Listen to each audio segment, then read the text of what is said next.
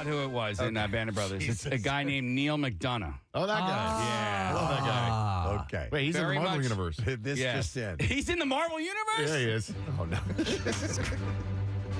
Breaking news, he's in the Marvel Universe case.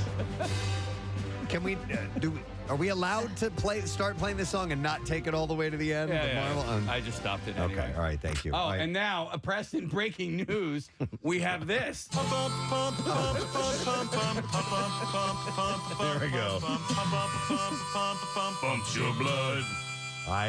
Neil McDonough. Right atrium's where the process begins, where the CO2 blood enters the heart. I'm speechless. The tricuspid valve Carbon to the right dioxide. ventricle, the pulmonary artery and lung. That doesn't rhyme. I can't take it. Can't take it. Okay, we're going to see if we can get an answer to the stupid question. The statue of Lady Godiva stands in the center of which English city? 215-263. WMMR is the number. We will go to Melissa. See if we can get an answer. Melissa, good morning. Hey, good morning. All right, Melissa, where would that statue of Lady Godiva be found, please? Oh, after some research on this one, how about Broadgate, Coventry? Coventry is correct. Yes. Well done, Melissa. Hold on.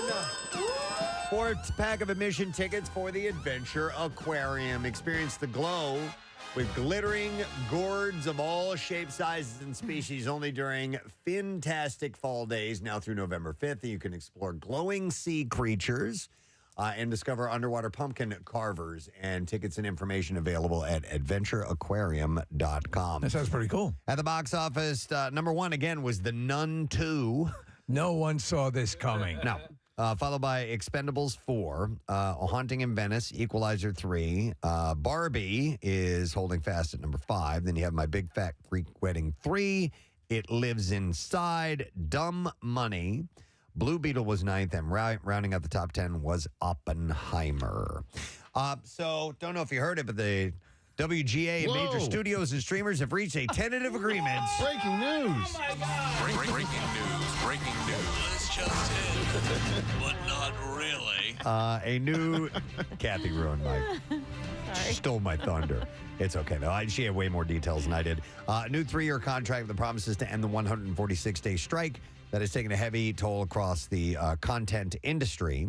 Negotiators reached the finish line Sunday after 5 consecutive days of negotiations. Day 4 on Sunday mostly involved lawyers at the Guild and the AMPTP hashing out the fine print of language around complicated and groundbreaking additions to the WGA's minimum basic agreement and the nitty-gritty details of language around the use of generative AI in content production was one of the last items that these sides worked on before closing the pact. Now, the strike itself is going to be enforced through the Guild's contract approval and ratification process, but picketing has been suspended as of last night. Guild leaders are expected to vote tomorrow on whether to formally lift the strike order against AMPTP signatories, but no one will return to work until specifically authorized to by the Guild. So it's not over. Nothing is over. Nothing over! But it's getting close. We've begun negotiations, but I can tell you that nothing's over! Nothing is over! Nothing! So, but it's progress. Yes. And that's right, it stinks. That's great. So I will tell you this. I was reading an article over the weekend, and that said during the strike, because it was very long, and it was a different atmosphere that we're living in now with all these other streaming channels and things that are available on YouTube and so on and so forth, and repositories of shows that exist. Yeah. That viewing habits might have changed substantially, Preston. Oh, really? Yes. Okay. And that people don't really need, like, for example, late night talk shows. They're sort of concerned whether people, now they were sort of faltering to begin with, return to that, but stuff has changed, and it's interesting to see how this will play out. Yeah. I mean, over the weekend, I kind of assessed myself personally on how much quote unquote TV I watch. What are you watching when you sit down to put, and do you sit down often? I don't. Yeah. Rochelle, I watched about an hour of television over the entire weekend. Yeah. I watched an episode of Jack Ryan, and that was it. Right. The rest of it was some videos on YouTube. But I was pretty busy over the weekend, so I really wasn't watching television. But you know what? I don't sit down and watch TV much, me personally. I'm kind of straight up movies. Yeah. And I will, believe it or not, and I thought this would not be the case, but I spend a lot of time watching YouTube on the TV. On different channels that I will I do it subscribe. too. Yeah, which is and because that fell out of the realm of the SAG-AFTRA thing, and so new content was coming out all the time, and so that's what they're sort of worried about, whether they have directed people to new patterns that they have to re-break them up and get them back. Yeah, so we'll see how that plays out. I will watch YouTube, and mainly I whittle though. That's what I do a lot of my time. I just whittle. Yeah, whittle. Just whittle away. So some other you stories. and Duke sitting on the porch. Some other stories to pass along to you. The Chiefs kicked the crap out of the Bears, 41-10. And Taylor Swift was in a luxury suite with Travis Kelce's mom, Donna, taking in the game. So that has to now lead to at least the affirmation that they are exploring the dating possibility, correct? Yeah. Right? Absolutely. With all those Either that rumors, Or they're just playing. playing. yeah, I bet you they are. I think they're playing. Yeah. You think But they're playing? Yeah, I but it think might they're lead to actually- something. I think they're playing with the public because it's become a thing now, and it's like, hey, let's, my people talk to your people, and let's do a thing here. Maybe you know? like after it all, he was like, "Hey, come to the game," or But something. Like isn't that part of a dating process anyway? Hey, let's go Kind out of, for maybe. So that's there. Let's go out for coffee. Why don't you come watch me play an NFL game? I think of the song from Bonnie Raitt, "Let's Give Them Something to Talk About." Yeah, You know? yeah. I don't They're know. totally banging. Okay. 100%. They've been dating for a while. They've been keeping quiet, and now I think they're having fun with people. But she left with him last night, and I'm just a little pissed that she's now quote unquote a Chiefs fan when she's been espousing how much she's been an Eagles fan over the years. I know. Well, that's Now what people are giving her a hard time about is that part of it. But I love it. I think they would make a cute couple. I hope that they are actually a I couple. love how people were pointing out that it looks like he showed up, that Travis Kelce showed up after painting his house. Yeah. Because the outfit he was wearing.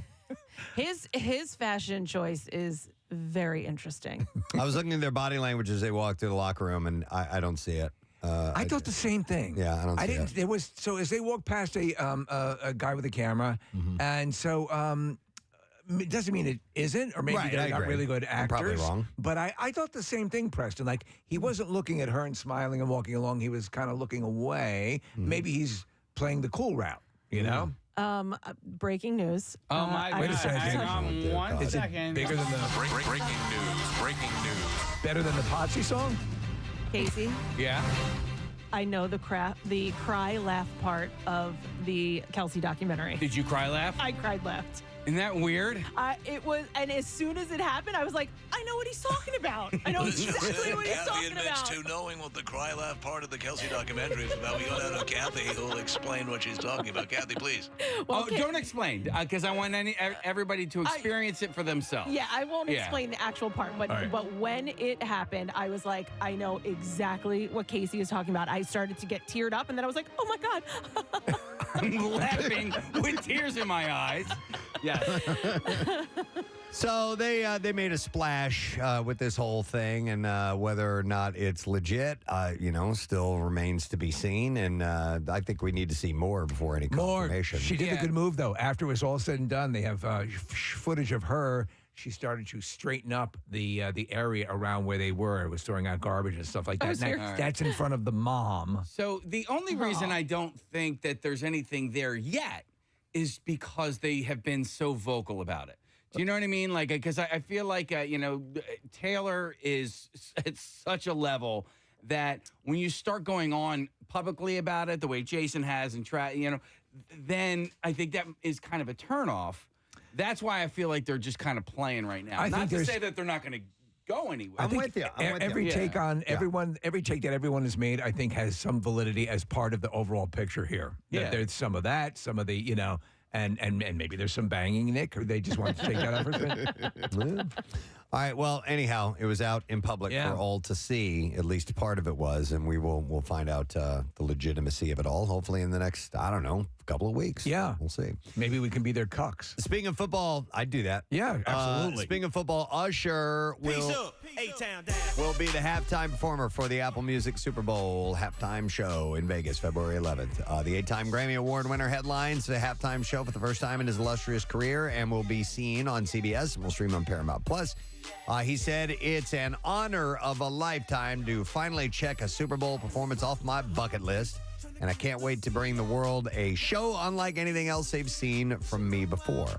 Usher has had a residency in Vegas since 2021, by the way. I didn't know that. No.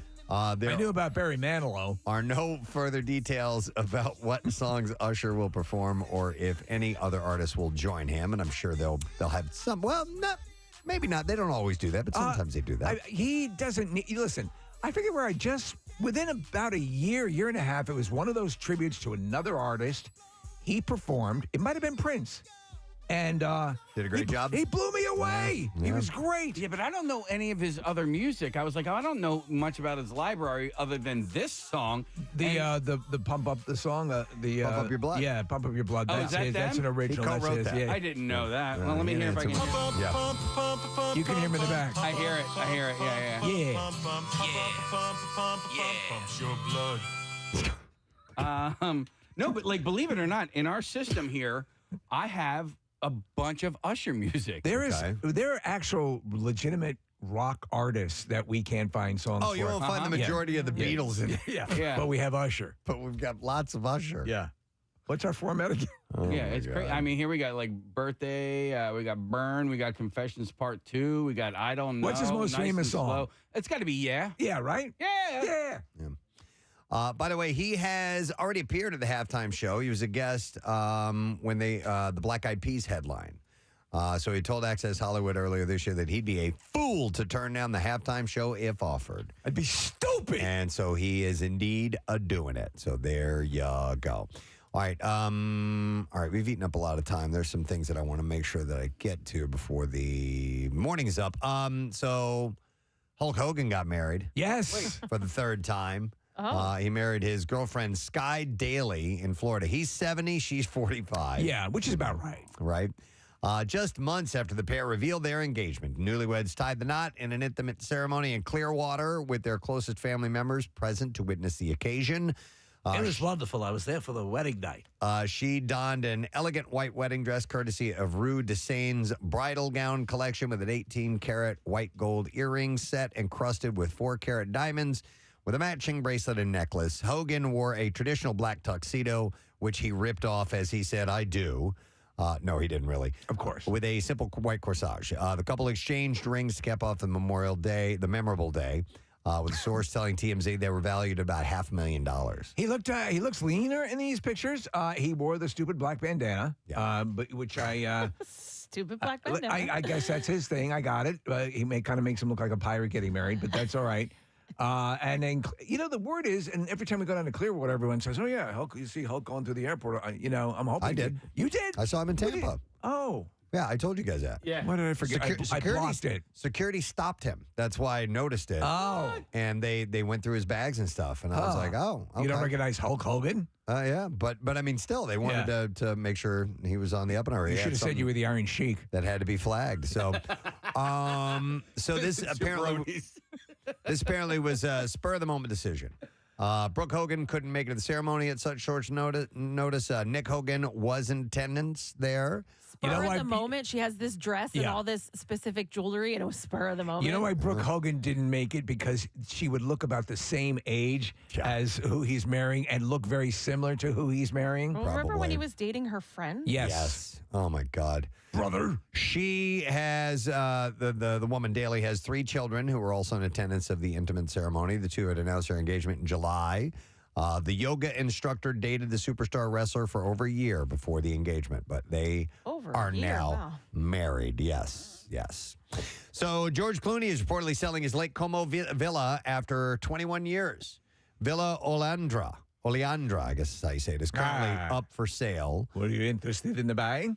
Real estate agent Yasmin Bezal. I work for Century 21. Said that despite previous rumors of a sale, she said this time it's true and wanted to reveal that a Milan agency, who she would not name, is handling the sale. So here's a picture of the spread up on the screen here, Kathy. That's, yeah, so Lake Como is one of the most beautiful places on earth, and that's why a lot of these celebrities flock to it. It's in the Star Wars movies, they go there, and Casino Royale. It's unbelievably scenic. Estimates of the price of the property owned by the actor are currently as high as $100 million.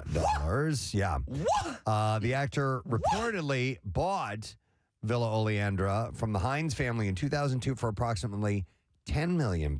So that's a nice little profit. He has made one hell of an investment. $10 million. His arrival to Lake Como led to a real estate boom in which asking prices doubled. Like him just buying there shot the property value up. He later purchased an adjacent property, making it one of the largest private homes in the area. The 25-room villa's value was estimated at more than $100 million in 2022. Could you imagine having where you walk down stone steps to your awaiting boat? Yeah. So you can get around town? Yeah. I think they have one of those trampolines that floats on the water. Probably. Absolutely they do. Yeah. Abso-friggin-lutely. By the And if way, they don't include it in the sale of the house, you're getting ripped off. Lake Como is where he met Amal. That's right. Initially, so it's very, very important to him, that area. No, but imagine being able to sway the real estate market. Oh, yeah. Well, that happened when I moved into Mount Airy. The prices stayed exactly the same. They actually went down. Lake Como has naturally been the setting of many romantic date night for the couple, including most recently in one of the Grand Hotel Tremezzo in July. And he has hosted many celeb friends at the villa. They both have. In 2004, the cast of Ocean's 12 visited the villa. In 2018, Jennifer Aniston stayed at the property while filming her comedy Murder Mystery. No Billy Madison? And Emily Blunt and John Krasinski got married there in 2010. Look at this pool, Preston. Up on the screen here. awesome. I bet you can get some great gelato in that area. I think it might be pretty decent. Let's see. This was a bit off the wall, but Pauly Shore told fans via Facebook recently that he has reached out to Richard Simmons about playing the iconic fitness instructor in a biopic. So when I read this article, I was like, actually that would work. It could possibly work. Really would. I agree. So he said, I've noticed all of the reactions to me playing Richard Simmons in a new biopic. And he said, so I reached out to him. I heard he's living deep in Big Bear, and we've been playing phone tag. Yes, he still has a phone, and I'm trying to make it happen for you guys. Be optimistic. He said, hit up Hulu, Amazon, Disney, HBO, and all the big producers. I definitely can morph into this guy, and I'll see you at the Academy Awards in 2025. To be honest, I would like, and he is entitled to do whatever he wants to do, Richard Simmons, but I would like to hear from him. I always liked Richard Simmons because I think Richard Simmons got Richard Simmons and was also able of making fun of himself, and so, but he's been off the charts, off the radar for a long time. I think we're going to have Pauly in next month. We've had him in a bunch over the years, of course, but he's at the Keswick on Wednesday, October 25th. So I think he's coming in that morning. All right. We'll dive deep into We'll do a little sweating to the oldies when he comes in, Preston. Yeah, we should do that. And a few deal-a-meal cards will be strewn around the studio. All right, we're ready to roll the clips. In the musical Flora and Son, a single mother clashes with her son while searching for his hobby. When they find a discarded guitar, may be their salvation. In this clip, director John Carney discusses the character's musical evolution. So the music in this movie, usually with a musical, the criteria is give me the best song you have. With this, it's slightly different because they have to be good songs, but they have to plausibly be from the Flora character who, let's face it, found a guitar at the beginning of this movie and never played before. So she can't suddenly be Django Reinhardt. This cat really knows how to play guitar. Here's the thing. I, without even watching the trailer, I will watch this movie. I love John Carney. He's the guy who made Sing Street. He did fan. Once, A Begin Again. Like, I love his movies. All right. Yep. Flora and Son is out in theaters now, by the way. Next clip, here we go. The thriller It Lives Inside is a story about a demon, two friends, and coming to terms with accepting who you are and where you come from. In this clip, director Bishal Dutta talks about how this is his first film he's ever made. Here we go. It was a crazy experience making this movie. I mean, I am lucky enough to have had great collaborators and partners through the whole process. I mean, my partners at QC Entertainment came on board. These guys they kind of pioneered this form of cultural horror in mainstream storytelling. Check out It Lives Inside, which is in theaters now. All right, and there you go. Your entertainment report for Oh, well done. Monday morning. Thank you, sir. Thank you. Thank you. Blood, sweat, and tears. That's what I put into it. All right, we have on the program, we're going to talk to Randy Bates. We have a big friggin' deal, and you can get 2 adult combo tickets for just $50 right now, and Randy's going to tell us what all you can expect. Yes. For the thrills this year. We have Crumb Bum Cash, your opportunity to win some money, $1,000, and we'll do it 5 times today, but we start that at 8 a.m., which is approaching. And Bill Weston is popping in today. We have some information about Bill to share with you, so that'll be coming up later on this morning. We're going to break. We're going to come back in just a moment in this lovely, lovely weather that we share together as you drive into work today. Stay with us. We'll be back in a moment.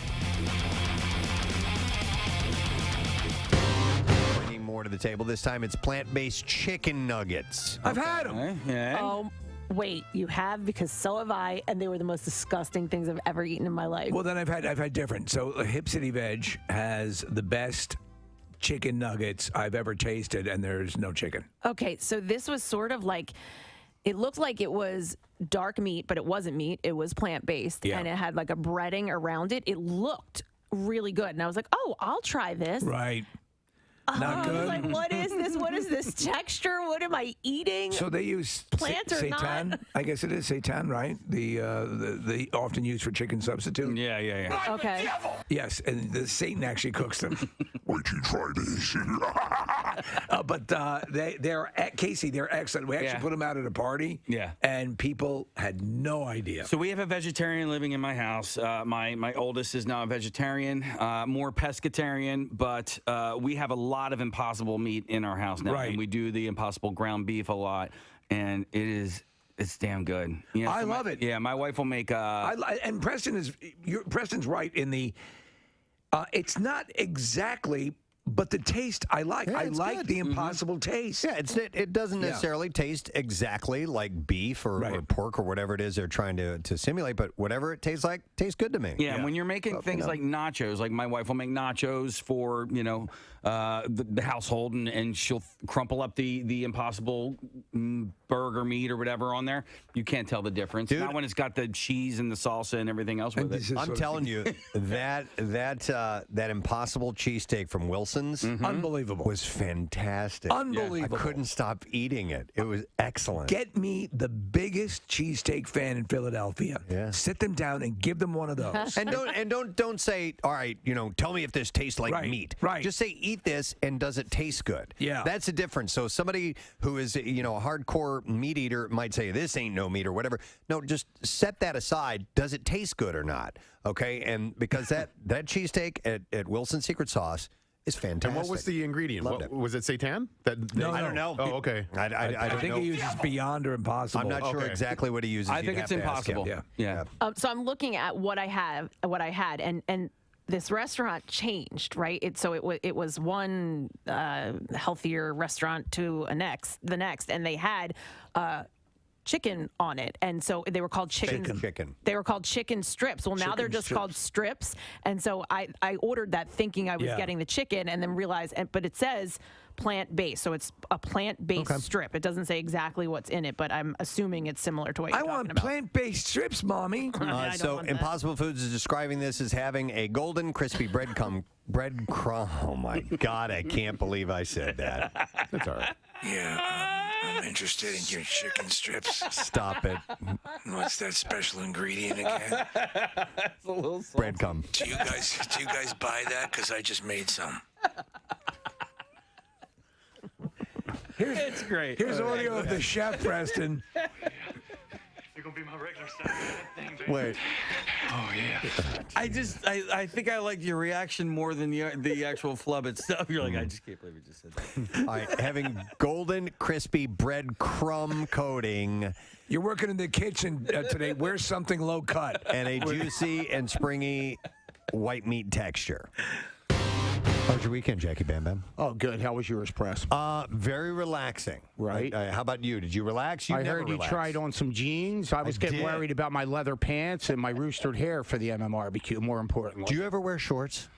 Nah, but I do shave my legs if you need to know. Okay. But wait, No doubt. Why? Why do you shave your legs if you're not wearing shorts? No offense to Steve, but I think the hair should be on the head, nowhere else. Okay. So you you shave everywhere? Everywhere, yeah. Really? Yeah. Armpits? I've been trying to do a contest or a little promo with Casey Boy, but it's just not happening. Sales department. I want to shave Casey Boy. I don't want to do that. Why? Because I don't want to You do should that. come get laser hair with me. Oh, you get your beef remove it lasered. permanently? Yeah. I follow you on social media. I'm like, where did she get this done at? I could do that. Oh, come with me. I will. All right. Do you shave your armpits? Cut that out, what she just said, Casey. Do you shave your armpits? I do, yes. You want to take a look? Yeah. Yeah, they're short. All right, Yeah, there you sure go. enough. Very nice. Okay, he's a shaver. He's Your ass crack. He's an O'Hare guy. You're one more step closer to Romano, man. Yeah, Romano. We have that in common. Wow. Okay, so this is interesting.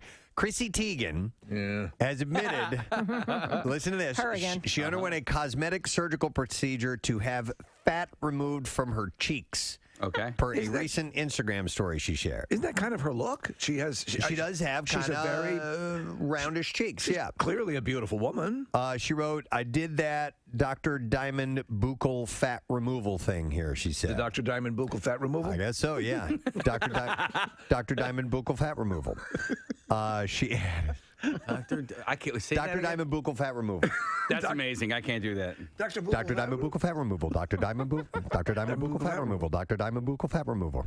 There you go. That's pretty good. Thank you, sir. Now do it backwards. I can't do that. Fat buccal diamond doctor. Wow. Well, I left out removal fat. Oh, way to All go. Removal fat buccal diamond doctor. I'm reading it. I can Yes. see it written here. So Still good. Still pretty good. removal fat buccal diamond doctor. I will say this after Dr. Buchal's fat removal, that she looks different. Yes. Well, it's sort of that what we were talking about. Who was it yesterday? Oh, yeah. It was Tori Tori Tori Spelling. It's Terrence and Phillip. Yes, it gives that Terrence and Phillip look. If you do too much, it looks like she got not like almost too much. It's, Right. You know, she's Not as flirting much with as it. Tori. With Dr. Buchal's fat removal? Wait, what's buccal? Because his name's Diamond. What's the buccal? Dr. Diamond buccal fat I assume the buccal is the kind Procedure? of fat. Oh. It is, or the buccal fat removal. So it's Dr. Diamond buchal's fat removal. Dr. Diamond buccal fat removal. Okay, it's not plural. Maybe someday they'll have a Dr. Diamond buccal fat replacement. Yes, and fill those cheeks back up again. Exactly. Theater royalty in the form of Kristen Chenoweth, Julie Taymor, and Lin-Manuel Miranda welcomed back boisterous audiences to Wicked, The Lion King, and Hamilton for the first time since the start of the pandemic, making Tuesday as the unofficial return of Broadway. Chenoweth surprised the crowd at Wicked by appearing on stage for a speech at the same stage where she became a star years ago. And she said the fitting line, she said, "There's no place like home." Right. Coming back there. And the crowd hooted and hollered and gave her a standing ovation. You could hear him hoot. It's not a hoot. Several hoots and a couple of hollers.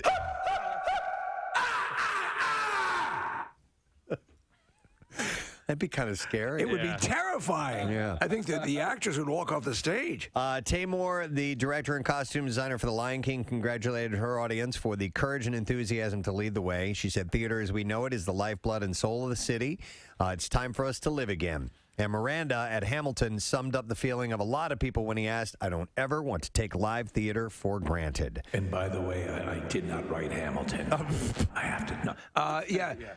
You know, Preston, I have a love-hate relationship with Broadway, and because there's wonderful things to see. Yeah. But those theaters are designed for people from the 1870s. Yeah, they're tiny. And unless you're a dwarf, But it is super exciting going. It is to one of those amazing. shows. It is It is amazing. also super expensive to go. Oh, my to God. one of those $200 or shows. $300. It's insane. Yeah. The first time I went to Broadway, I had gotten comp tickets, okay, because of my job. I was a music director, and it was for Rent, and Rent had a soundtrack and all this stuff. And so the record company got us tickets. I'm like, wow, man, that was a great time. We enjoyed the hell of the show. It was amazing. And I'm like, we should go back and see that again sometime. And then we went to go back and see it, and we paid for tickets. I'm like, oh my God. They offer packages though that are actually really good deals. That comes with dinner at you can choose from a number of restaurants and things like that. So at least it's hotels sometimes and an organ transplant. But just anything in New York. Anything in New York. You get a cheese sandwich, and they're like, that'll be $14. You're like, what? It's a cheese sandwich, though. Oh, man. Oh, that's so. We're in New York.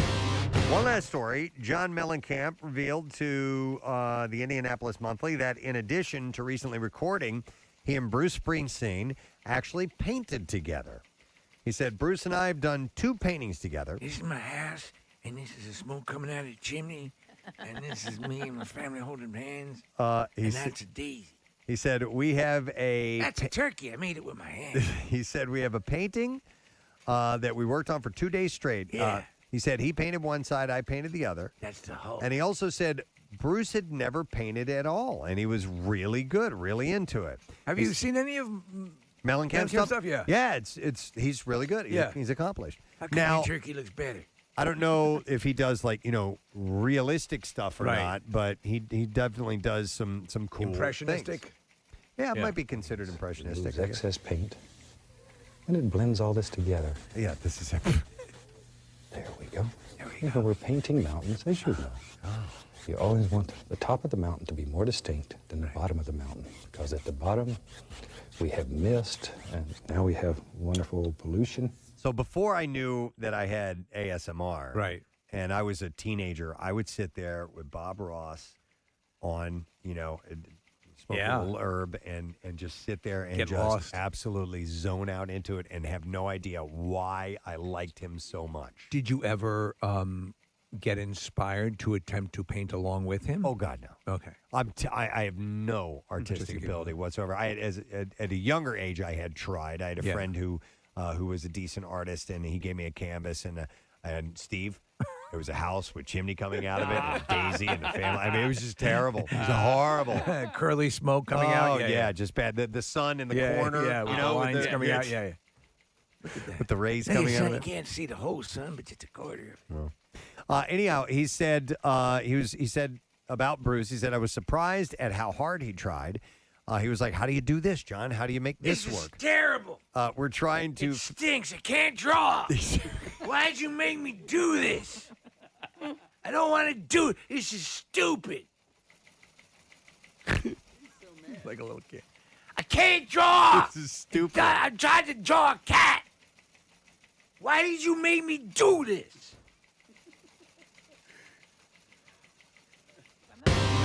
Much, Kathy. Yeah, the rain put a hamper on a lot of weekend activities. Certainly ruined some of my weekend, but I'm happy to hear that the wind wasn't quite as severe as was being forecasted, and the Always Sunny in Philly podcast ended up happening at the Man, and both Nick and Case went to that event. And Jackie Bam Bam, too, yeah. Nice. Yeah, Jackie got to open it with the string band and Uptown String Band. And Nice. Yeah, I didn't know that was happening. And man, he was in full Jackie regalia and he looked like $1 million, and the whole band sounded really good. So that was a Sunny camp, a Rob McElhenney thing. They wanted to open it with a real Philly vibe, and what's more Philly than the Mummers?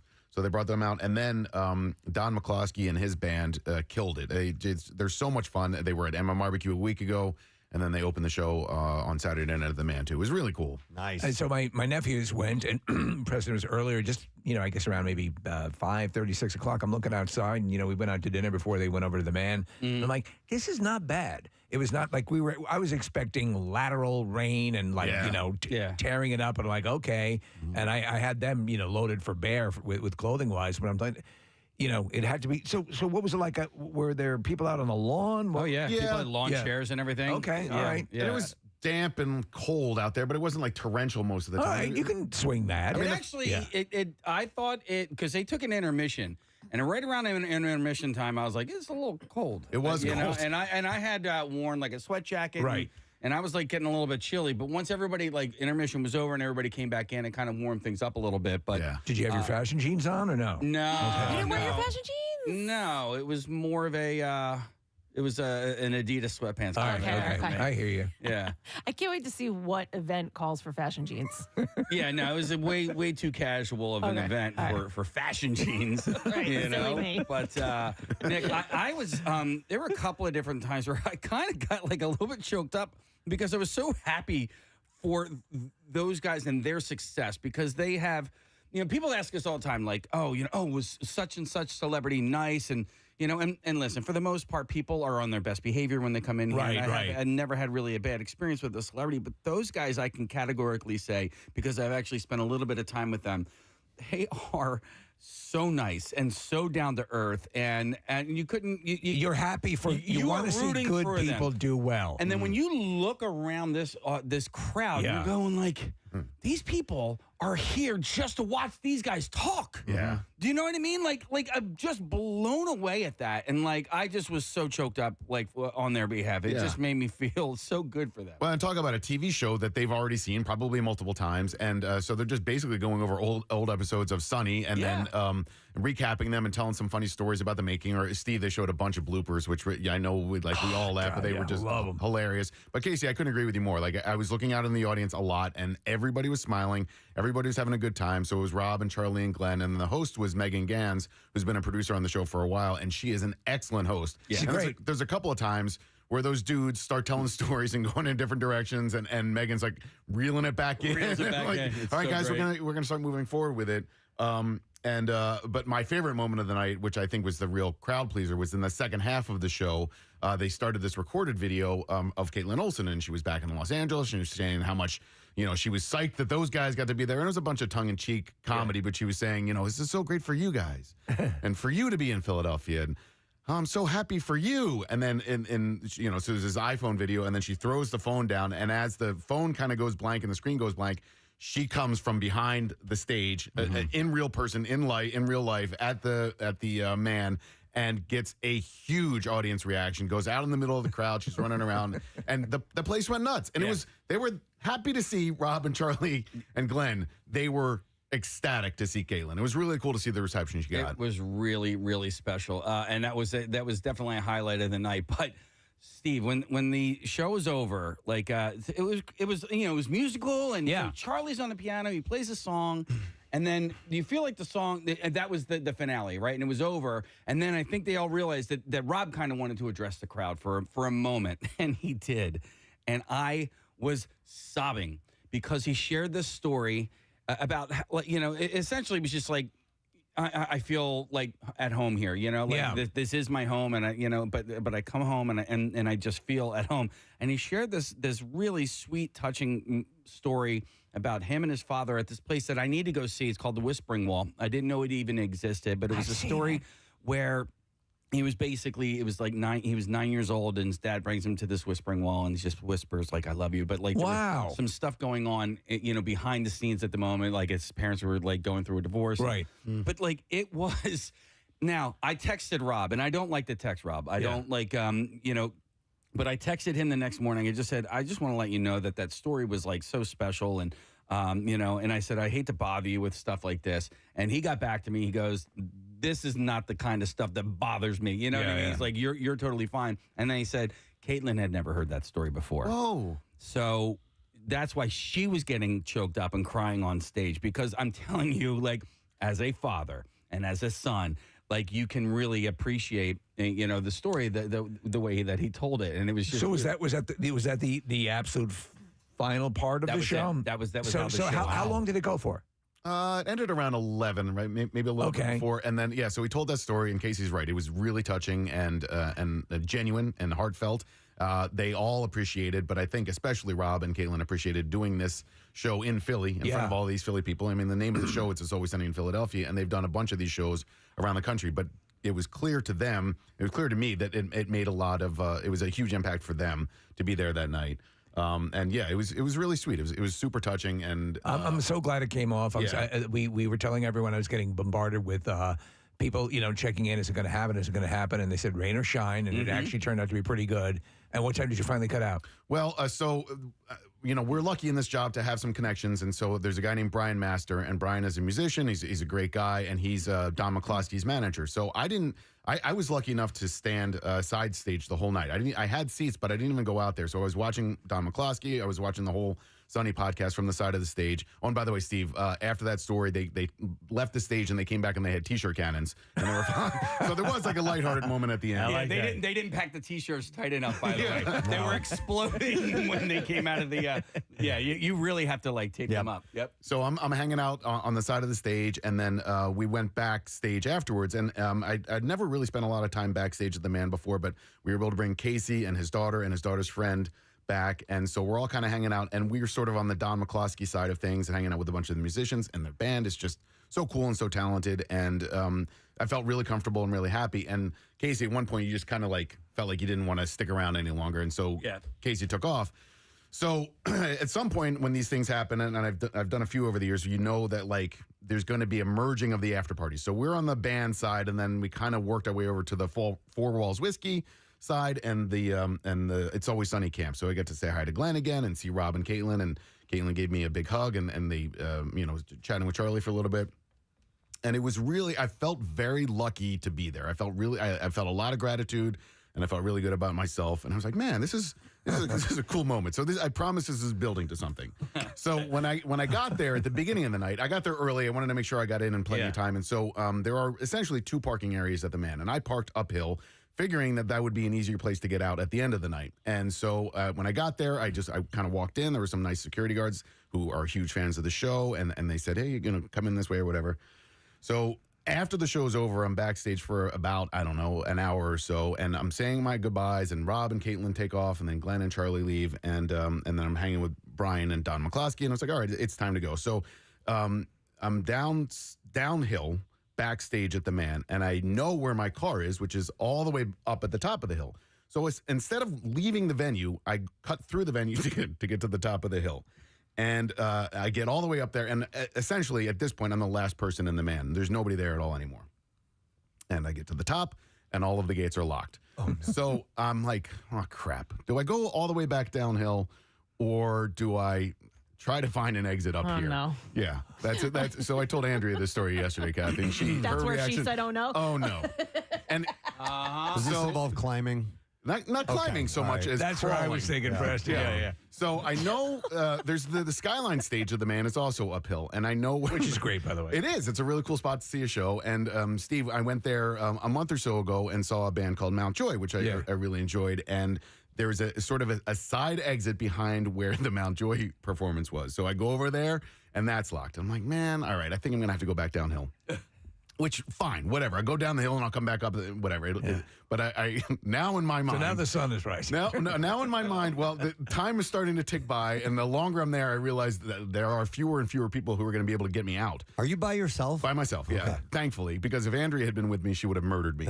So I'm by myself, but now There's a mountain man up on the hill. I have this mission in mind that I have to get out, and I'm going to find an exit. So I work my way into this little side area, and I see a gate. And I'm like, all right, I think I can squeeze through that. And I can, and I do. So I've made it out, and I think I'm home free, and I can get back to my car. Except that at the end of that gate, there's a service road, and there's a locked fence at the end of it, right? Oh. A locked fence? A locked fence, right? And it was basically like where trucks can come in, load trucks, for the upstairs or the uphill Skyline stage. So I get to the end of that, and I'm like, God damn it, I'm never going to make it out of here. But I realize that gate has limits on either side of it, and it's about the length of a road. But on either side of the gate are thick Pennsylvania pricker bushes. Oh, so now I have to decide. Yeah, I know, Kev. And by the way, my whole mindset the whole time is I know. Like, I know what I'm doing is stupid, and I shouldn't be up here. But you're committed. Yeah. I have committed to this point. Wait, are you in your car at this point? No, cars. I'm trying to get to his car. Car's outside, right? And here's the other thing, Preston. We cracked the bottle of Four Walls last week, and I wanted to get a bottle for you. And the people at Four Walls Whiskey were nice enough to sign. So you're walking with a bottle of whiskey in your hand. Unopened bottle of Four Walls Whiskey, signed by Rob and Glenn and Charlie. And I'm like, I have to get this to Preston. And I've got like 2 T-shirts with me. And so I'm like, all right, I think I see a bit of a path to get around this stupid gate. You're going to climb up over the pricker bushes? I'm going to climb through the pricker bushes, Steve. God. And so I start I'm like putting my foot up and stomping some bushes down, and then putting my hand underneath and lifting other bushes up.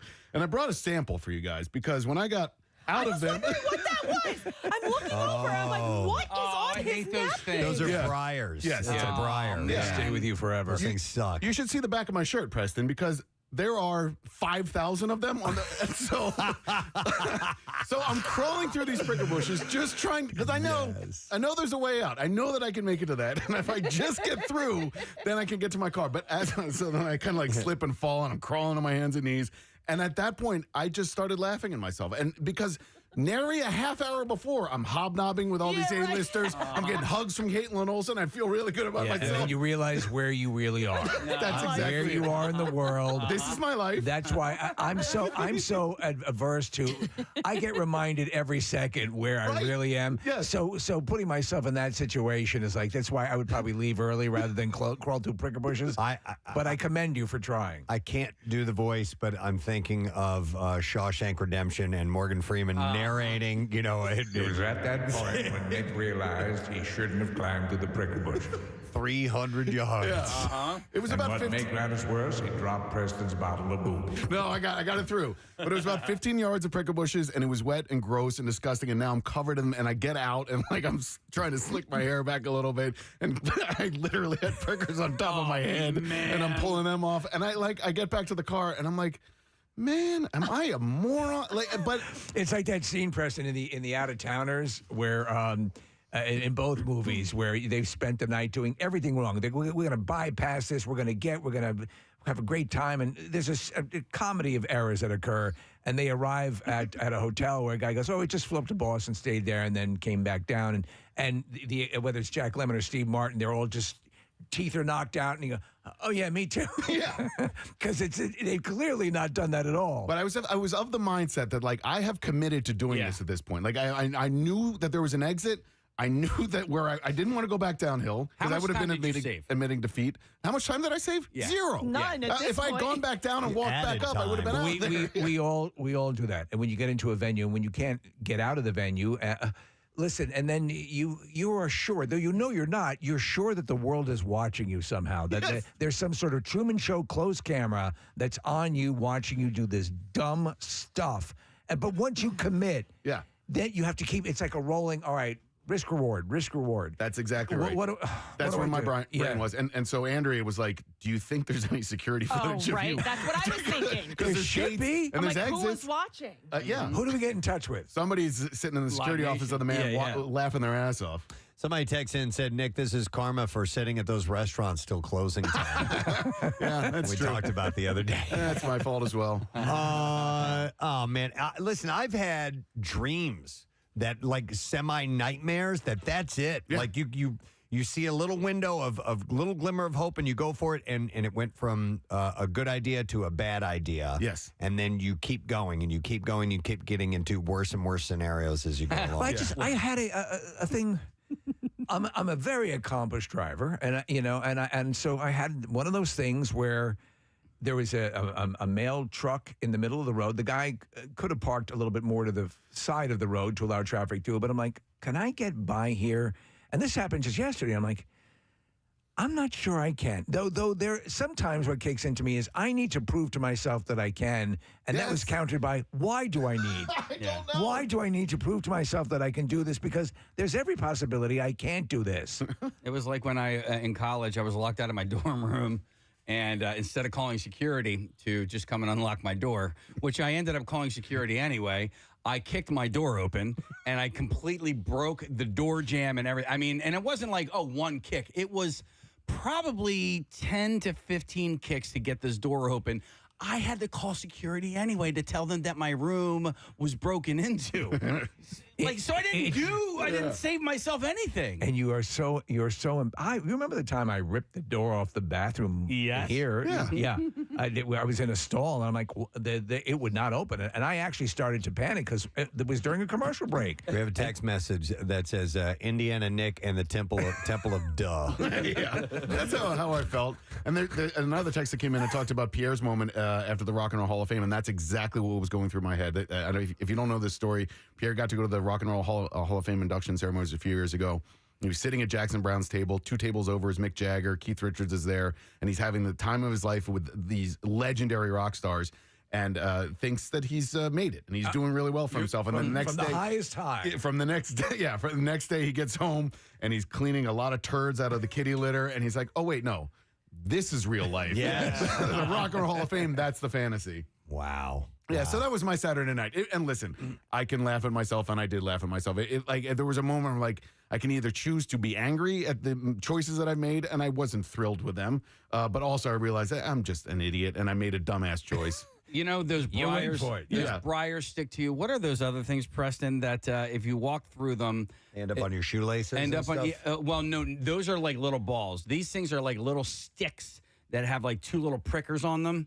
Do you know what I'm talking about? Sticks that have two little prickers on them. No. Yeah. So size-wise, they're probably about this big, but at the end of them, they have two little things, and they stick into you. The briar, those. I mean, there's what Nick thorns. showed there is the worst. They they're not will thorns. they'll attach to everything. There are little flat briars as well, and they get all over the place. Those you have to pick off itty bitty ones one at a time. You almost need like tweezers to get them off. I told you one time my dog ran into the bushes. It was along the Wissahickon Trail, and it was like those sticker bushes. And I reached in, and there was another bush right next to it. And when I took my arm out, my arm felt like it was on fire. Oh, really? Yeah, Oh. there was something that was similar to the briar, but clearly had some sort of toxin or something in it. Yep, there's And some planets. I've brushed up against them too, and you have little, almost like little blisters. Yeah, I'm like, that what pop the up on hell's your skin. going on? And wasn't not poison ivy. Are they called nettles? Is that what those are? Maybe. All right. Maybe nettles. Yeah. Nettles and James, a wine cooler. Yes, those are delicious. But that's an adventure, Nick. You took that. That I would qualify that as an adventure. Yeah, and now I know if, in case of emergency, that you can escape the man uphill. All you have to do is climb through a pricker bush. Exactly. Now, let me ask you this. At any point, did you consider cracking open that bottle of Four Walls whiskey just to help you soldier through? No, I was on a mission. There's I a knew video of Nick just sitting there. I'm not going to make it. I want to toast everyone. I really wanted to get it back to you. I had a bottle of water at some point. I don't know where that went, but Steve, it's like the end of the movie, The Thing. They just sit down and crack open the bottle. Let's just see what happens. Oh my God. Well, I'm glad you survived. Yes. And more importantly, I'm glad that security didn't stumble across you as you were sneaking through gates and locked areas, and all of a sudden, trying to explain yourself with a bottle of whiskey in your hand. Or like I ran into like a family of skunks at some point, or a bunch of angry badgers. Oh, that would have been great. Now everyone knows about it. Oh my God! Wow. But other than that, great night at the Man. I'm sure. Was it raining, by the way, when you were leaving at this point? Oh, yeah. Yeah, it was like a nice drizzle on my head. And I mean, really, I was soaked. My shirt was soaked and covered in barbs and thorns and whatever the hell else. Cobbler's pegs is what these things are called. Cobbler's pegs? Yeah, so if you take a And look that at... has some cobbler's pegs. Oh, you know what, Case? I've never seen those before. Hold that up if you wouldn't mind that, Preston, on your phone. Yeah. I've never seen those. Cobbler's pegs. And you say that those end up on you after you walk through the woods or something? Yeah, my friend and I had about 40,000 of those stuck on us when we were at the Springfield Mall because we were walking through brush to get to said mall. And I didn't realize it until we had gotten in there. I'm like, what the hell's all over you? Here, Tom wants a comment on the nettles. Let me go to him. Hey, Tom, good morning. He just hung up. He gone. Stinging nettles. Stinging nettles. Are what they're called. And those are the ones that can cause like a rash or something like that. And it happens like almost instantaneously. Yeah, it's almost like it's the plant has its own defenses, venom to protect from anybody brushing up against it. But I've had that happen before. Could have been worse, Nick. You could have That's right. Could have gone through a stinging nettle bush. Face full of stinging nettles. Oh my God! Something happened. I had scrapes. Oh, he's a monster! I had, don't hurt me. I'm a human being.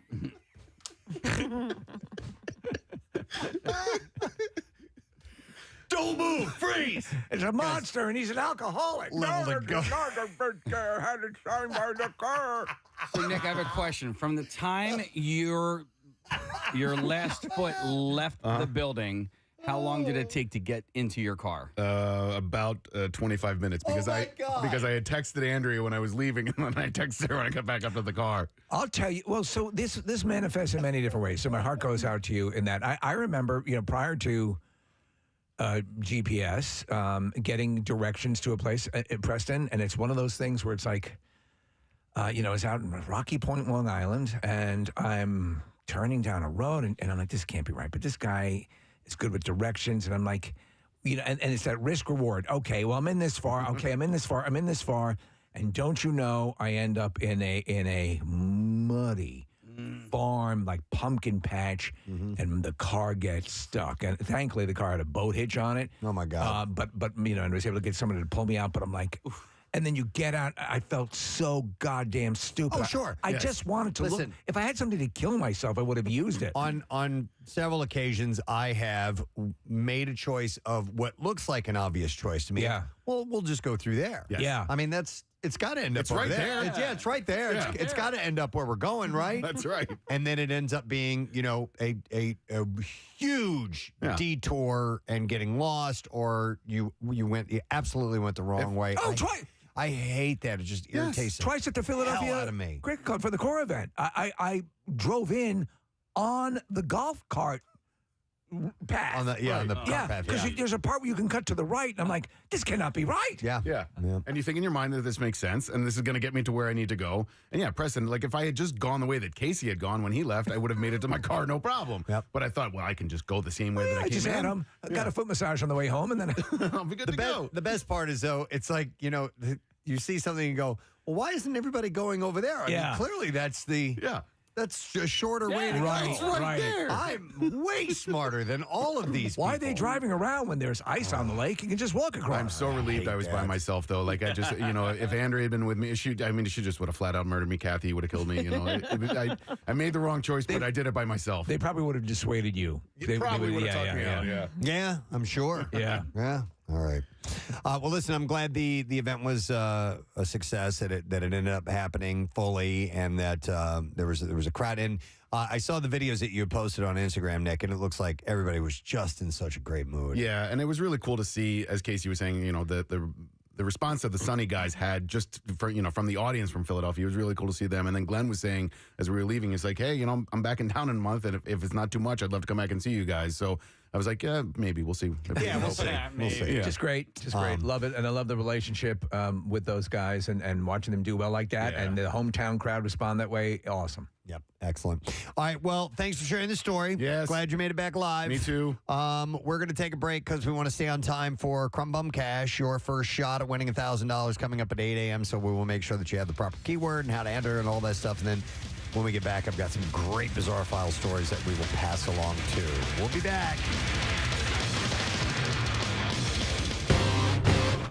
He just starts stamping in Don't want that. in one spot. Let's play with the ball. Stupid paint. He would say, Told you I don't want to do this. He would say, hey, John, how do you do this? How do I make this work? Stupid. He said, we're It trying. doesn't look like anything. I'm not good. No, you are. I'm not. No, you are. I don't like this. Trust me. It looks good. It's not that bad. He's throwing a tantrum. He'd rather go outside and play. Yeah. You've never done this before. Cut yourself some I slack. can't. I'm stupid. You're not stupid, Bruce. Stupid. You just need to work a little harder. I want some milk. Okay, we'll go get some milk and then we'll try this again later. Okay. Bring it in the purple cup. John. Hey, that's important to a kid. Oh, of course. He said, we're trying to figure out how to sell it and give the money to charity. He said, but I was proud of him. He went after it. Do I get a gold star? Very proud of you. I know, but you don't like it because you didn't put it on the refrigerator. So you say things that are not true.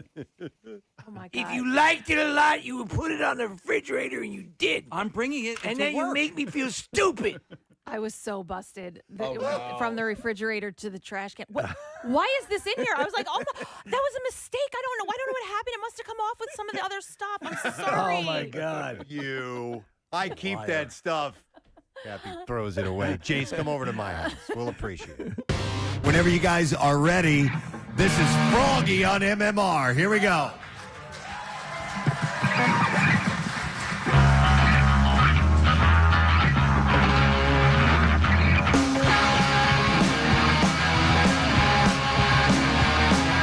I love nachos. Nachos from 7-Eleven.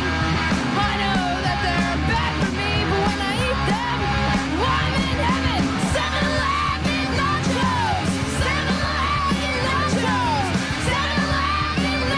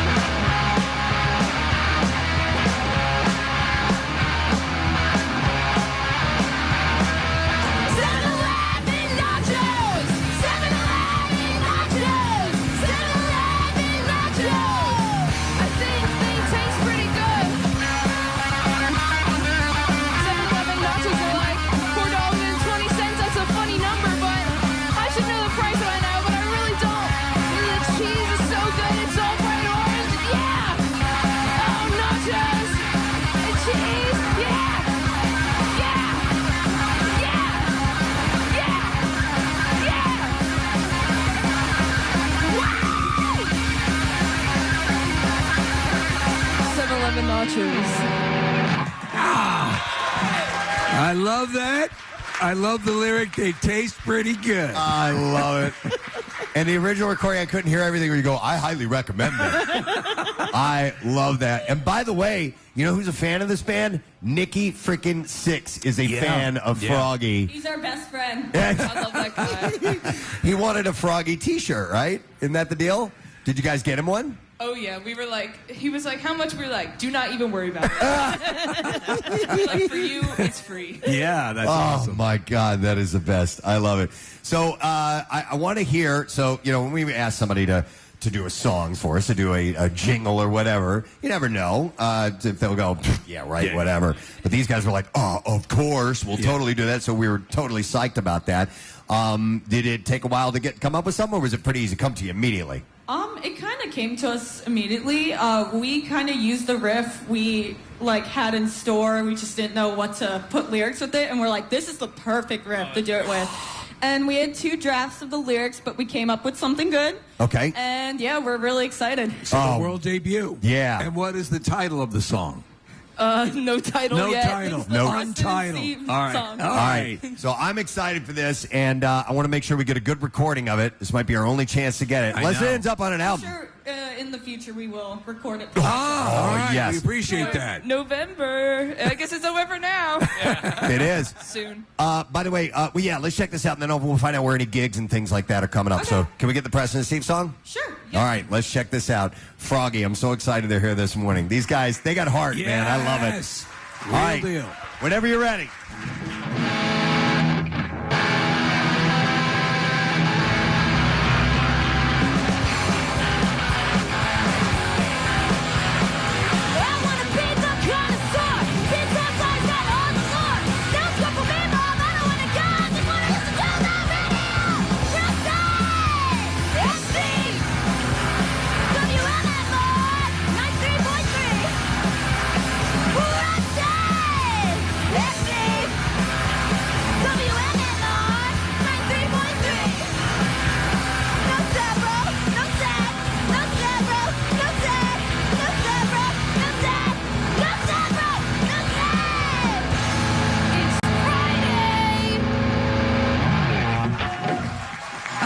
We got to have that. It's Friday. Did you hear that at the end? Yeah. Oh, I think that's our new Friday anthem if I've ever heard one. Yeah. Oh, that was outstanding. I couldn't hear exactly what was being said in the middle there.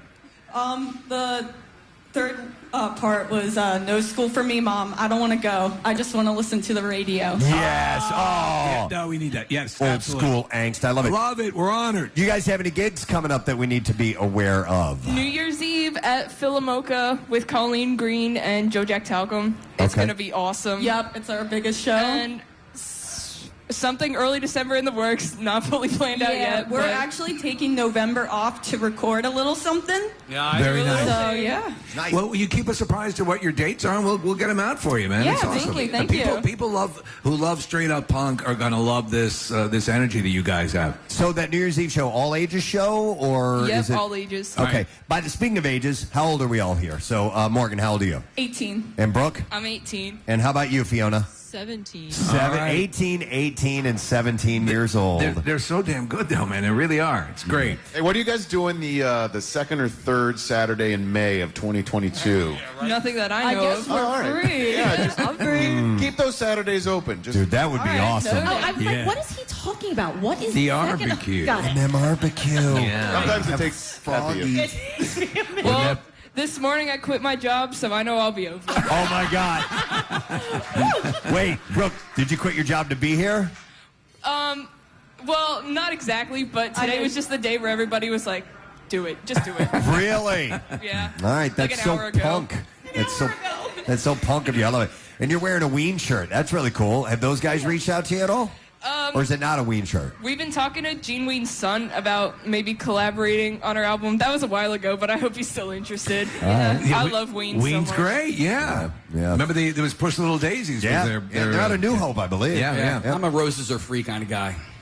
I'm a very chocolate and cheese and Godwin Satan girl. Those are my favorites. Excellent. All right. Well, one of the songs we requested, I got a nice slice of pizza here ready for this, was Pizza Ball. Oh yeah.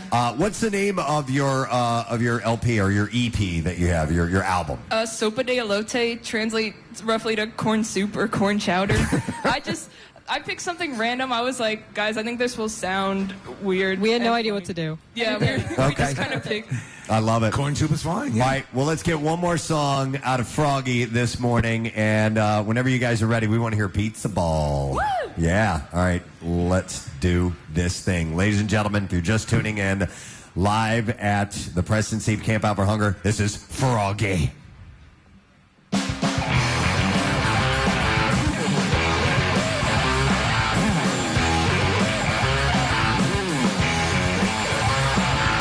Time to deliver a pizza ball. Time to deliver a pizza ball. Time to deliver a pizza ball. Time to deliver a pizza ball. One time I was 8, my whole family went to the shore, and there's this guy Wayne who's making this clam chowder. It was what he was known for, and it tasted so freaking good. I had like 10 bowls of that clam chowder, and I tell you what, I woke up in the middle of the night. And I said, Mom, and I threw up all over the floor. Someone carried me away, and that's all I remember from that night. Yeah! Time to deliver a pizza ball. Time to deliver a pizza ball. Time to deliver a pizza ball. Time to deliver a clam chowder ball. Time to deliver a pizza ball. Time to deliver a pizza ball. Time to deliver a pizza ball. Time to deliver a clam chowder ball.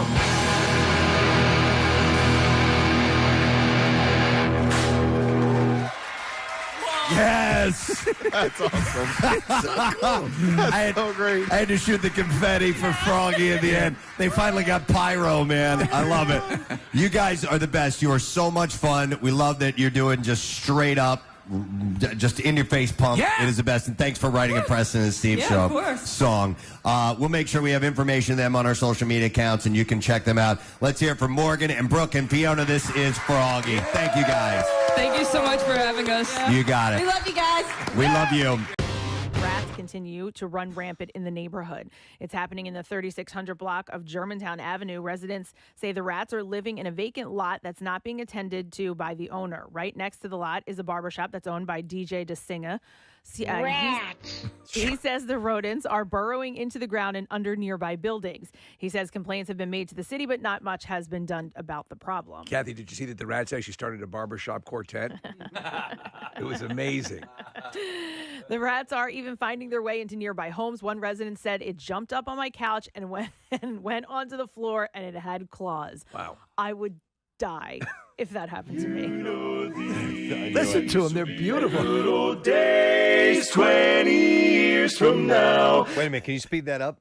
Oh, my, these will be the good old songs that are on the... I can't speed it up while you're... no, not while you're actually playing it. I shall work on it so we can get an actual depiction of the rat barbershop quartet. Yes, it would be, journalistically appropriate. Right. Yeah, I mean, come on A now. little bit more in accurate. part accurate. Exactly.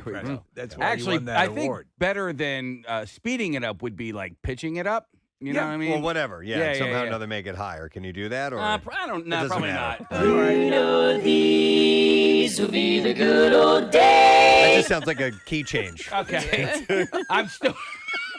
It's all good. I'm just playing with it a little bit here. Listen, it was a threadbare concept to begin with. You've never produced a rat barbershop quartet before, Casey? Well, no, but you know call what? yourself a major market producer. I know. All right, so here's... He was called the Phil Spector of rat barbershop quartet. The Wall of Sound.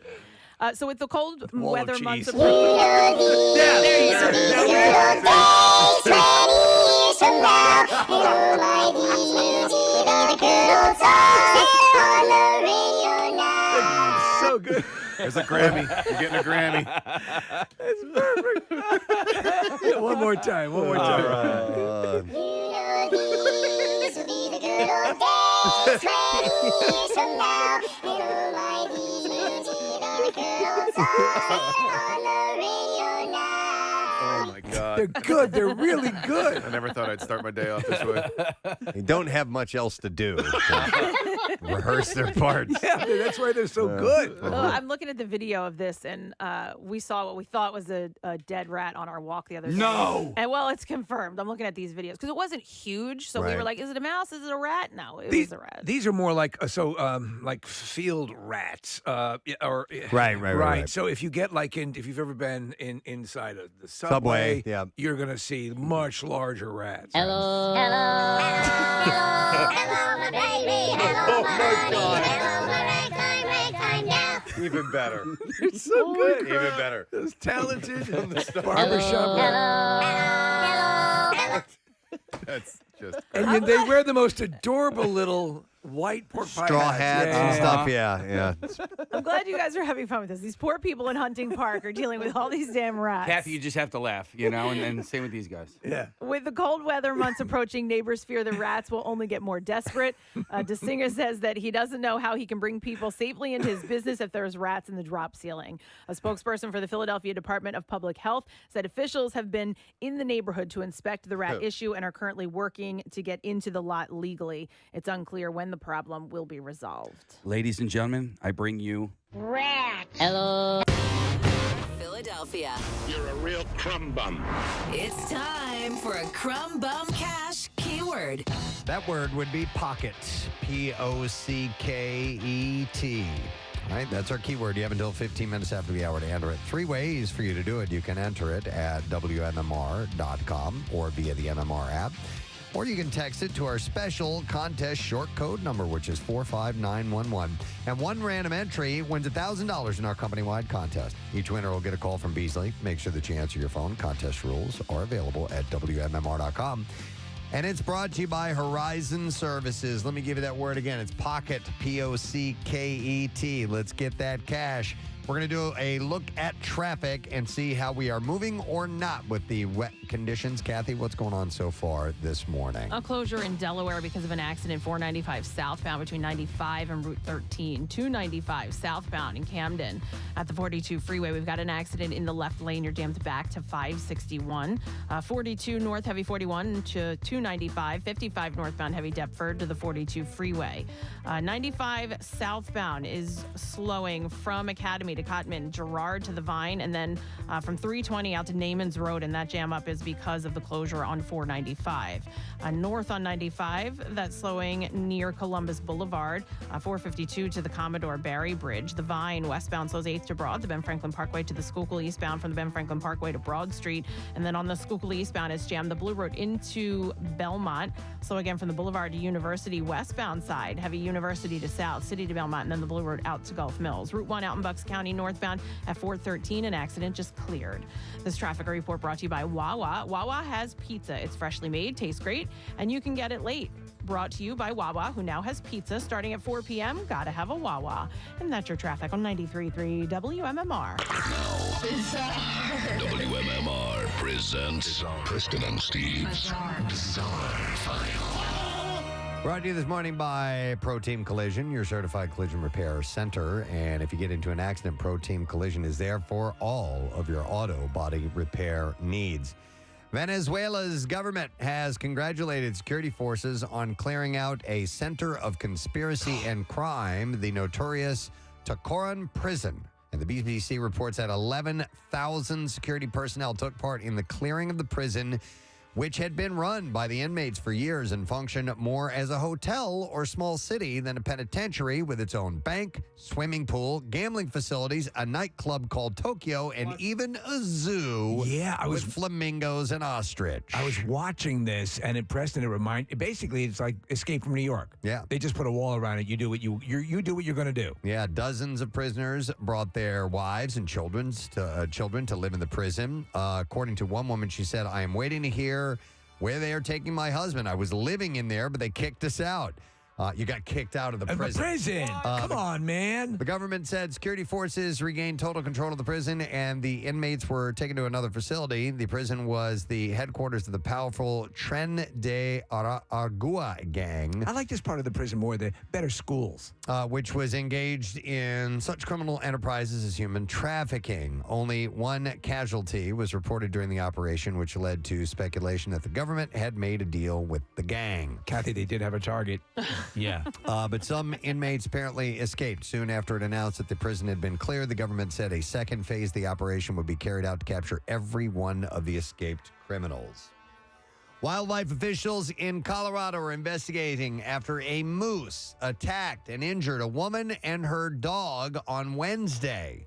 It was a cow moose that charged at the woman while she was walking her dog along the South St. Vrain Trail. Why don't you forget the moose for a moment? It was an utter catastrophe. Which was just outside of Boulder. The moose headbutted the woman and stomped on her multiple times. Oh, my God. The woman walked to a neighbor's house and contacted local authorities after she was taken to a nearby hospital. Authorities did not release any information about the extent of her injury. She said that the dog, which sustained minor injuries in the attack, was leashed when the attack happened.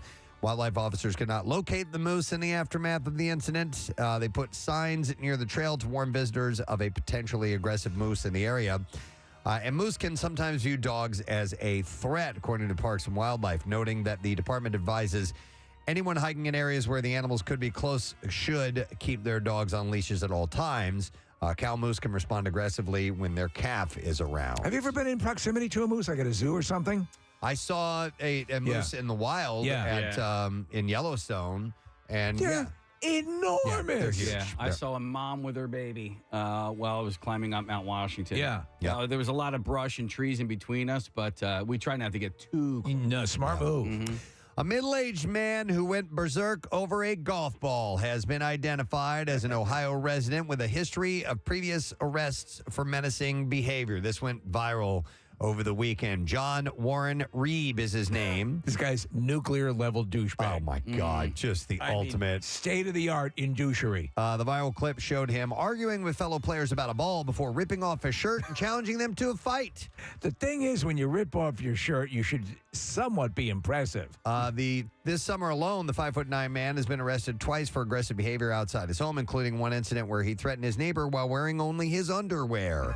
The golf course confrontation begins with Reeb, when he was wearing a green polo and khaki shorts, is accused of stealing someone else's ball, which he clearly has no intention of returning. He said, "You'll leave after I don't give you a goddamn thing," holding up the ball. And after the golfer then says he isn't prepared to fight on the golf course with this guy, which somehow sparks a wild reaction from Reeb, he says, "I'll plant you, bitch boy. Now get the F off the cart." He then rips off his shirt and screams while tensing his muscles before shouting, "You see that?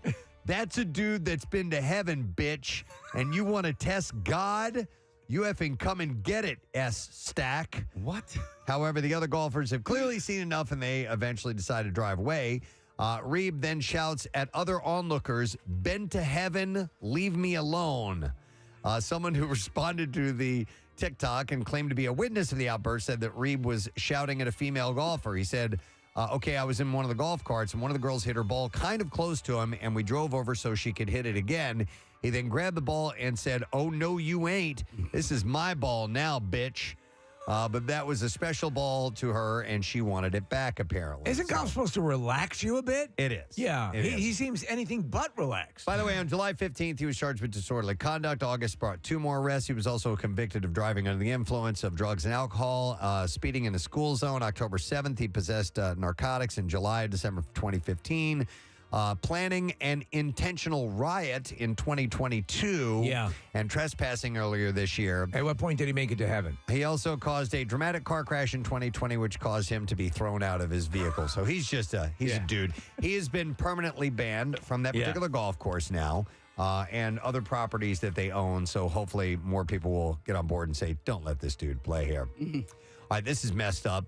An experienced wingsuit diver, a skydiver, smashed into a plane's wing and was decapitated. Oh, God almighty! Just 20 seconds into his jump in the south of France. It was revealed during the pilot's manslaughter trial. I did not see this story ever. So Nicholas Galley was the first of two skydivers who was released from the single-engine plane at 14,000 feet in July 2018. Moments later, the aircraft's pilot, identified as 64-year-old Elaine C., rapidly descended and caught up with the skydivers as they were gliding their wingsuits, and the plane's left wing and a strut clipped Gailey before it beheaded him. Why was he intentionally going after them? No. The victim's emergency parachute then opened, and his lifeless body landed in a field. In the wake of Gailey's death, the pilot was charged with manslaughter, with prosecutors arguing that his errors caused the horrific accident.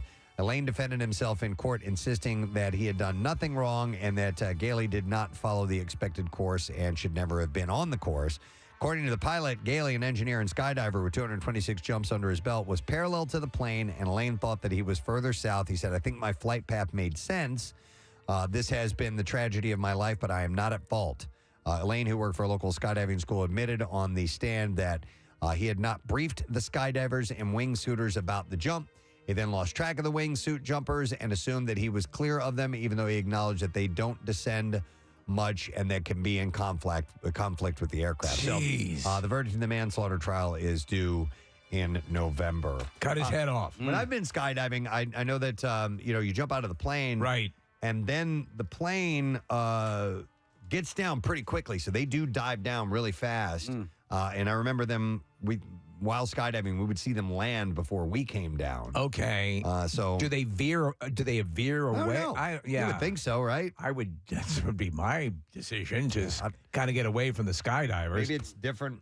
Hey guys, for different pilots. I don't really. Are you enjoying your jump? Don't really know the story, so who knows? Some scary stuff there, though.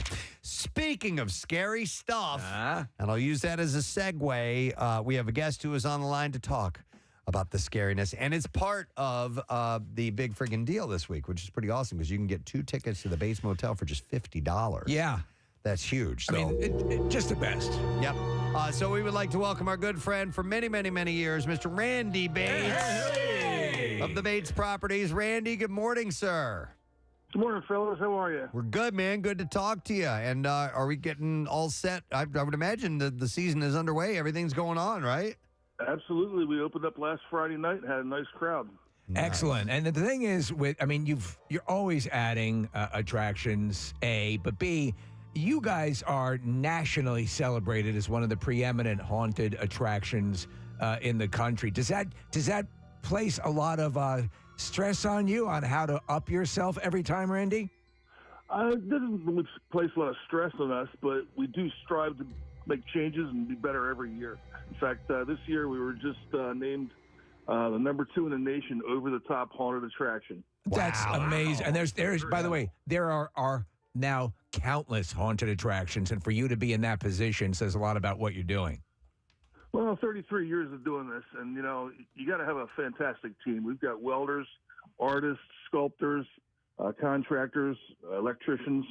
You name it. We've got a complete team that puts everything together. So when I tell people, and they, and I say, thankfully, most people have gone out and continue to go out every year. But if you haven't been out there, you're looking at like movie studio quality presentation. You're seeing things that you would expect to see at like Universal Studios. That's how good it is. How many people does it take to put on what you put on there?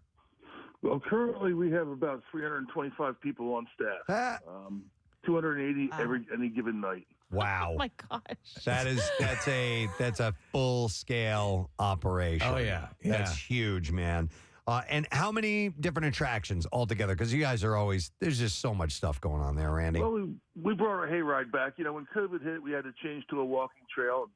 People, they dug it because they could see everything up close. But then some people that are a little overweight are having a hard time climbing the one last hill. So they put a sign up there that says Asthma Hill. Asthma Hill. That's the biggest terror, whether you're going to make it up the hill. By the way, sensational hayride. I mean, that was your initial attraction, and you've built on it.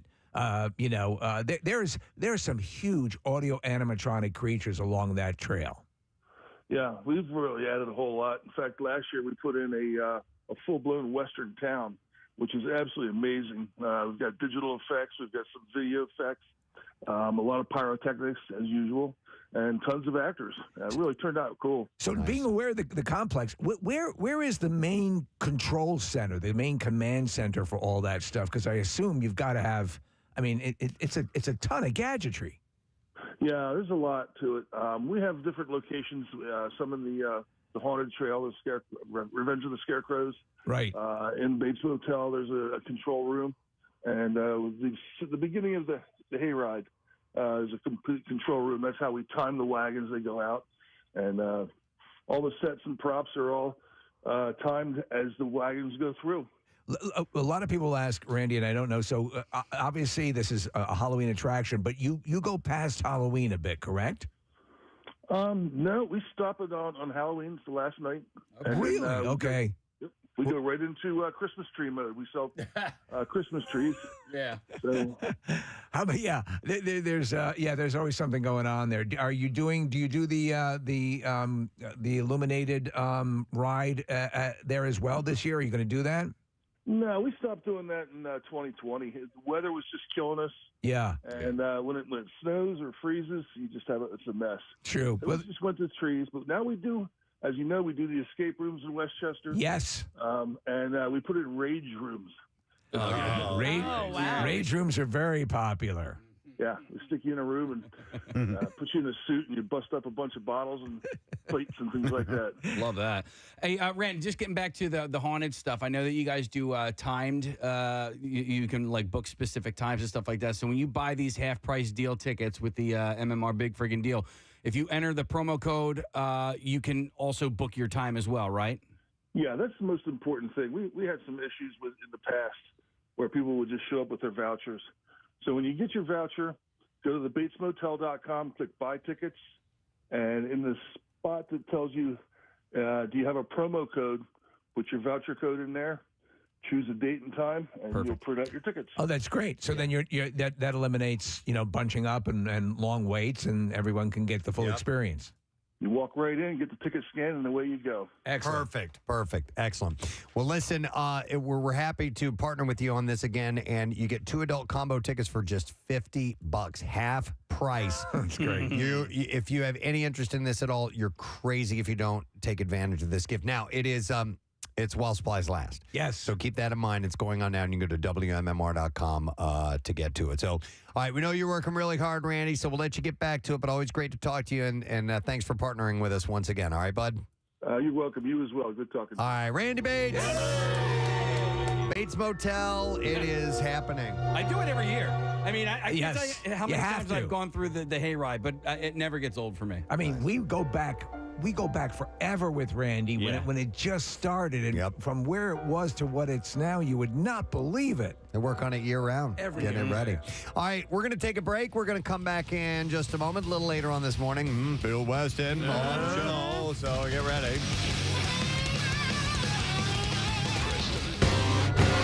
Hello, my baby. Hello, my honey. Hello, my ragtime gal. I would go see a show like that for sure. Wow. I had a little adventure yesterday. Do I have time to share a quick story, or should we break? Yeah, we need to be out. You got plenty of time. 5:42. I wanted to share this real quick because it's fresh and we'll never get around to it if I don't. But yesterday I went, and I'm not going to say where exactly I went, but I went to a medical appointment. Right. Yesterday. It has nothing to do with my butt or my, none of that. It was It's something more else. Botox-ish. No. But anyway, so I show up for this appointment. It's a new appointment for me. I've never been in this place before, and I need to go and fill out some paperwork ahead of time. Right. So they asked me to be there about, 15 minutes before my appointment. I showed up there about 20 minutes ahead of time. I walk into the reception area, and nobody's behind the reception desk. But I could get into that area. It was a small little office that you come into, and there's a desk, and then the door that leads back to it was, like I said, it was a medical, so there's exam rooms back there. So I'm standing around, I'm waiting, and I wait about 5-10 minutes. Nobody's coming. And I'm like, okay. And I'm looking around, and I look behind the desk there, and I see a pair of glasses there. I see a glass with a straw in it. I see a pen with some notes written down next to it. I'm like, people have been here. This is not, I didn't show up to the wrong places. They have 2 offices. I'm like, okay, I came to the right office. I checked. I made sure. I checked my time. I actually spoke to them shortly before I got there, but yeah, you're going to be here. So I'm like, I know I'm on time. I'm like, what's going on? So I'm like, all right, well, I'll sit down, wait a few minutes, whatever. I'm waiting, and I'm waiting, and I'm waiting. And it's just getting closer and closer to my appointment time. And as I'm waiting, an older woman walks in to the same office. She walks up to the front desk, kind of looks over there. And I go, hey, I've been sitting here for 15 minutes. And nobody's back there. And she had a little bit of an accent. She's like, well, they told me to call ahead. Right. And I call, and it says they're closed. And I go, yeah, well, nobody's here. She had kind of like, I can't do a Russian accent, but it was kind of like I had the appointment. Well, not that bad. But anyway. I called on the phone for to be here to get teeth looked at, and I come and nothing. All right, so. Who are you? With your Mr. Lyle Lovett hairdo. So anyway, she's standing there. She's. And on weekends, travel to capital city and watch your ladies while they make a toilet. So she's calling, and she's like, I'm going to call again. And she Is that calls- okay with you, pretty boy? While she's calling, the phone is ringing on the other side of the reception desk, and it goes to the voicemail, and it says they're closed. And so we're standing around. And I'm like, well, I don't know what to do. I'm like, I'm gonna wait around for a few more minutes, and if they're not here, I'm gonna leave. But you saw like a cup, like there were clearly signs. And the more I thought about it, I'm like, it looks like they left in a hurry. I'm like, because they left stuff laying out, and I'm like, did you start CSIing the site? Well, I said, I hope it wasn't an emergency, or something like that. And she's like, I don't know. And I go, yeah. And I go, because look, and I started pointing out the evidence. The more I think about it, I'm like, well, maybe something did happen. Did you slide the pencil into the barrel of the gun? And the more I thought about it, I'm like, well, maybe something's going on back there. Oh, wow. Now okay. you're like, so you do these escape rooms, so now you're doing something. I may need Mission Impossible. Okay, Casey, if you don't mind, because says that, and then she goes, well, if I could, I would go back there. I go back to the rooms. And I go, well, I could go back there. So we slid a chair over. You climbed through the window? And I climbed up over the top of the desk. Now, listen, they don't know this. Right, yeah. And they know who I am, and they're hearing this on the radio now. So I jump up on top of the desk. And if they have security camera footage, they'll see this. Oh, we want to see that. So I jump over the desk. Right. And as I'm going back into the offices, I swear to God, this is what I'm thinking, Steve.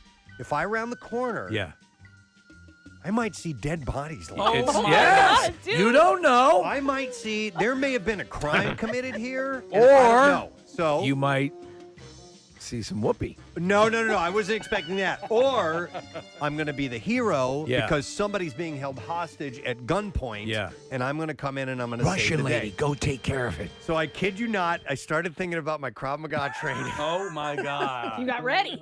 And I got ready and I jump over and I'm going, and I swear to God, I'm crouched down like this. God, I hope they have surveillance video. So that I would be able to move. Be safe, hero. Quickly if I needed to. And I'm like, I've got my back against the wall, and I'm turning and I'm peeking around corners. And I'm going, hello? Hello? And I'm looking around and doing this whole thing. Now, the big mistake in my training that I didn't do is I didn't grab some type of a weapon. Yeah. Some type of thing that I might have like needed. The but straw. I literally am looking and I'm like, okay, like the FBI would, I would, quickly look at it and just move over the other way. And I walk through. Morning show host, identify yourself. It's okay. I'm a broadcaster. This is the point in the horror movie where you're like, why would he do that? Why doesn't he just leave? Oh, totally. Yeah. Yeah. I didn't even think of that, Kathy. You're right. There's a demon. Well, out you there in want the to try to hallway. save the hostages. So I'm picking it, and there's like 7. It's a lot bigger than I thought it was back there. There's all kinds of rooms that I'm going through, and I'm looking. What the hell is this? And eventually I see the office is at the end of the hallway, and I'm like, if anything's going on, it's down there. That's the room. That's where they've got him. There's a glow coming out from under the door. And I'm thinking, I literally am thinking there's going to be a guy with his arm around someone with his hand over their mouth and a gun to their head or a knife to their throat. And I circle around and I look and I see there's nobody there. And I'm like, clear, So, and was the Russian woman behind you? No, she stayed in the waiting room. She stayed in Don't the waiting worry, room. I have your 6. And so what I should have done is open the door so she should come in. She could come in and Thank you. and have my 6. But anyway, so I finally, there was one other area I didn't go to, which was like it was like a closet. These doors, and I'm like, man, the bodies are in there. And I open it up. No, it's a giant nitrous tank. Treasure. I couldn't find anything. You were back there for very long. What's happening? Nothing. I was looking. It's a giant nitrous tank, and right then, I hear, "Come back, come back, come back!" I hear the lady yelling for me. Oh, no! She's like, no. She's like, someone's coming. I'm like, I'm busted, man. She's like, because I thought they were going to be in the room when I got out there. Right. She's like, no, I saw them go by the door because it had a glass, a glass out into the hallway, and there was another entrance to the back of the office back that way. She's like, I saw them go by. Quickly, so I come running back, and as I step back, they're making their way back into behind the desk, and I look up on the desk. And there's a giant footprint from where I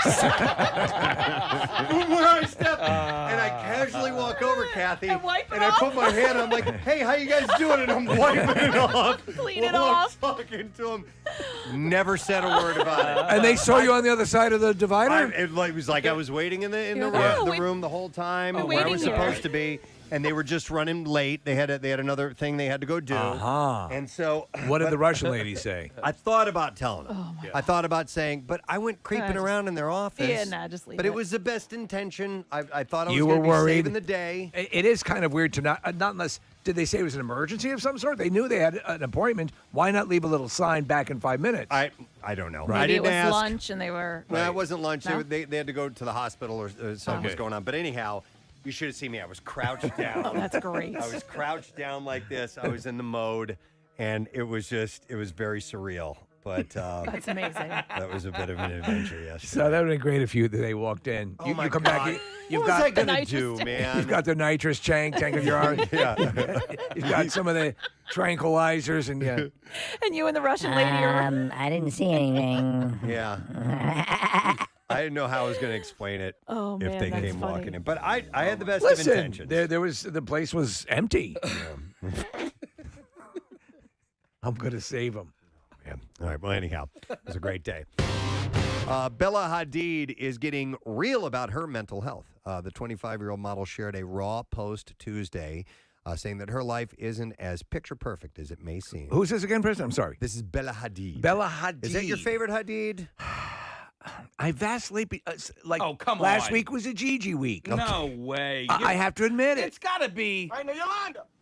Yolanda Hadid. No, well, that's the mom, right? No. No? Now you're making fun of this legitimate thing here. Which one Where, lives? where do you stand? One lives in the area, right? Gigi's I are think two local, of them. I right? think the mom and the daughter live here. Well, Which I have daughter? nothing against Yolanda. Which daughter, Kat? Who's Bella? the- Or, It's Gigi. Bella or Gigi? Who just had the baby? Gigi. Gigi. So she I'm gonna say shared it one more time. Gigi. She shared a video of Willow Smith that resonated with her. In it, Smith talked about her insecurities and not feeling good enough. Hadid had also included a gallery of selfies of herself crying and a candid caption about her mental health. I'm so tired of on on TikTok and Instagram videos of people filming themselves crying. Oh, that's not the first thing you think to do when you're the crying reaction. Yeah, no, I don't do that. Yeah, I'd like to keep that kind of person. Yeah, and remember the mom who was busted with the man. kid in the front seat? Trying to make her kid Trying to cry. make the kid cry? Yep. There was. I just watched one of somebody crying. And I was like, oh God, here we go. Knock it off. Another one. But wait, she was opening her own boutique. And that's why she was crying. Oh, She was like, this has been a long road, and it's finally here, and I'm so happy to bring this to you guys because now you can shop all of my clothes in person. Let's check in a year when she's crying when it fails. My clothes. I was like, what is this? Hey, a lot of small businesses. I know. Statistically. All right, well, anyway. Not mine. My boutique is going great guns. Hadid wrote, I love you and your words. It made me feel a little less alone, and that's why I'd like to post this. So she was commenting on a video of Willow Smith. Hadid reminded followers that they are not alone and there is always light at the end of the tunnel. She said, this is pretty much my everyday, every night for a few years now. Social media is not real. Yes, that's right. Okay, for anyone struggling, please remember that. Sometimes all you've got to hear is that you're not alone. So from me to you, you're not alone. I love you. I see you and I hear you. Oh, it's just like the Na'vi in Avatar. I see you. Yeah. self-help and mental illness chemical imbalance is not linear, and it's almost like flowing roller coaster of obstacles. Okay, now she's losing me. Ups and downs and size to size. Listen, people obviously. All right, thank you very much, Kathy. We touched on this briefly earlier in the entertainment report that Taylor Swift was hanging out with Travis Kelce's mom at the Chiefs game. Right. And we all had our own little opinions about what's going on. And I thought each of them has a legitimate take on the whole story. Yeah, I think it's. I think they're just kind of playing with the public right now. That they haven't really started dating yet. They might, but as of now, I think they're just going. Well, let's. Like I said, the song. Let's give them something to talk about. Give them something to talk about. But however, from Bonnie Raitt, that's people are saying we should be together, and all right, well, let's do it. But also, and I agree with that. And this could also be there. Well, let's see if we're compatible. Let's see, since they're all saying it, let's give them something to talk about. If it works out, cool. Yeah. Nick believes firmly that they're banging, which I believe is also a possibility as well. But you don't know. But when you're at that level of stardom, and she's clearly mega off the charts stardom, and certainly his star is very high as well. How would you even keep a relationship secret? People would have to be sneaking them around. Yeah. And there would have to be distractions and diversions. Yeah. For to move Taylor to somewhere where he might be without somebody knowing what. Ukraine. Oh, that's the distraction. That's it. Yeah. The whole war? The whole thing. The whole thing. It's been in the works for a while. Oh my God, are we sacks? Wow. They really wanted to help out with two of our celebrities. I'm on Nick's side. I don't think that they have time to play games. I think she's in the middle of a tour. He's in the middle of a season. I don't think they're doing anything that's not work related. I think if she's going to be there, it's for an actual reason. And the obvious connection here, if you're not dialed into Taylor Swift's legend, you come into the sports. You're coming into the Kelce family. Obviously we have a beloved brother right here in our own city who has been absolutely playing around with this whole thing and annoying his brother about saying, oh, yeah, they're absolutely 100%. But obviously the story of her in the suite with the Kelce's mother, Mama Kelce, hanging out side by side and seemingly enjoying the thing. He'd said to her, you need to come see me in my stadium, basically. Right. Yeah. And he did run a touchdown, which was cool. I think Mama Kelce is the key to this whole thing. I don't think so. I don't think Taylor gets into the suite and gets to hang out next to Travis and Jason's mom, if not for the fact that she had met her already. Yeah. And so this is sort of the public's introduction to the relationship. You don't think the mom's nailing her? I don't think the mom's nailing her. Okay. I don't buy that. I think a mom, even not having met Taylor Swift, would say, hell yes, Taylor Swift could be in our suite. Are you kidding me? She's a protective mother, Preston. She's looking out for Travis. She's making sure that this person is Mama Kelce approved, and therefore they are having sex. I think she would. I think there is something to be said for the magnitude of the Taylor Swift aura that would. She'd throw both sons under the bus just to spend, Seriously, just to have lunch with her. 100%. My mom would run me over to get to Taylor Swift. I also think that they would make a great couple, so I'm leaning. You're pulling for them. Well, I'm pulling for them, so that's why I'm leaning to that side. But we determined she's never been. She's always with musicians and or actors, right? Which is not apparently for her career. It's played out very well because she's generated a ton of songs. But in the love life, maybe an athlete is the way to go. Maybe this is what's going to work, right? Or he better watch out. There will be a song. If you have, as Nick has pointed out, if you have that Taylor Swift nation turn against you. I mean, look at what happened with Jake Gyllenhaal. Yeah. They had a song was reissued. She was past it. The song on a re-recorded album got back up into the charts again, and they went after Jake Gyllenhaal again. Steve, she changed one line in a live performance in that song about John Mayer. Yeah. And this was like, I think at a show at Chicago or I don't know, somewhere in the Midwest. It doesn't matter. She changes one line, and the entire Swift Nation starts attacking John Mayer again. He's like, and what did I do? Ended like 15 years ago. I know. Do you guys think that maybe Taylor, at this point, will start preemptively writing a song ahead of time about Travis Kelce? just in case a relationship goes bad? Yes. You know what it's to called? already have Preston? the chord progression together. Travesty. No, she's always very cryptic when writing these songs. I don't think she'd be as blatant. I hate Travis. No. I would say this. No, she probably, and she's been the first to admit it, that certainly serves as good fodder for her creative side. But, maybe this is it. Maybe you break the cycle, break the singer and the actor thing, but he also, you remember he was on he was the Bachelor or the Bachelorette. He was on I don't know. He was on No. He was on his own show. His own show. That's it. Okay. Yeah.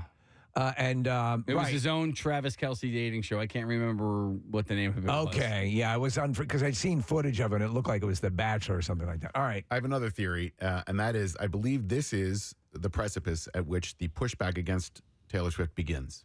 How so? I think that she is wandering into overexposure / obnoxious territory. And listen, I know Swifties are probably going to be mad at me for saying that. I'm mad Nick at you. McElwain said that, not Casey. Right, it was Nick McElwain, not Casey. But I think that there comes the point where there's sort of like the Kardashian effect, right? Where you're out there Funny personality Nick McElwain was found in a briar patch outside the man. He'd been beaten to death. I think that she's going to start, and I think that this is, people that were watching the Chiefs game yesterday. I saw, Casey, I don't know if you saw this, but Chiefs fans were pissed. They were watching the game at home on TV, and they kept showing Taylor Swift on TV. And they were mad at that, huh? Show the damn game. We're tired of looking at Taylor. I don't see the overexposure. As long as she writes hit songs, she will be immune to overexposure. She's as long as she connects with an audience that buys her records. She's at a level of fandom that is Beatles-esque in yeah. I mean, so and there was a pushback against the Beatles. There absolutely was. There's always a rise and a fall, and people love I never seeing. said Taylor Swift was bigger than God, better than God. I said what I said, and it was wrong, or it was taken wrong.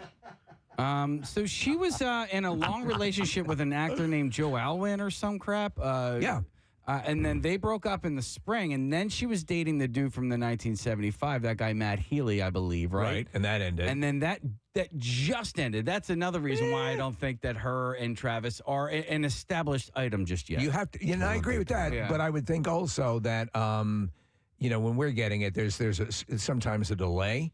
But yeah, I'm curious to see how this will go because what about here locally when like Ben Simmons and which Kardashian? Kendall. Yeah. There was that, and to the local fan base, that's not something they. I mean, Kendall Jenner's not Taylor Swift, no, and vice versa. I would like to clarify my take on what's going on because I don't think that they have hooked up yet. I think that they have. I think they've acknowledged each other. Look, all this hubbub is going on.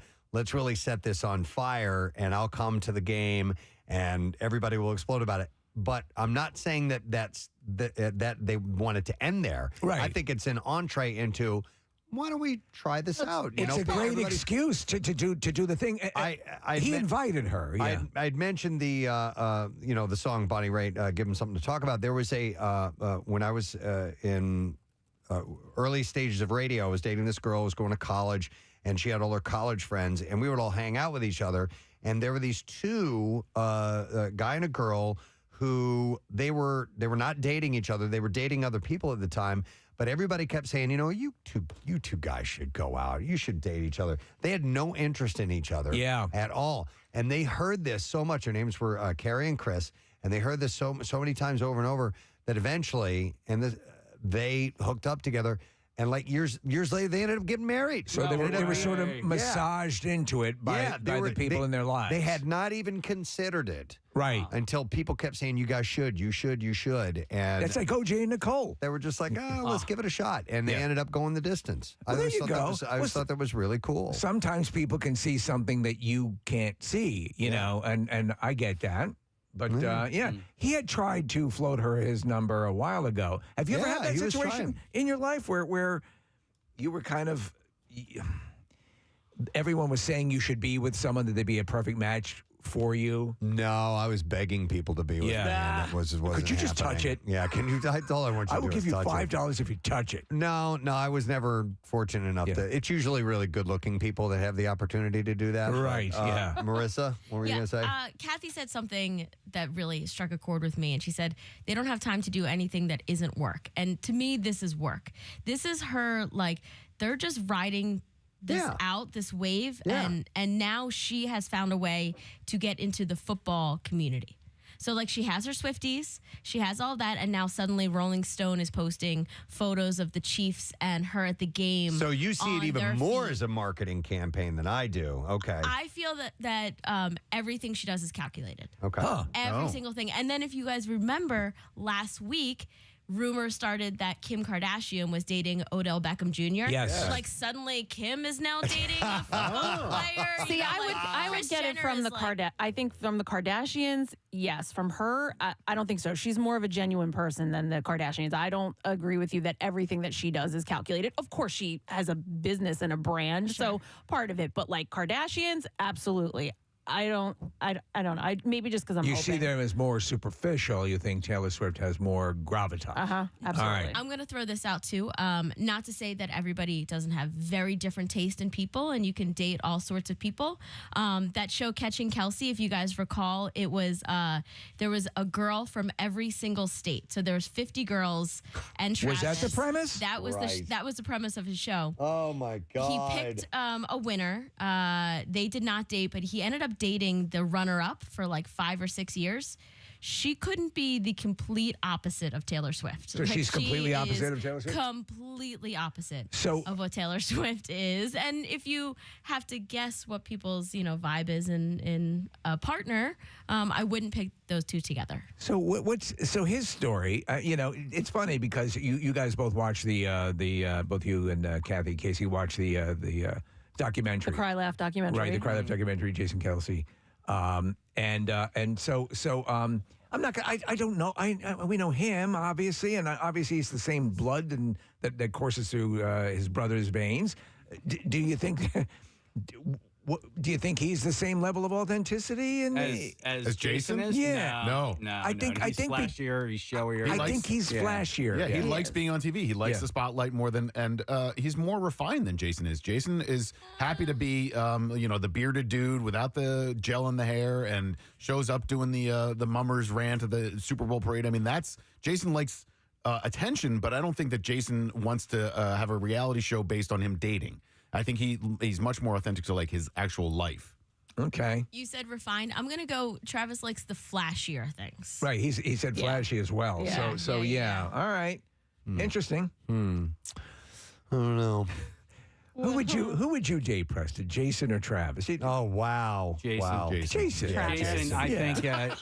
Travis. You'd be Travis? Yes. Okay. I mean, I love Jason. He's great, but But Travis is better looking. I think if we're going on looks, I'm going with Travis. Travis is a good-looking dude, right? I was watching the documentary and I was like, God, he's good looking. He's so good looking. Did we not hear Casey? Casey's going on cuddling. Yeah. I mean, because I could either be the big spoon or the little spoon with Jesse and Jason be happy. Casey, you know what? I need to. I need to see Travis's house because based on Jason's house in that documentary, no, thank you. No, really? They're so messy. Are they? They're There's so 3 messy. kids, So 3 messy. No, babies. no, it's and then beyond. the house is smaller. Like that's the other part of it. Is like will he doesn't have a big flashy you have house. 3 kids. I guarantee you, your house didn't look like that when your kids were young. Well, Did you? You probably didn't take note to what was in the background. I did. This is a peek into earlier dating Kathy, right? Oh yeah. Why is this on the floor? The house, I'd be out. You're lucky if there's finger stuff. It was one of the first things I noticed in the scenes. I was like, what? Their house. What's funny about that is when I see stuff like that, I'm like, oh, thank God they're just like normal people. Yeah. Marissa? Kathy, Travis has a great penthouse, but it's in Columbus, Ohio. But is it neat? Oh, Well, yeah. he's the only one living there. yeah. It better be. If you're the only one living in your house, it better be. Especially when obviously there's somebody who's a service that comes in and cleans it. He's not dusting. By the way, I am this close, Kathy, to really getting rid of every single cup, plate, bowl.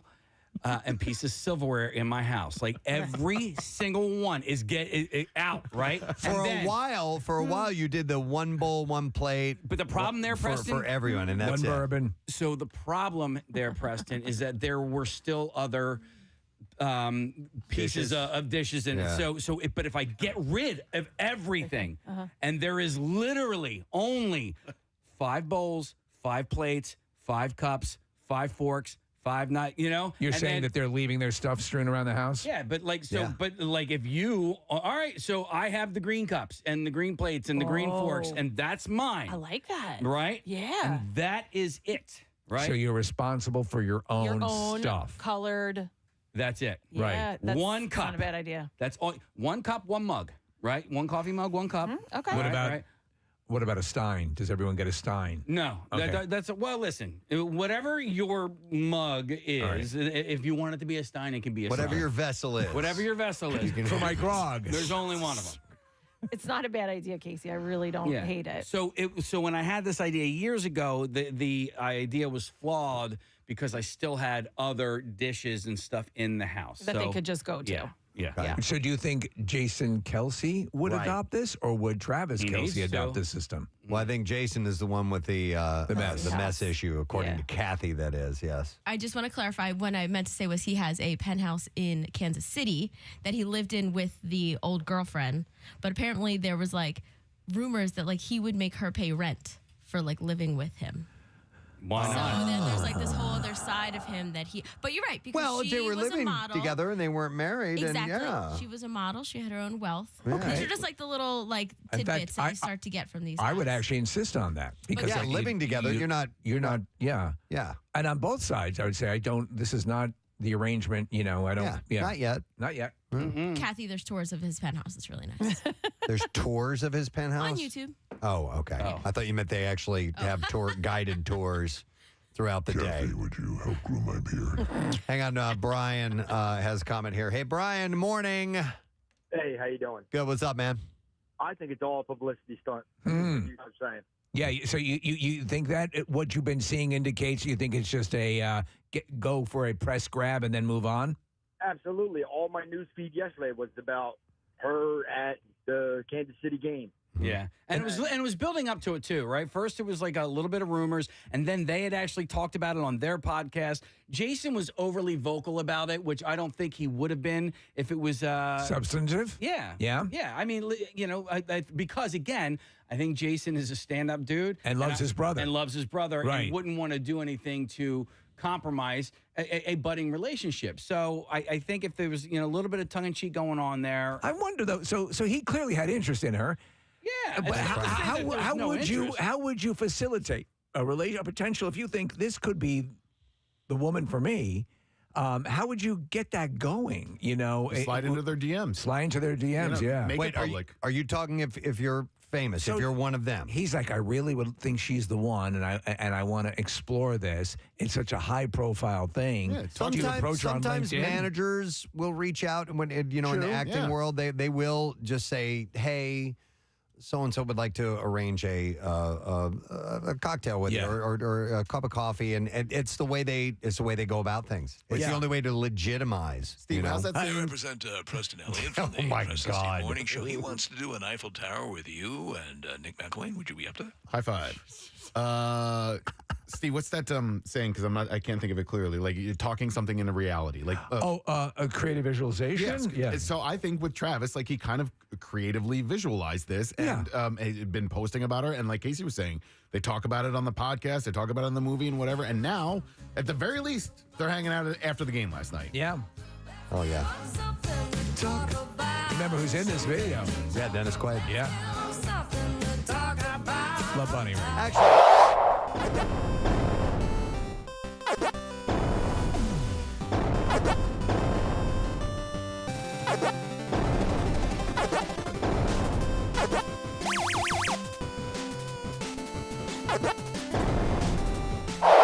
Ready for the thing called love. Don't come from me and you. It comes from up above. Yeah, there was a series of movies that were named after songs in the mid to late '90s, including Something to Talk About, starring Dennis Quaid and Julia Roberts. Dennis Quaid. There you go.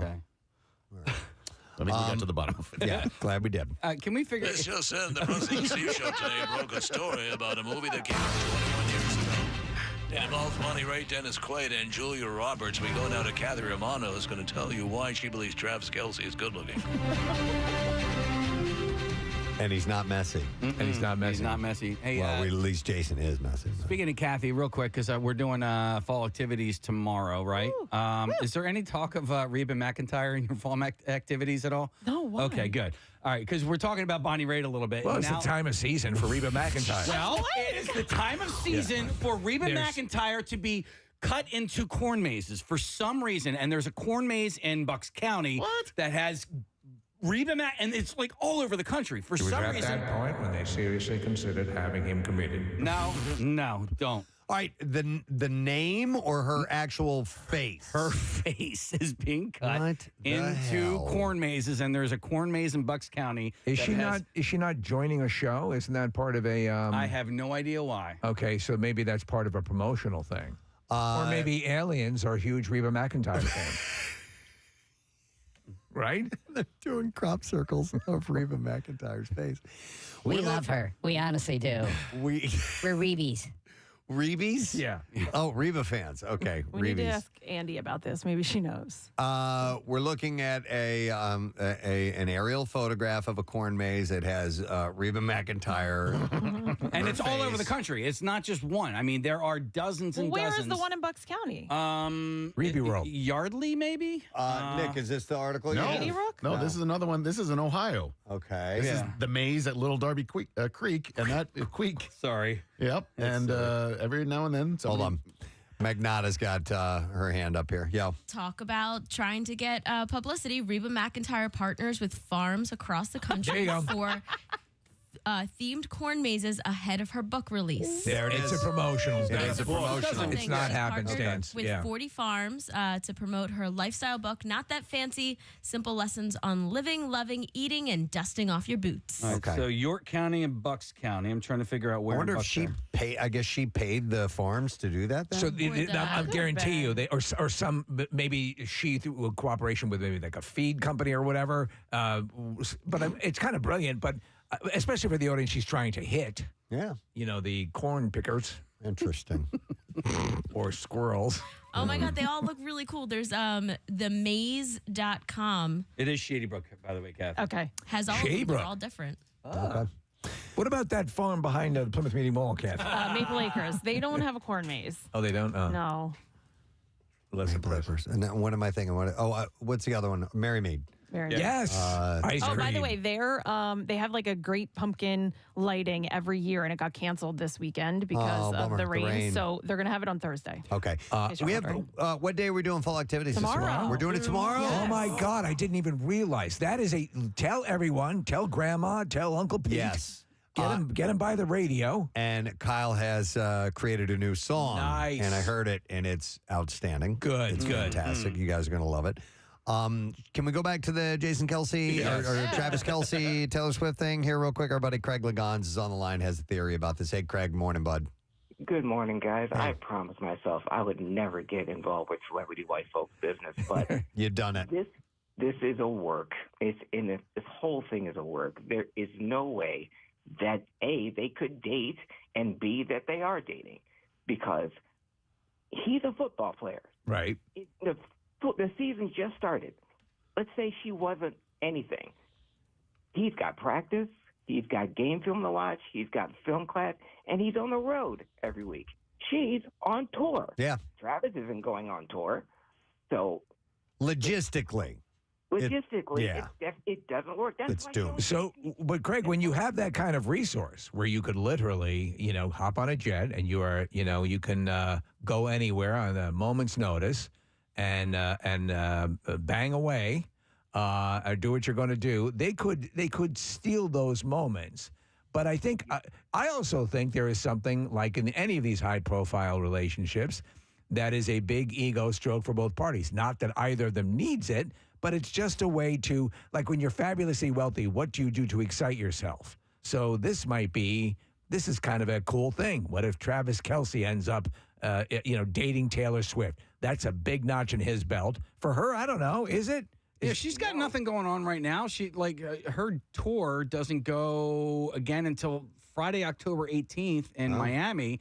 Now I want to make sure that there aren't international dates going on. So they right have now. a furious F Fest for the next couple of weeks. They can get it in. But that's what Craig is saying is the exact reason I think they are is because they don't have time to play these games. Right. So if she's traveling to come watch him play, it's not for some publicity stunt. Right. Oh, I disagree. There's always time for publicity stunts. Marissa? This is her finding a way to stay in the headlines until her show starts again. There you go. That's another way of Has looking she at it. ever had the trouble with that? Yeah, she doesn't need because I don't know, they remember me. But keep the momentum going. I got you. All right, Craig, thanks, man. Hey, man. They're the Michael Jackson and Brooke Shields of entertainment. There you go. Thank you. Appreciate it. wouldn't last. Yeah. Although I will say, I can't remember what it was, but there was something that we were all like, nope, it's real, it's real, it's real, it's real. And Marissa was like, no, it's a stunt. And I forget what it was, but it ended up being not real. Do you remember what that Yeah, was? I don't remember exactly what that was, but I do remember Marissa being right in something like that. Was it Ben Affleck dating who's the young chick from Knives Out? Oh, Ana de Armas? Yes. And then all of a sudden he's like walking out with like a paper cutout of her like putting it in the trash can and I don't remember. I do remember that. But they were together for a little bit. I thought you were talking about John Madden and Mary Kate Ashley. Oh. Yeah. They were a throuple. Both of them Throuple. at once. Wow, Ooh. boom. Boom. Yeah. Boom, boom. Interesting. Boom. All right. Well, it made all the headlines again, and with her being there, it was all the big talk of the game. How'd you get such good seats? Look at this top text, Preston. Let's see. You say it, 'cause I don't want to. Taylor Swift is kind of like a low-key hoe.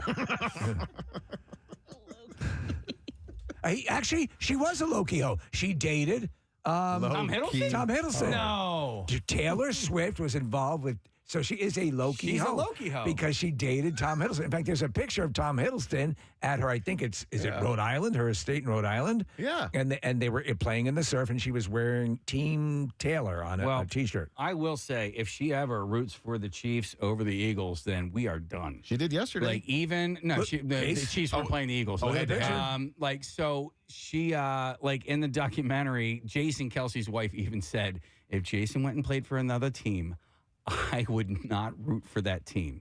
Wow. I would root for Jason. I would wear a Jason shirt, but I would never wear another shirt of another team. That's commitment. Mm-hmm. Do we think Taylor is made of the same stuff? She better be. All right. Bitch better be. Only time will tell. She doesn't care. They are all. No, she wore an Eagle shirt with it once, Press. Oh, well, that's it. That time. That's Remember it. Solidified. Yeah. It's like when you enter Scientology and sign a billion-year contract. Yeah. Isn't her dad a big Eagles fan, though? Like, she grew up an Eagles fan, and it's like she was singing about the Eagles at the Link when she performed there this year. So I think that, in theory, she actually is, but now she's a traitor. Well, we don't know. We don't know. It's all about the power of the penis. But she's on her way to being a traitor. We don't know that. Well, she could maybe possibly be on her way to being a traitor. The eyes of the world are upon her. We don't know that. Yes, we do. Do we know anything? Yes. No. No, I don't think so. I know it's time to take a break. Okay. Oh. Thank you. That's All a segue if ever I heard one. Thank you, Casey. We're going to break. We're going to come back in a moment. When we return in an official interview capacity. Yeah. Bill Weston's going to be in our studio. And you know what? He wouldn't give us an exclusive. No, he's making his way around. Is that what B101 right Doing now? the rounds. Oh, my God. I need you to stop talking. All right. We'll be back with him in just a moment. Stay there. Depression. Depression is a real thing. It's terrible. But you've got conflicting things here. Social media is not real, she writes. Anyone struggling? Listen, you can find support on social media, but you can also find exactly what is pushing you down. And You know pushing what I your mean? buttons. It is a construct. And and we've said before, initially, when it had a much more benevolent, at least to me, it felt that way in the early, hey, hooking you're people on up. this too, hey. Yeah. And there is a very, very destructive part of social media now. If you're going to be on it, know the difference and don't let the heavy stuff bring you down, man. She wrote, Right, anyways, Yolanda. not sure why, but it feels harder and harder to share my truth on here. Thank you for seeing me, and thank you for listening. I see you. I love you. So look at this picture here on Instagram. You had to hold the camera. All right, what we're looking at is a picture of her crying. It's a close-up of her tears. She's looking away, and I mean, that looks like a posed photograph. Yeah, it does. You know, I have so- never cried and been like, hold on, let me get my phone. I got an update to the new OS. 1 second here. Wait a second. Why is this thing going through? Wait, the flash is on. How do you flip the camera? I can't flip the camera. You have to angle it just right. This is ridiculous. This is. The light isn't right. Wait 1 second. I need another one. Hold on. Can you come take this for me, please? Yeah, that's not what I'm thinking about when I'm crying. Yeah. Seriously. She keeps opening the wrong app that looks like the app for the No, phone. no, that's not the Instagram. No, that's if you thought that Bradley Cooper and Lady Gaga looked like a couple in love at the 2019 Oscars, it's because they planned it that way. I know that she has already said that, but he is finally saying something. He was talking to the Hollywood Reporter on Wednesday, and he had said that he wanted the performance to mimic the scene in the movie in order to help him manage his own fears about singing live. So I get it. Yeah, Absolutely. He's playing a role. And by the Here way- he is in front of a bunch of musicians. Because it was, I'm sorry, it was at the Oscars. At the Oscars, it's in front of the world, basically. Yeah, He's singing this song. They obviously have a very strong friendship. Yeah. You know, I mean, it was. So it's friends, lovingly. And you know, they're performers. Yes, they're liars. They know they're playing a role. They're having fun with it. They're paid liars. So Cooper added, he said he shared just from a personal standpoint, it reduces the anxiety level. Well, listen, we're very good friends with Bradley Cooper. We are. And we know the way he is. Incredibly And we close. know how nervous he gets in situations like this. So if you knew him the way we knew him. Steve, I sometimes will just place my hand on his knee. Yeah. And just a little touch. Yeah. A little human touch. Makes a difference. Calms him down a bit. Yeah. I can't believe you guys haven't brought up the fact that, like, Steve and I look at each other like that when we sing the Safe Light song. Absolutely. We God. totally Yeah, get it's that. so beautiful. That's right? true. Yeah. Every single time. I just thought I'd let you guys have that. I Well- didn't want to bring it out into the open. I always say, find someone in your life who looks at me the way Casey looks at me during the Safe Light song. Yeah. Can we get that right now? Can you guys do that? Casey's so emotional. I just love him so much. Let's do it. We can do it. Ready? You're at the microphone for a All right, dad. turn away and then turn and look at each Okay. other. All right. Hang Just on give us a I countdown. got to get in the character. All right, hold it, Okay. everybody. 3, 2, 1. Safe light repair. Safe light replace. Oh.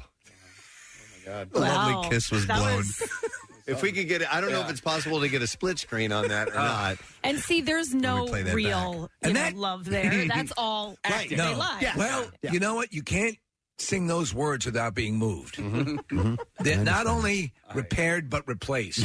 Yes, as if the repair wasn't enough. You fixed me, Yeah. and then you made me all new again. Right.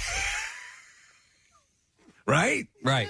And they'll I'll come- repair they'll- you. I will I never will come replace to where you. you are Yeah. if you're at your daughter's dance recital. That's right.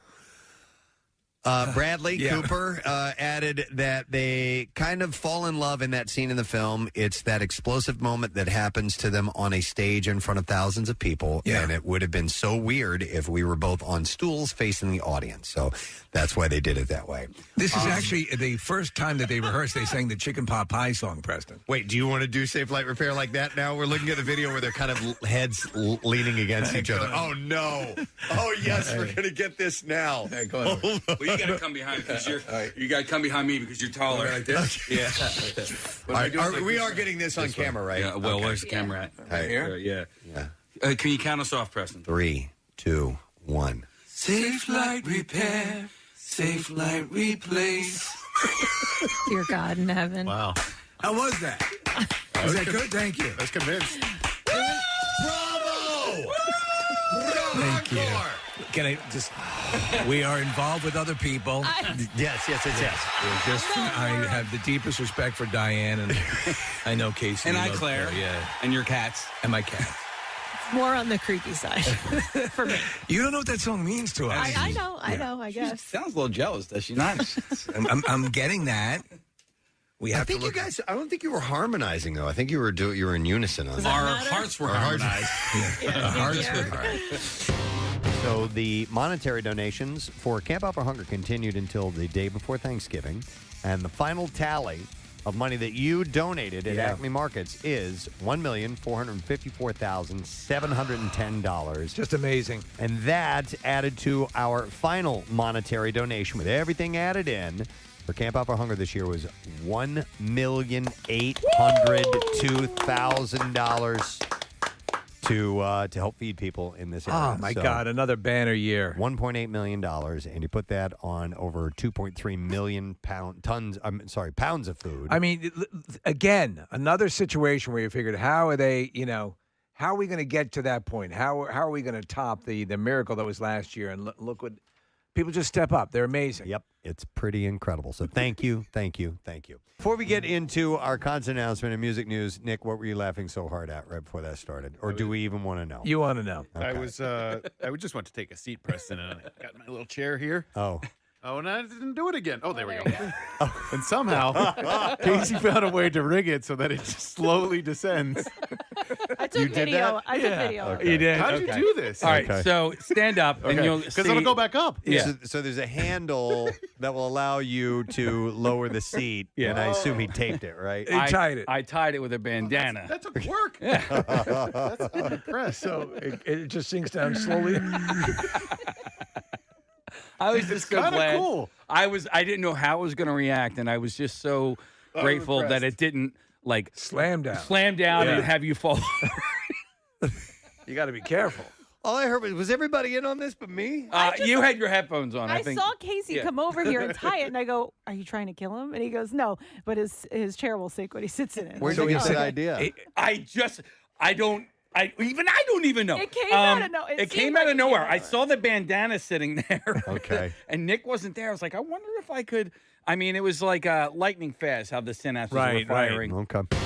Not as permanent, but definitely some pain involved. Florence Pugh, the actress, recently pierced her nose, but confessed that she fainted in the process. Oh, my God. Yeah. Really? She captioned an Instagram photo that says, "When you want to be a cool grown-up and get a cool new piercing and you instantly fail, go green and then faint." All right, so Kathy, did you faint when you got your not your ears pierced, but like you got your belly button pierced? And No, I didn't. She had a nipple pierced. I didn't. I faint. didn't want to bring that up. What's that? I didn't want to How bring could that you up. not bring that up? You're obligated to bring that up. Are you kidding me? Case, my problem is looking at it. If I see it Yeah. happen, I'm out like a light. Okay, so Florence went with the septum, the middle part. Okay. Okay, I dig. I like a nose piercing, like the Off to the side? Yeah, the nostril. Yeah. What do they call it? That's usually a stud, is it not? Yeah. Stud. Yeah, the septum thing, sometimes it looks like you got boogers hanging out of your nose. It's just gross. I don't like that. Yeah, the But I booger do thing like- is real. I do like the stud. Yeah. I think that could be cute. It's good if you're a bull. I think it works quite nicely. My girlfriend has one. She has a Wait, the septum septum? piercing? Yeah. She does? I didn't know that. I never Yeah. even noticed. Yep, she has it. She doesn't wear it all the time, and she removed it for several years, and then put it back in recently, and it never closed, which she was surprised by. Wow. I wasn't. Yeah. Yeah, but looks good on her. What does she wear? Is it a hoop? Like a little hoop. Yeah, There it is. A little hoop. Yeah, I wasn't saying that I don't like that. I just prefer the stud. But so speaking of bull, Steve, when I was a kid, we had the shower curtain rings. Yes. I would take those off the shower curtain and put them in my nose like I was a bull. Startling revelation on the Preston and Steve show this morning. Okay. Casey Boy, producer, admitted he used shower rings to look like a bull. We go down to Jimmy Lukaszewski outside of One Ballot Plaza.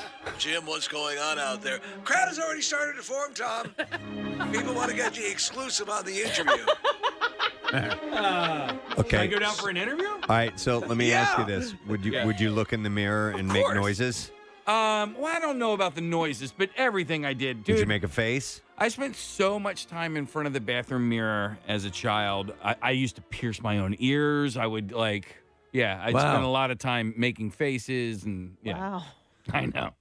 But I'm I sure- didn't have any then- friends. You guys make fun of me. Yeah. And then he would go back to college. I was just curious what level you took it to. Would you actually stomp on the ground? No. You didn't do anything That'd be like that? stupid, Preston. Yeah, come on, Come on. man. He was just making faces in the mirror. It's just silly.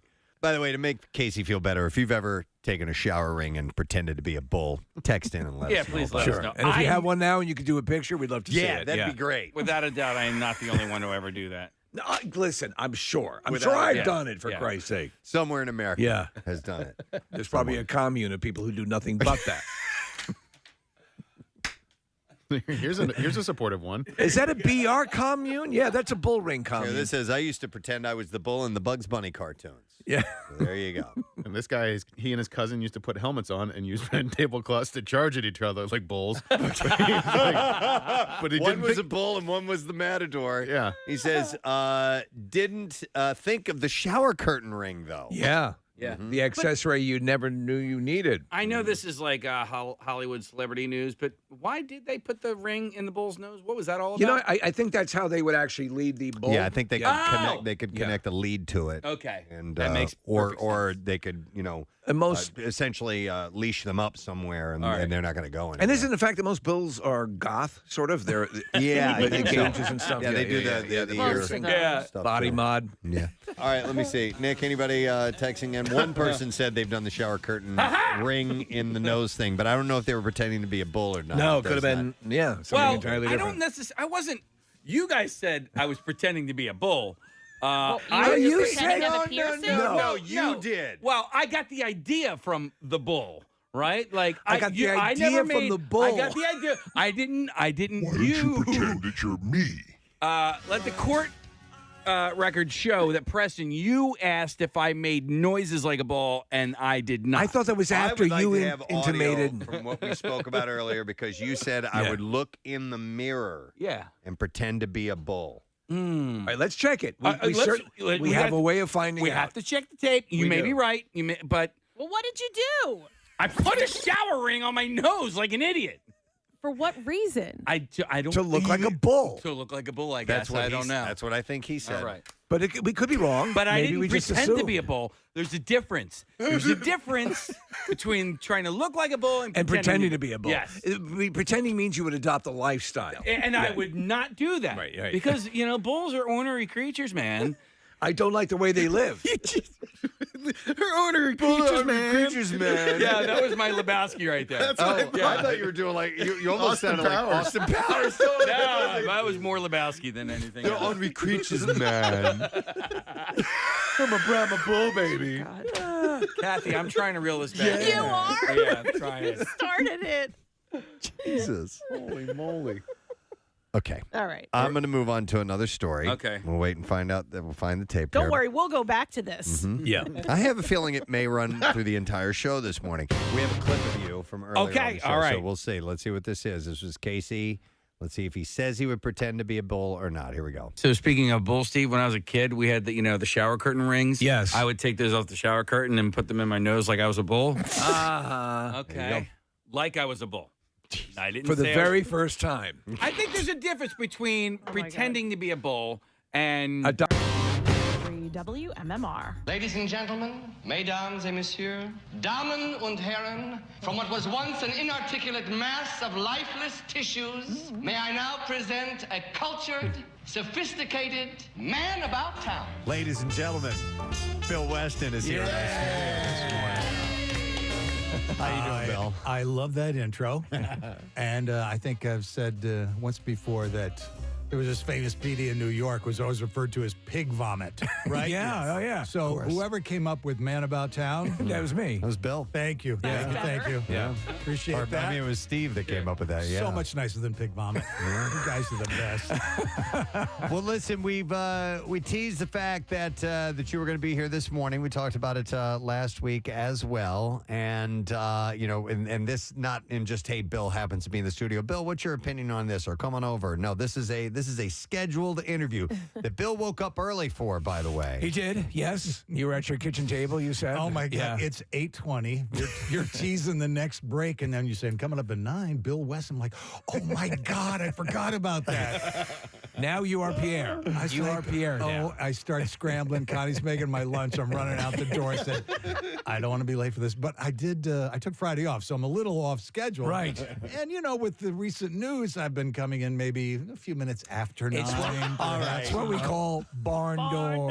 So, do you want me to say it or do you want you to say it? Go ahead. I'm retiring. Bill is retiring. Oh my which is goodness, man. bittersweet news. We knew it was in the works. We didn't know, honestly, at least I didn't, that it would be as accelerated as it was. I thought about another year. Oh, I Not feel like so much. I just had a moment saying it out loud, I'm an alcoholic. You know? Right? Yes. Like We can said it deal into with that. into a microphone. I mean, the news has been out for a little bit. People have known, but we've not talked about it, and nobody on the station has talked about it. So now it's like officially official, and it's public knowledge. In fact, to that point where we keep saying, when is the official announcement going to? Why are they not announcing Why it? is there no email? Well, there was a press release that went out like a week ago, Thursday, I think. But that's, where the email that just has Bill Weston on the subject line, you go, uh-oh. Direct all inquiries, too.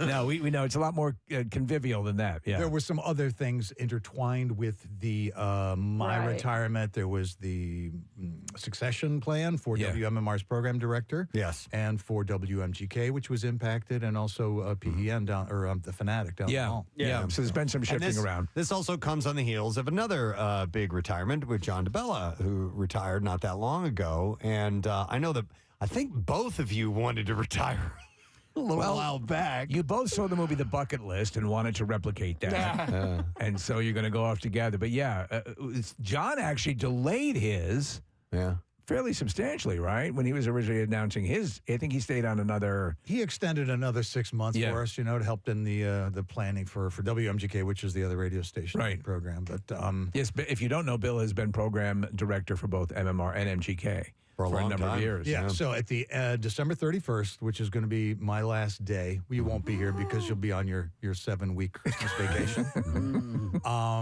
You wait and see what happens when you're gone. Will you paint my window again? Man. I mean, I'm sure we'll get into that, but that was probably my all-time favorite prank we pulled on him. On Bill. Anything to do with Bill, that was my favorite. That was the best. So on 12/31, I'll be like 3 months shy of 20 years in the PD chair at MGK. No, or at no. MMR. Did you have to wrestle with that to, I mean, because it's 3 more months? No. There you was, fine? in fact, I was ready to do it at 19 or, like whatever. It's close to 20 years at MMR, which is probably more than double the number 2 guy who sat in the chair and the station for that amount of time. Wow. Is this the longest you've had a job at any particular by station? Far. Yeah, I thought oh my so. God. Previous was probably maybe 8 years. Wow. How long was Q104? Because that's the first.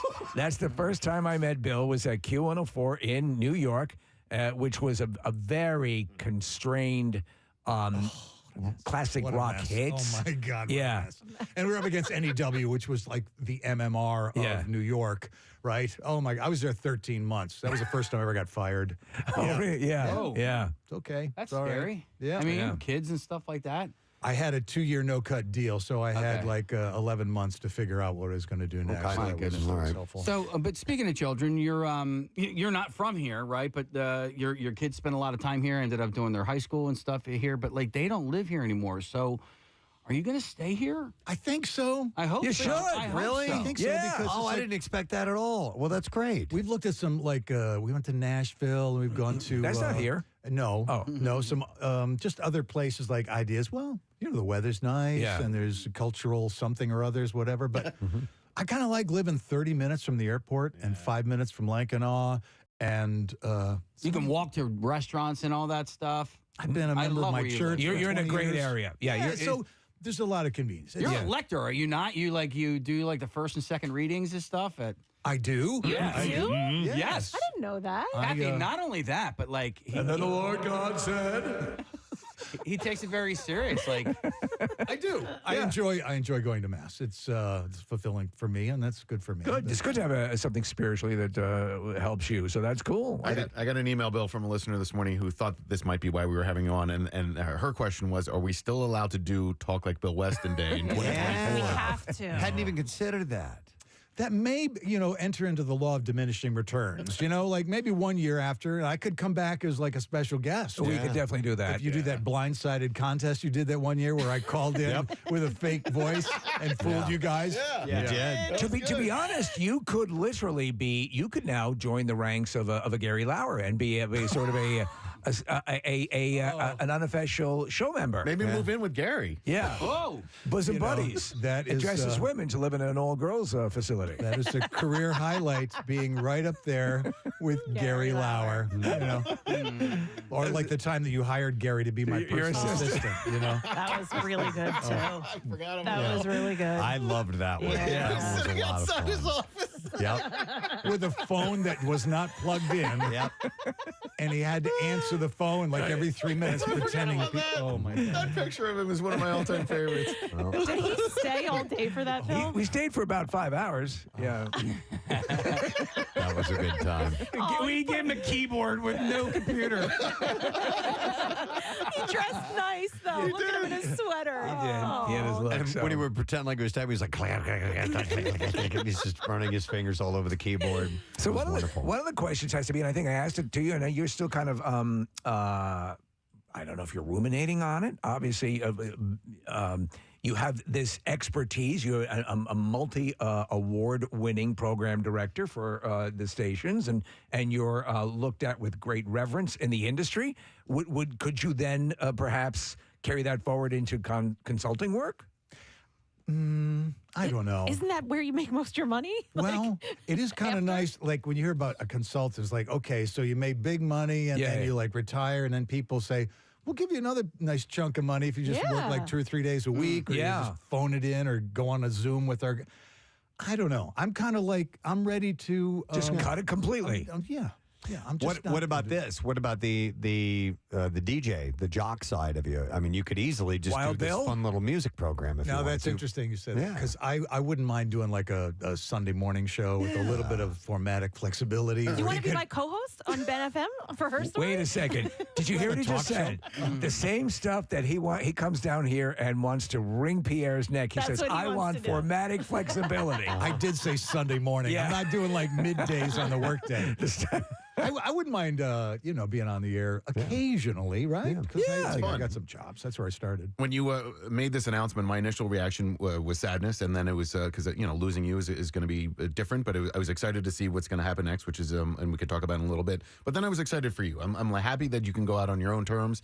You can do it in a way that's fitting for you and your family. And I also thought about, believe it or not, Jay Wright, because Jay decided to retire, to stop coaching. And on his own terms, and in a way, and he could come back. He could do whatever he wanted at some point, and so can you. So, like, it's people sometimes look at retirement as a death. It's not that. It's just another chapter in your life, and you're going to figure out what you're going to do afterwards. And you're probably going to take a decent amount of time for yourself. You can go on a motorcycle rides wherever you want. He's going to learn to fly, Nick. Well, yeah, right? yes. You want to? Is that Pilot's correct? license? You want to get your pilot's license? That's first on my bucket list. How about that? So is to learn how to fly. I've been wanting to do that since I was like 8 years old. Thank you for flying Weston Airlines. We knew you had a number of different choices. This is Glad you went with us. got a text message from your replacement, and he said, based on you coming on the air as a part-timer, he says, just what I need. Another high-maintenance part-timer. By the way, let's clear the air now. Yeah. That the program director taking over after Bill is gone will be our own Chuck D'Amico. I couldn't be happier. That's assistant program director of WMMR, and also he's programmed Ben FM and programs The Fanatic, and so and MGK. He's had his hands in all of that stuff. Oh God, yeah, it's as perfect as could be. It's well deserved. You and Chuck have worked so well together for years.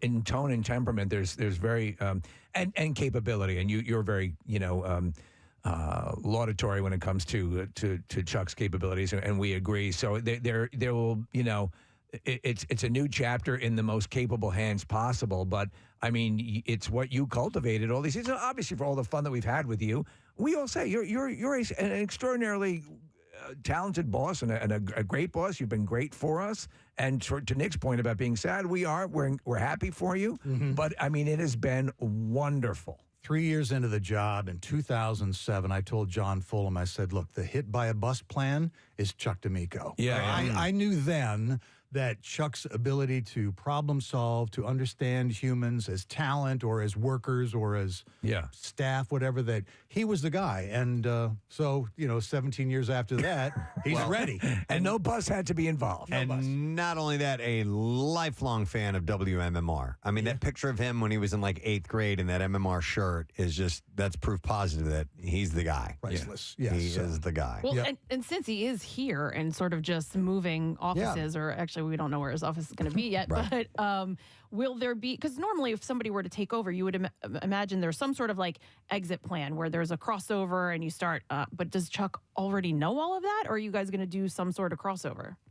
As far as promotional activity, talent management, morning show, working with the sales department, music, Chuck knows it all. Yeah. In fact, he does all the work here. I really don't do a lot. He does most of the work here. And so he's really well suited to just ease in and continue the run of success that the station has had. And I did mention a week ago that I am fully aware and very much thankful for how our careers intertwined. Right? When you guys came on board in 2005 and how things just began to blow up. Those were like amazing years. Oh my God. I just think about, all what MMR was when I got here, which was kind of mired in 13th place. Yeah. Right. And I mean, YSP was on the air and Howard was like kind of riding off the sunset. He had announced his plans to depart. Yeah. But you did beat him in his last book. We did. I'll always tell people that. Yeah. Howard got beat in Philadelphia by the Preston Steve Show on WMMR. Right? I'm not going to remember. I'll never forget that. But it's just been a wonderful confluence of how this show, the Preston and Steve Show, came to WMMR, and how this show, plus the MMR brand and Pierre and the staff, it was a marriage made in heaven. And just blew up. And it's one of those things where we were talking about it at the barbecue. People, it is interwoven with people's. There's such a pronounced sense of family that is real. Like that family sense is real. Because it is the truth. The events that you see people at, the people who were listening as kids, who are now adults, who have their own kids, and all of that. That's what it's not just what you listen to. It's where we get together. It's all of that stuff, and that was never lost on you, Bill. You were the big proponent of that visceral, tactile handshake. What does it mean to the listener? How can we make this matter for the listener? And that's where we took our cues from. Yes, I saw Preston with a hand and I saw Nick with a hand, so I'm waiting. I'm going to get this down here in a couple more months. You'll figure out our rhythm eventually. I swear I'm going to get that. I thought you were going to respond to what Steve was saying first. But I want to echo what Steve was saying because I think about the Camp Out for Hunger and what it's become over the last 20 years. And when I started with Preston and Steve, it was in the sort of the last days of Y100, and the Camp Out was growing at that point. But what it's become now is in no small part due to your contributions, Chuck's and Rodney's and everybody behind the scenes. But it's become this massive thing, and I don't think it would have ever become that if not for WMMR. I think WMMR embraced the Preston and Steve Show in a traditional sense. And, Jim McGuinn is a great program director, but it was an alternative station with the Preston and Steve Show doing the morning show, right? I think my plan was when you guys came on board, it's like, we're going to do this in the traditional way. It's like, promote the hell out of your morning show, right. Get that cume into the show, hand it off to Pierre, hand it off to the afternoons, and you know what? It worked. Yeah, it was pretty good. And it's good. So see, there you go. You have this consulting ability, but you're going to cut ties. Maybe you'll revisit later on after your airline is up and running. Back to the family thing. You hear the family thing in every, like the massage therapy office. We're a family here, whatever. But I do believe that's one of the reasons why MMR has been so successful, because you guys, as successful as you have been, that you will. I saw pictures from MMRBQ, and there's a couple of Casey, just posing with people or taking pictures or whatever, just with strangers, but they're fans of the show or whatever. And it's like, we're not. We understand that's real. Yeah, because that's our business. Yeah. That's the real. Those people are real. Well, I say to people all the time, like, I don't have a job without you, right? So like, Yeah, like when people, or if somebody like texts me or emails me and says, "Oh, was that you at Wawa today, or was that you at Dunkin'?" Like, yes, please say hi. Yes, because honest to God, like I'm not able to like provide for my family if you're not listening to the show. You hate to hear that.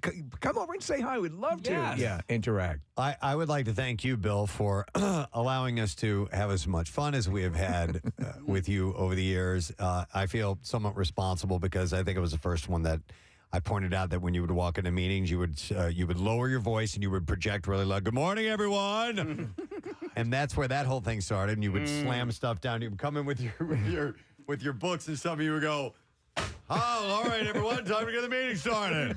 And you just did it every time. And then I started to notice that you would use your hands a lot while you were speaking. And I pointed this out, and it has become part of what we bust your balls about.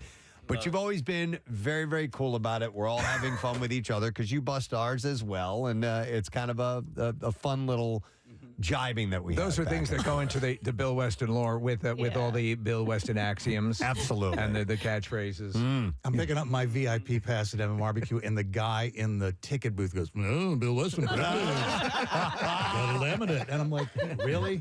So I suppose that will live on. Yeah, I mean, part of it is, am I really going to get so high and mighty? Like, how dare you question the authority of your program? Come on. It's like, I'm here to support this morning show as much as offering myself up for a little bit of ridicule. You always got that. Well, you brought up at the beginning of the interview the whole pig vomit thing, and that was a radio host just savaging their actual boss. I mean, like meanly savaging, and probably deservedly. Oh, he so, deserved it, yeah, as well. But I mean, it's still, we've never had that. I mean, any beef that we've had, it's just been. It's been work stuff, and we work it out, and there's never really been a hard issue at all. Well, because of the Pig Vomit Howard dynamic, which was legitimately earned. He was a crazy program director. Then everyone tried to copy that and created these false battles with their and we always hated that pretend, hey, the boss, they don't get us. And so, but you rolled with so much of what we did. Talking about Kathy's favorite moment, which was the painting of you being born on the glass of your office, unbeknownst to you and unbeknownst to us. We had it done just the day before Bring Your Kid to Work Day, which is what made. I mean, the painting was amazing, but the fact that that your son was there and walked in to experience it, that's what made the whole thing. I'll describe that whole thing. It was Bill's birthday. We had Greg Monahan from our art department go in, and on Bill's window, he has a wonderful view of our parking lot and this huge window, and he had painted a pair of spread open legs and the birth canal right there open, and Bill's face, an actual photo of Bill's face coming out of that with a giant sperm cell with Bill's face as the head of the sperm cell floating towards it.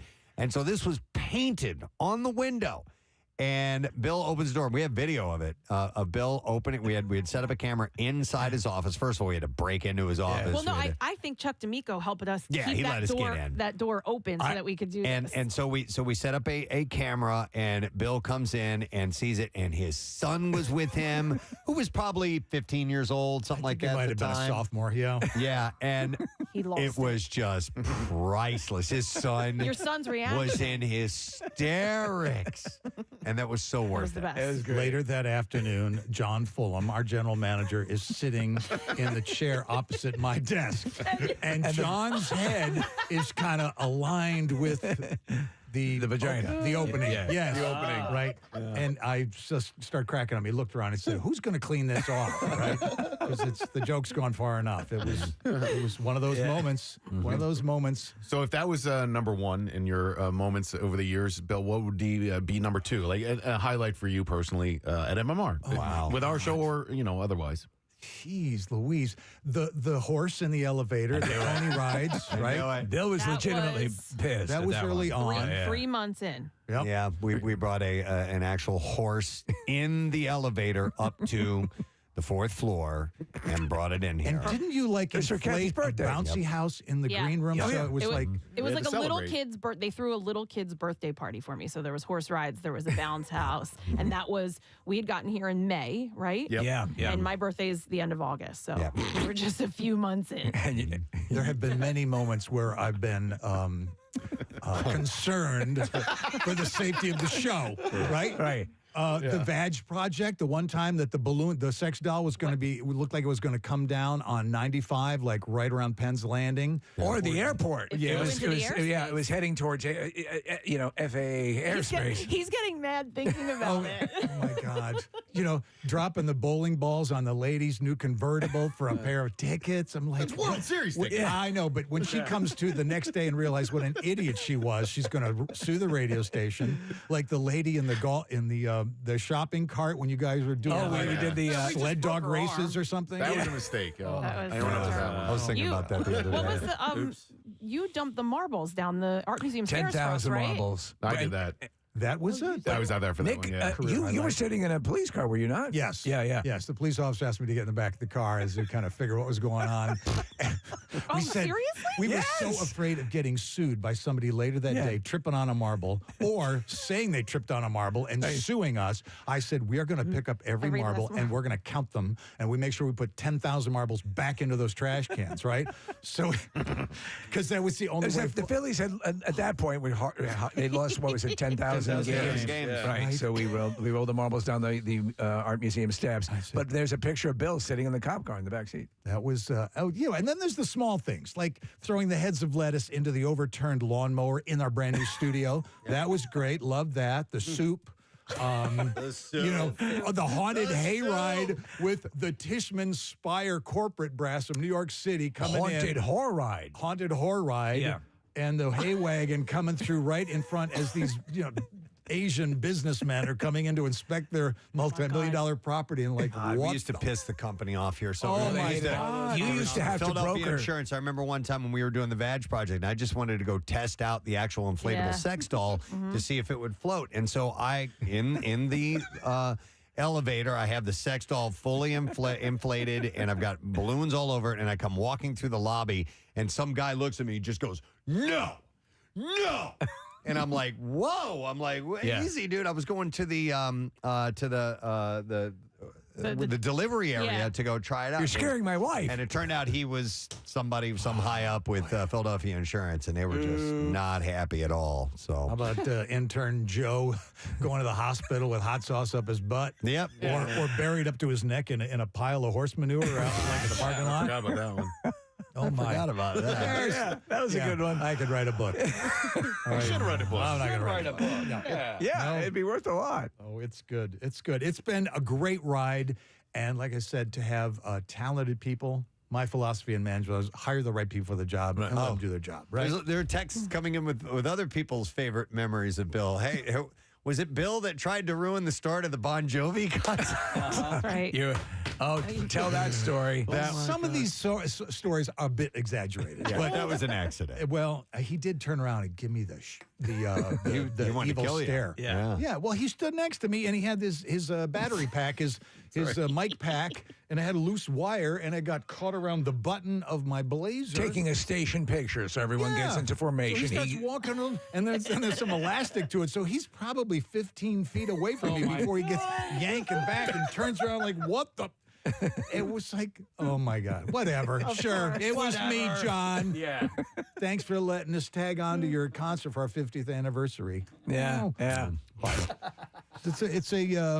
It's been a privilege, and I still got 3 months and a week left. Sure. Not that So, I'm counting. by the way, so I recommend to people, obviously, if you want to come and give your thanks or whatever for all the time that Bill has been holding court over the WMMR experience and Preston and Steve and all that's happened, come down to the Camp Out for Hunger. You'll be down there, right? Yeah, that'll be my last one. Right, yeah, I know. And then Santa's got to go. And then after Santa's that. got to go. Yeah, but I was over at the Subaru broadcast on Thursday, which was, I always say that the Keenan's broadcast is my least favorite show of yours of the year.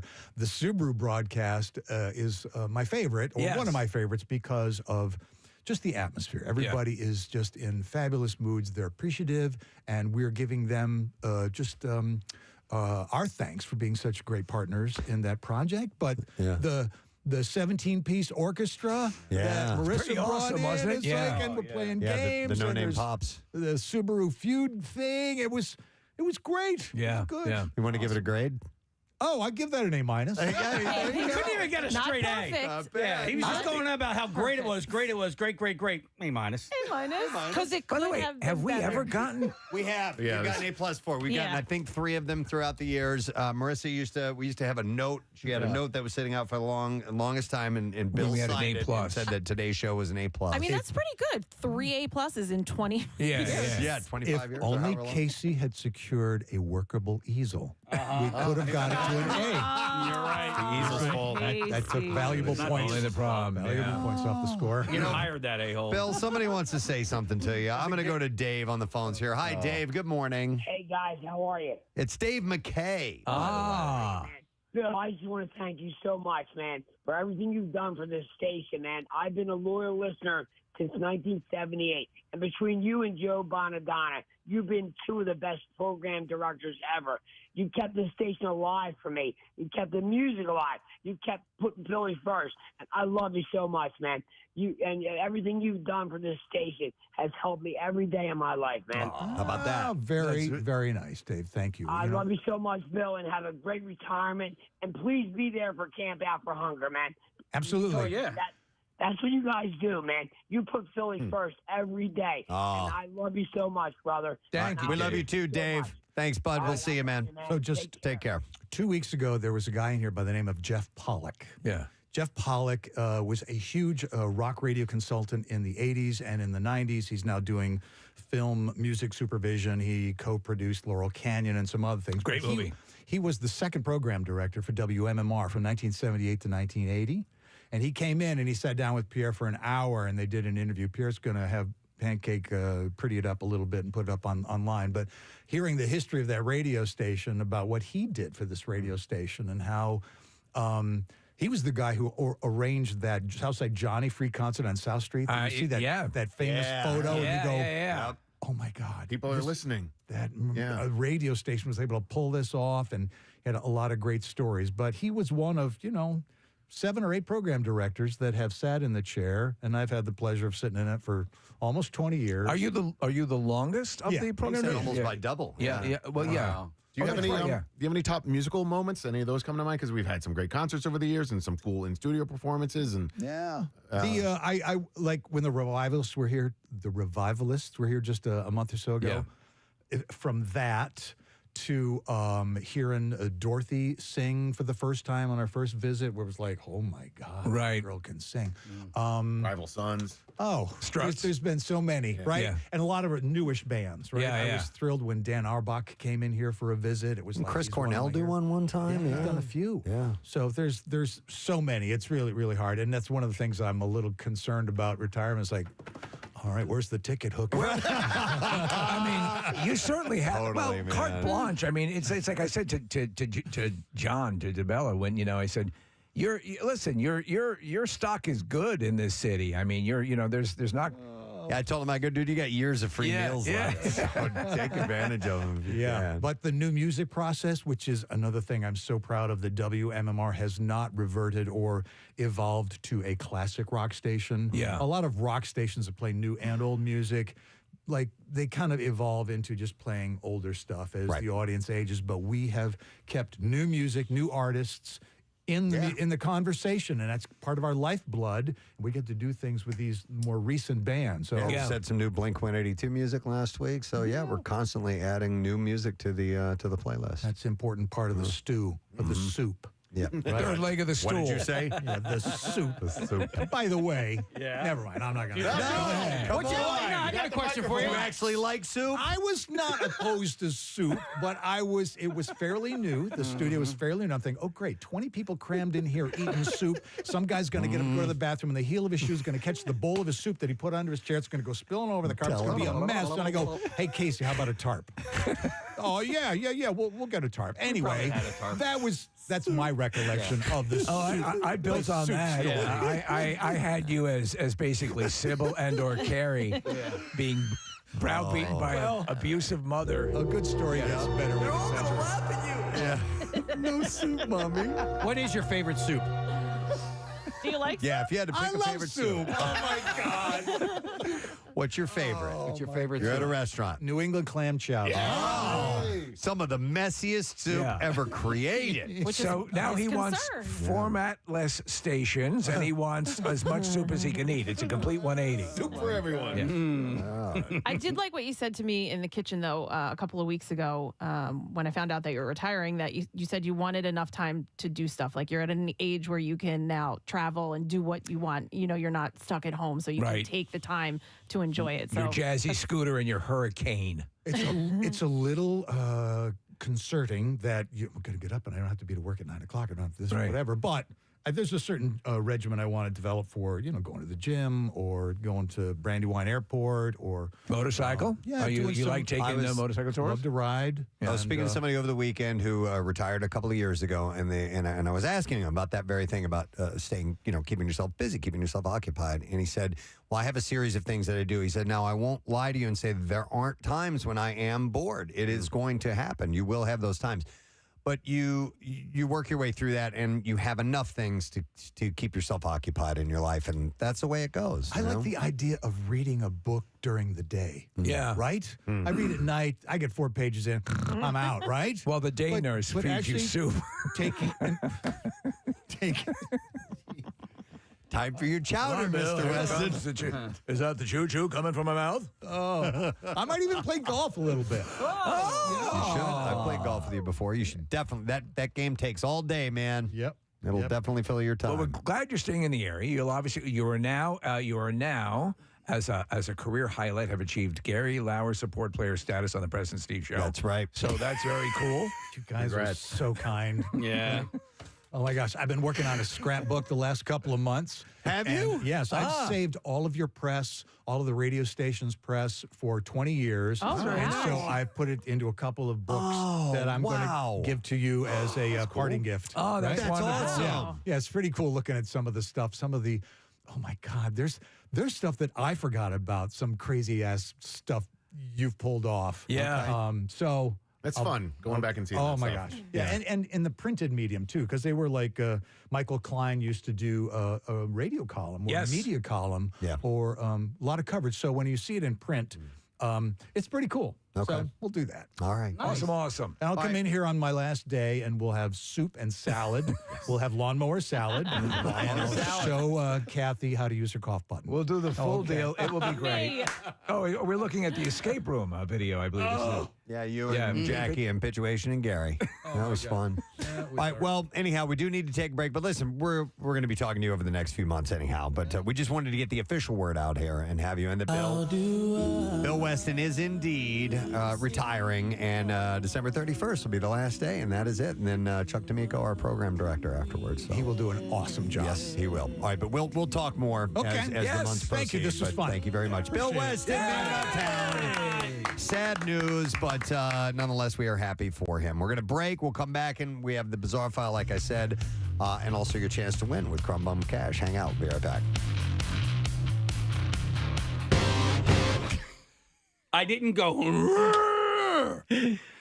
One could say that there's a point at which they sort of Venn diagram a little bit. So if you put on clown makeup, Right. like a full clown makeup, the wig and everything. And I didn't do the voice and all that stuff. You're not pretending to be I'm a just clown. at that dressed like point. a clown. Okay, so you Okay, were yeah. dressed like a bull. Yeah. You were just dressed like a bull. That's it. Where are you going out looking like a bull?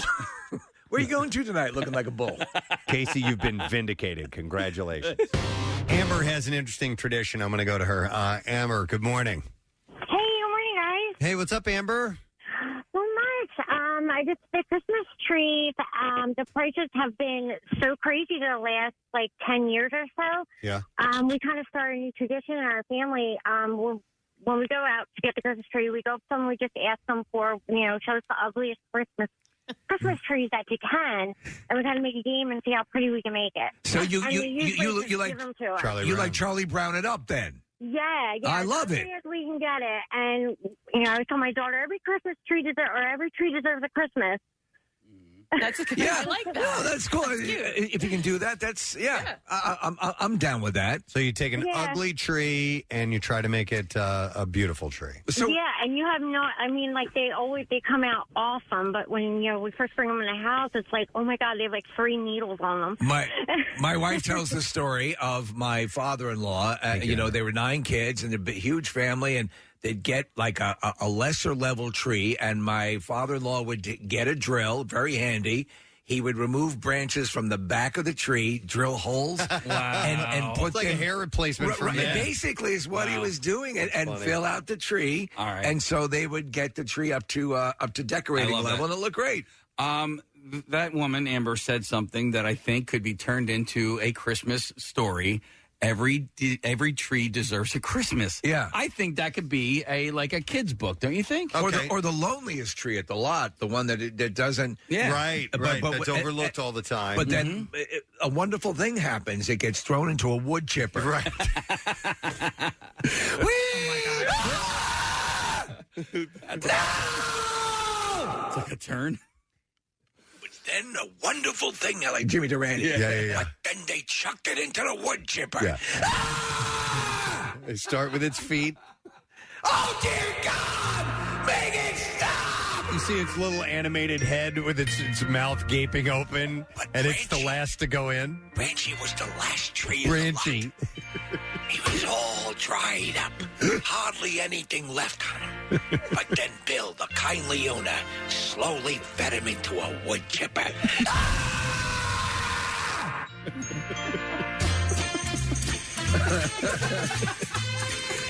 If someone has the animation capabilities to turn that last little segment into a animated short, I would greatly appreciate that. Because I don't know about you guys, but I had a vision in my head of what that looked like. Branchy. Does it look like your year this year, Branchy? And it happened on, Christmas Day. But I got you a surprise. A brand new Fuji wood chipper. Well, what am I going to do with this? Oh, my God. Just go to sleep.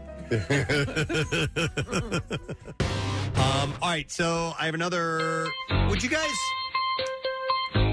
So I have a story of a mathematician, and while I was thinking about it, is that really considered science? Yeah, I mean, it's used in science, but it's its own subject. Let's as take well. that angle. It's used in science. The reason I bring this up is because Jacques Tits died. Oh my God! The mathematician behind Tits Buildings, the Tits Alternative, the Tits Group, and the Tits Metric Stop it. Yeah. has passed away at 91. Why'd you pick this story? Well, he's a because he was an mathematician. important man. Oh, all right. That's why. Belgian-born mathematician Jacques Tits. This is wild because he died in the same week Heinrich von Butthole died. Oh, no. Oh, what a loss. Who revolutionized calculus. What a loss. We lost Tits and Butthole in the same week. I know. Oh, my God. What was his name? Heinrich von Butthole. Heinrich von Butthole. Well, Tits Visionary, that guy. Tits passed away on Sunday, leaving behind a legacy. He's left an opening. Why'd you pick this story? Leaving behind a legacy of research in group theory and geometry. His tendency to name his contributions after himself suggests that he knew his tits' power.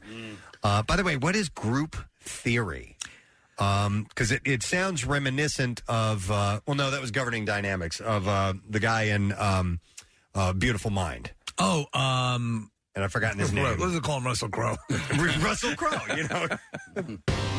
Miranda Otto, who is in the Lord of the Rings realm. Weston, it's time to get up and to tell people of Philadelphia that Miranda Otto's birthday is today. Yes, I think it was in the third film. She plays a princess who disguises herself as So she can fight. Yes, as a soldier. Is she not the daughter of the king as well? I believe that is why she had to hide herself. I have to see that movie again. They did really good. How with did you. I come out? You came up Was wonderful. I good and heroic? Of course you were. Good. You eventually you were Gandalf the Grey, and then you became Gandalf the White, and Then Gandalf the retired. everybody's And finally Gandalf the mobility scooter. She is 54 today. What? Okay. I'm just looking at a picture of her. I know her. Yeah, you know I her. love her. You know her, Casey? Yeah, personally. She used to clean my house. What the hell is happening? He's riffing. He's going. I'm not riffing. She really used to clean your house? Yeah. Damn. That's pretty awesome. That's pretty wild, man. You'd think she'd have some money from Lord of the Rings. Well, no. I mean, she used to. Now she's, She's fallen on hard times. Meteoric rise. Word has it that she gives handies for fivers. It was tenor for me. I wish She's this very would popular in the Shire. Well, the conversion from pounds to dollars. Okay. Miranda Otto is 54, and she gives handies for $5. Oh, man. Yep. Kristen Ritter has a birthday today. It's a big one for Hey. her. She's 40 years old, so a milestone birthday for When her. we laugh at stuff like that exchange that just occurred, is a good portion of that laugh the knowledge that we're in the Broadcasting Hall of Fame? Oh, yeah. That's the level that got us into the Hall of Fame. It is. This gentleman is announcing his retirement. Yes. And we were all just jumping in going, oh, my God, I can't believe it. You know, and it went on and on and on. It felt like a tectonic shift. It did. And but the news is being broken now, and we're going to ease into whatever emotions we may have with this gentleman hanging up. It's like that joke where they say when the guy says, your mother died. You can't just tell me the news like that. You got to tell me, your mother was on the roof. And, Right, yeah. He's into you have this to a little parse bit. it out a bit. So he's easing into it, and we're sad to hear the news, but looking forward to seeing him for at least the next year. Yes. So let's get him on now. Ladies and gentlemen, over 40 years he's been at this. Please welcome Jim Gardner from on the show. Good morning, Jim. Good morning, guys. Hey, well, you know what? Listen, I'm gonna start with saying congratulations to you because retirement is something that I think should be celebrated. When somebody is ready to go ahead and put the career to rest, it's obviously people are not going to be happy about the fact that you're leaving, but still, I think it should be celebrated. Well, yes, I absolutely agree, and yeah, I mean, I'm looking forward to a different life experience, but I've got another year or another 14 months at Channel 6, and I look forward to every day. So it's a bit of a strange experience because there was, a lot of talk yesterday and a lot of emotions yesterday, but meanwhile, I've got another year and right, yeah. On the 6 o'clock news. So, what is it that we're really talking about? Is that by design to let us, your viewers, down in an easy way, or is this for yourself? No, yes, it's a way, that I can sort of transition to, a different situation. To tell you the truth, back in 2009, Dave Roberts retired from Channel 6, and this is how he did it. And I remember very clearly that he was working on the 6 o'clock news. He was taking the 11 o'clock news off. So when this whole thing came up a year or so ago with our general manager Bernie Brzezinski, I reverted back to I call it the Dave Roberts model. And I thought it worked very well for Dave. And I think it worked very well for Channel 6. And it was a sort of an easy or a graceful transition that I think benefited both the station and Dave. It makes complete sense. And I think, obviously, the station is going to want to do things. The city, I'm sure, will want to do things in acknowledgement of this. I think this is a perfect way to do it. You were very sweet in your commentary last night, announcing it. And there is something that happens to people who have schedules, as have we, that are off the 9 to 5 rail. And and you were saying you have had certain things in your life, or have not had certain things in your life for 4+ decades that are quite common for a lot of people. And I thought that was a sweet way to frame it. And I was nodding to my wife because she puts up with an askew schedule. Yeah. And, that it was very, very sweet the way you phrased everything. You're very kind. Yeah, I mean, I look forward to that. I'm not complaining that I haven't had it for 46, 47 years. But it is an opportunity for, me to experience, a more normal rhythm, a more normal rhythm of life, and to be able to linger over dinner with my wife, would be something I haven't really experienced in my lifetime. And God. it's something I look forward to. Jim, can I ask how you approached your team members, your 11 o'clock team members, Cecily and Deuces and the like, and did you call everybody together, or did you do an individual meeting with each? I didn't, although they've known about it for some time. Okay. We've had conversation about that, so it was no surprise to them. Okay. But I sent a memo to the staff yesterday, shortly before the station announced that there would be this pullback and a year from now a retirement. I wanted to be the one to. WMMR. All right, thanks, Kath. We got a little less than a minute or so before we hit officially 10 a.m., so I'll hang in there for a second. Remind you that we have a Word of the Week prize. We reset on Monday, so we have a brand new one for the week. And this is great. 4-pack of great seats, which, by the way, are center orchestra, 8 rows behind the pit seating area, and that is to see Jerry Seinfeld at the Met. And Jerry doesn't do a whole ton of shows. No. First off, it's him, and I don't care where you stand on the Jerry Seinfeld issue. He's one of the absolute greatest stand-ups of all time. B, the Met is probably a perfect venue for Jerry Seinfeld. So, and the placing of your seats, exemplary. Yeah. So we will give that away on Friday, but you're going to need today's letter to get started on that, and we'll get that at the end of the program. All right, we can now do this because it is officially 10 a.m. Let's hit it. 93.3 WMMR, Philadelphia. You're a real crumb bum. It's time for a crumb bum cash keyword. All right, the keyword is preset. Yeah, Preset. And you have until 15 minutes after the hour to enter it. 3 ways to do that. You can enter it at WMMR.com or via the MMR app or via a text to the special contest short code number we have set up, which is 45911. And one random entry wins $1,000 in this company-wide contest. Each winner gets a call from Beasley. Make sure you answer your phone. Contest rules at WMMR.com. It is sponsored by Horizon Services. So don't forget that. Do that now. The word is preset. Preset. Good luck to you. WMMR presents Preston and Steve's Bizarre File. Brought to you by Sports and Social. Cheer on the Birds, just steps away from the stadium at Sports and Social in Live Casino and Hotel Philly.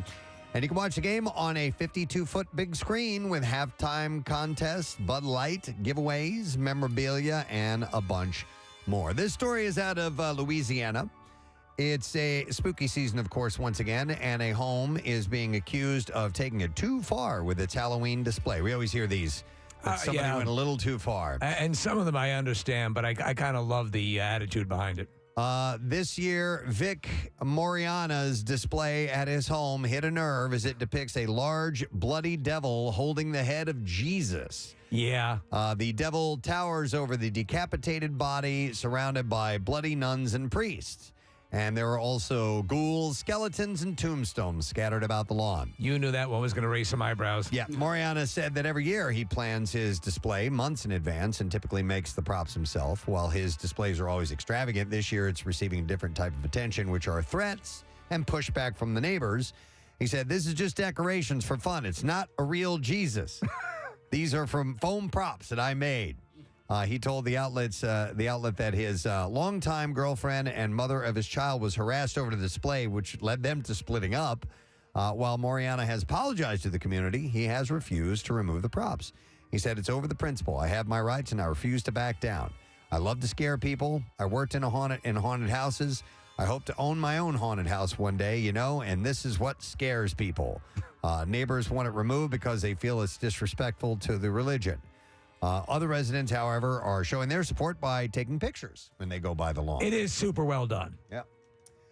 A 65-year-old woman in good health went into an Adena Health System facility for a routine heart cath and died during or after the procedure. And such an outcome already means questions will be asked, but those in attendance ensured that there would be many more. According to a lawsuit, they, quote, propped up the corpse so visiting family would think she was still alive when they came by. Prop the body up, and did they attach a little string to the bottom lip?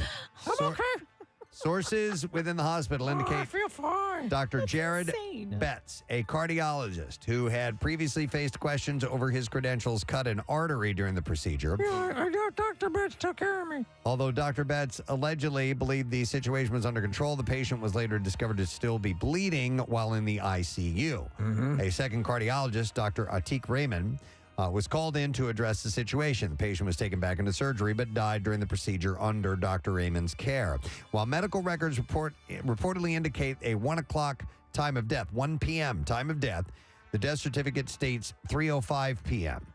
The patient's family was ushered in at 3:05 p.m. with Dr. Raymond urging them to make an immediate decision to pull the patient from life support. Wow. Right? Wow, man, that's just disgusting. The inconsistency has led to questions about the exact circumstances surrounding the patient's death, what her body was propped up to look, that her body was propped up to look alive for her family. I want you to know I don't blame Dr. Betts. With questions surrounding why she was put on a ventilator to stage a fake alive pose when medical records show she had been declared dead 2 hours prior. I've never had better medical care in my life. So we will see where this ends up going. I mean, how did you?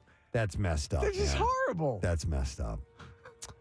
All right, an Ohio man is being charged for falsely reporting an incident after claiming he'd been attacked by a bear, allegedly in order to get help getting out of the woods in Kanawha County. Okay. He claimed a bear attack to help him get out of the woods? Wait till you hear this story. So first responders I want to hear this. were called in the early morning hours on Friday to assist a man in the woods. Dispatchers said the man claimed he was injured and stranded along steep terrain.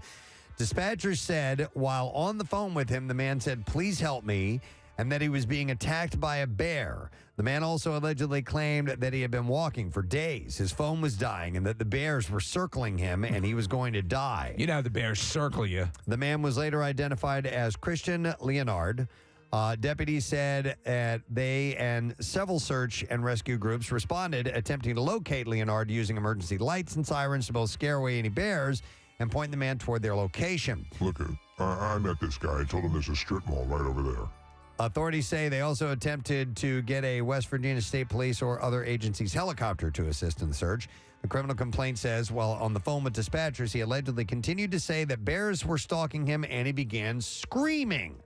He also allegedly claimed to have a head injury and was bleeding. Dispatchers say they advised him to apply pressure with his shirt if he was badly bleeding. I'm going to put one of the bears on the phone. Well, after a 2-hour search, crews finally found Leonard, and once they were at his location, he allegedly denied medical treatment from fire and EMS crews, claiming that he just wanted a ride out of the woods. First responders say Leonard was not bleeding and did not have any visible injuries. Deputies said that he allegedly told him he was extremely intoxicated and apologized for wasting their time, but he just needed to get out of the woods. He was sick of the woods and figured the bear attack was the way to go. He was arrested and being charged with falsely reporting an emergency incident. I would find it hard as a first responder to believe that someone could stay on the phone during an active bear attack. Yeah, exactly. All right, and then we have time for one more. Yeah, let's end with this one. A man suspected of driving under the influence crashed his truck into a Santa Rosa business Wednesday before he entered the store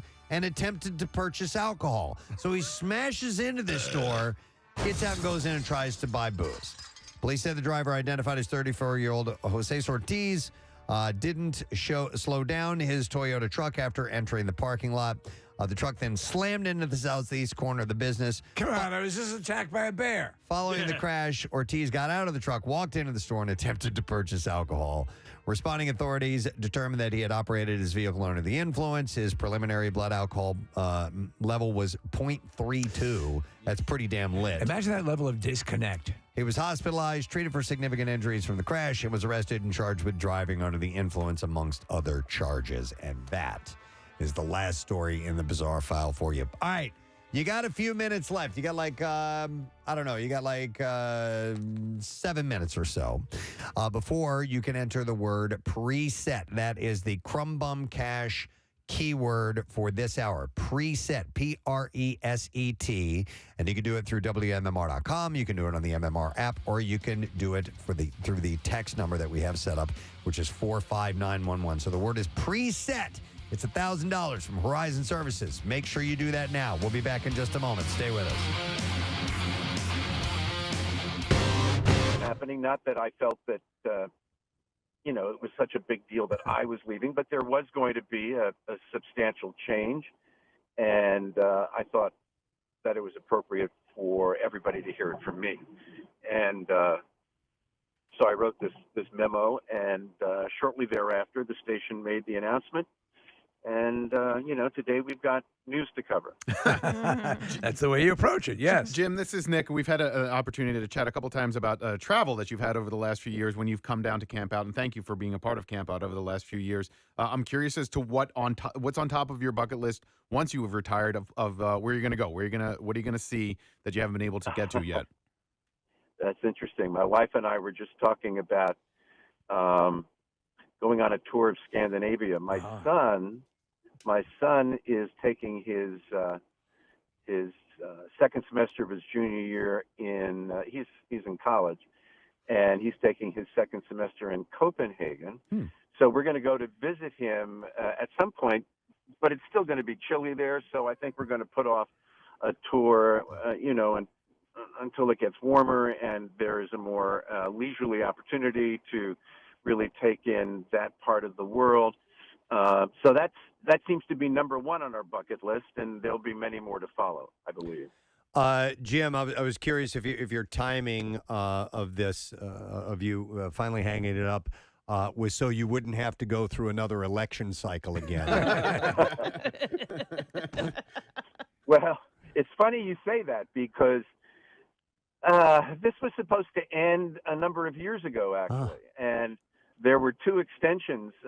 I asked Bernie if it would be all right if I could extend a couple of times, and not the last time, but the time before that was so that I could be here for the last election cycle. And I wanted to very much be present during the Trump phenomenon. I just thought it was an extraordinarily compelling political story, and I am something of a politics nerd.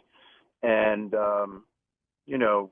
you can say what you want about your personal feelings or your political preferences, but from a journalistic standpoint, obviously the whole Trump era, and who knows if it's over or not, has been just extraordinarily compelling, and I wanted to take part in that. Okay. And then the second extension was, in the formative stages of the pandemic, and I just felt very strongly that I wanted to be here for that story. It was, and continues to be a unique story that really covers every facet of, our human endeavor. It's on one level, it's very personal. On another level, it's very societal. We go from a story of people's fears and anxieties, fears about their own health, and whether they're going to, escape the fate of hundreds of thousands of their countrymen. And on the other hand, it's, an extraordinary public health story. It's a story where people are hoping that this economic crisis doesn't affect them. People have lost their jobs. People have, suffered real economic dislocation. On the other hand, it is an extraordinary economic story on a national and world wide level. So, there's so many different aspects to it that really touch all of our lives, and I just wanted to be here for that. And the story continues to unfold. There's a scene in the great the Patty Chayefsky movie Network where the William Holden is talking about his plans, and he goes he's gonna I'm gonna write a book. He goes, everybody writes a book. But I honestly would say I would love to read a book about your life. Yeah. If you if that's in the works. You talk about being a political junkie. I am as well, and I'd love to get some insight over your many decades dealing with everything as it has progressed. Well, you may have to wait a while. That's okay. That's good. okay. Yeah. Just include a lot of pictures because I'm not very smart. No, it's funny. I had a very, very nice email from Bob Iger, who's the former CEO of the Disney company. He's still, I think, chairman of the board, and he was very, very generous with some of the things he said. But I recall talking to him at a Disney dinner in New York, and it was shortly after wrote his book, which was very, very good and very informative, and I really enjoyed writing it. But I had the occasion to say, "Hey, I read your book." He said, "Here's some advice, Jim. Never write a book."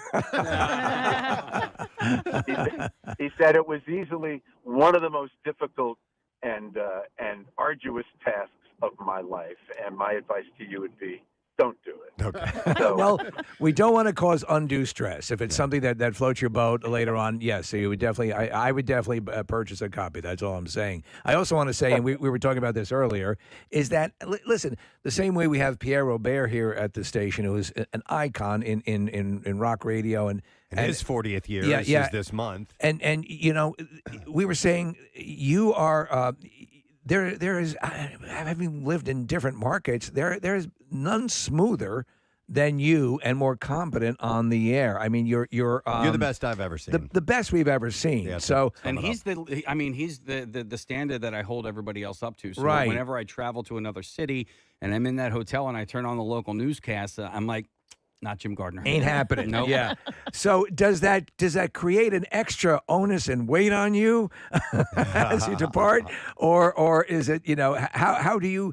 Or, I assume you're not walking around with the "I'm number one" T-shirt on and all that stuff. So how do you process all this? it's. I have always thought that 85-90% of my job takes place in the newsroom, not in the studio. And I've always felt very strongly about that. I think probably there are some people in this business who see it the other way around, where they identify most of their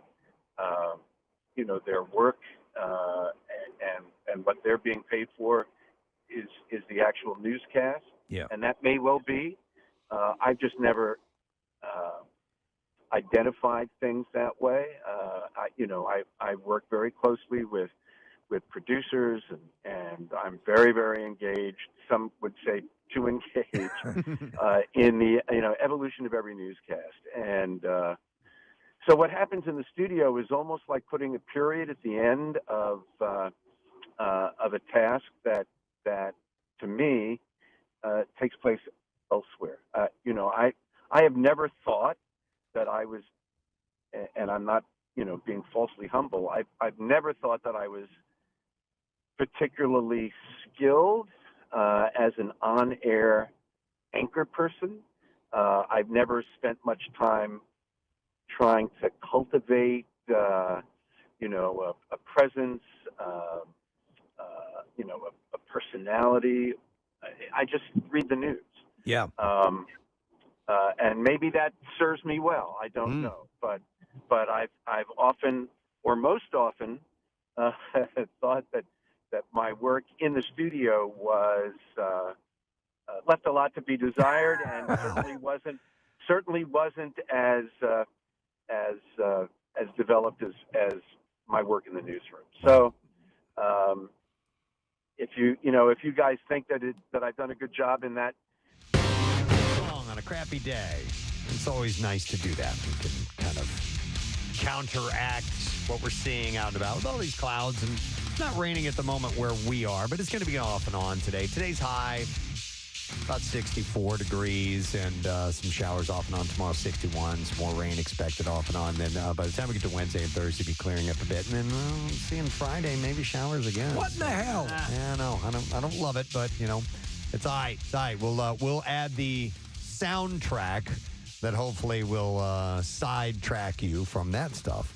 But still putting up my Halloween decorations, regardless. You're going to do it this week? I have to. I want to get it in before the 1st of October. Is that the goal? That's the goal. Okay. Get everything All set of up and ready to October. go. Yeah. Gotta have something out for 31 days at least. Absolutely. Well, yeah, with all the stuff that you do, you have to have at least a month. Yeah, because I tinker and I have it all set Well, up. and you have to enjoy it. His is like Christmas lights. Like, it's a whole setup. Yeah. It'll be easier to shove stuff in the ground right now. It's nice and That's soft what I'm for you, thinking. so yeah. maybe that'll work. I'm using a new type of locking in system into the ground, too, which I think will keep them more stable. Good luck with that, sir. It'll all be a disaster. We're going to do today's lesson question. We are going to give away a 4-pack of Hershey Park tickets. If you can answer the question correctly, which is, what country singer and actress do aliens love?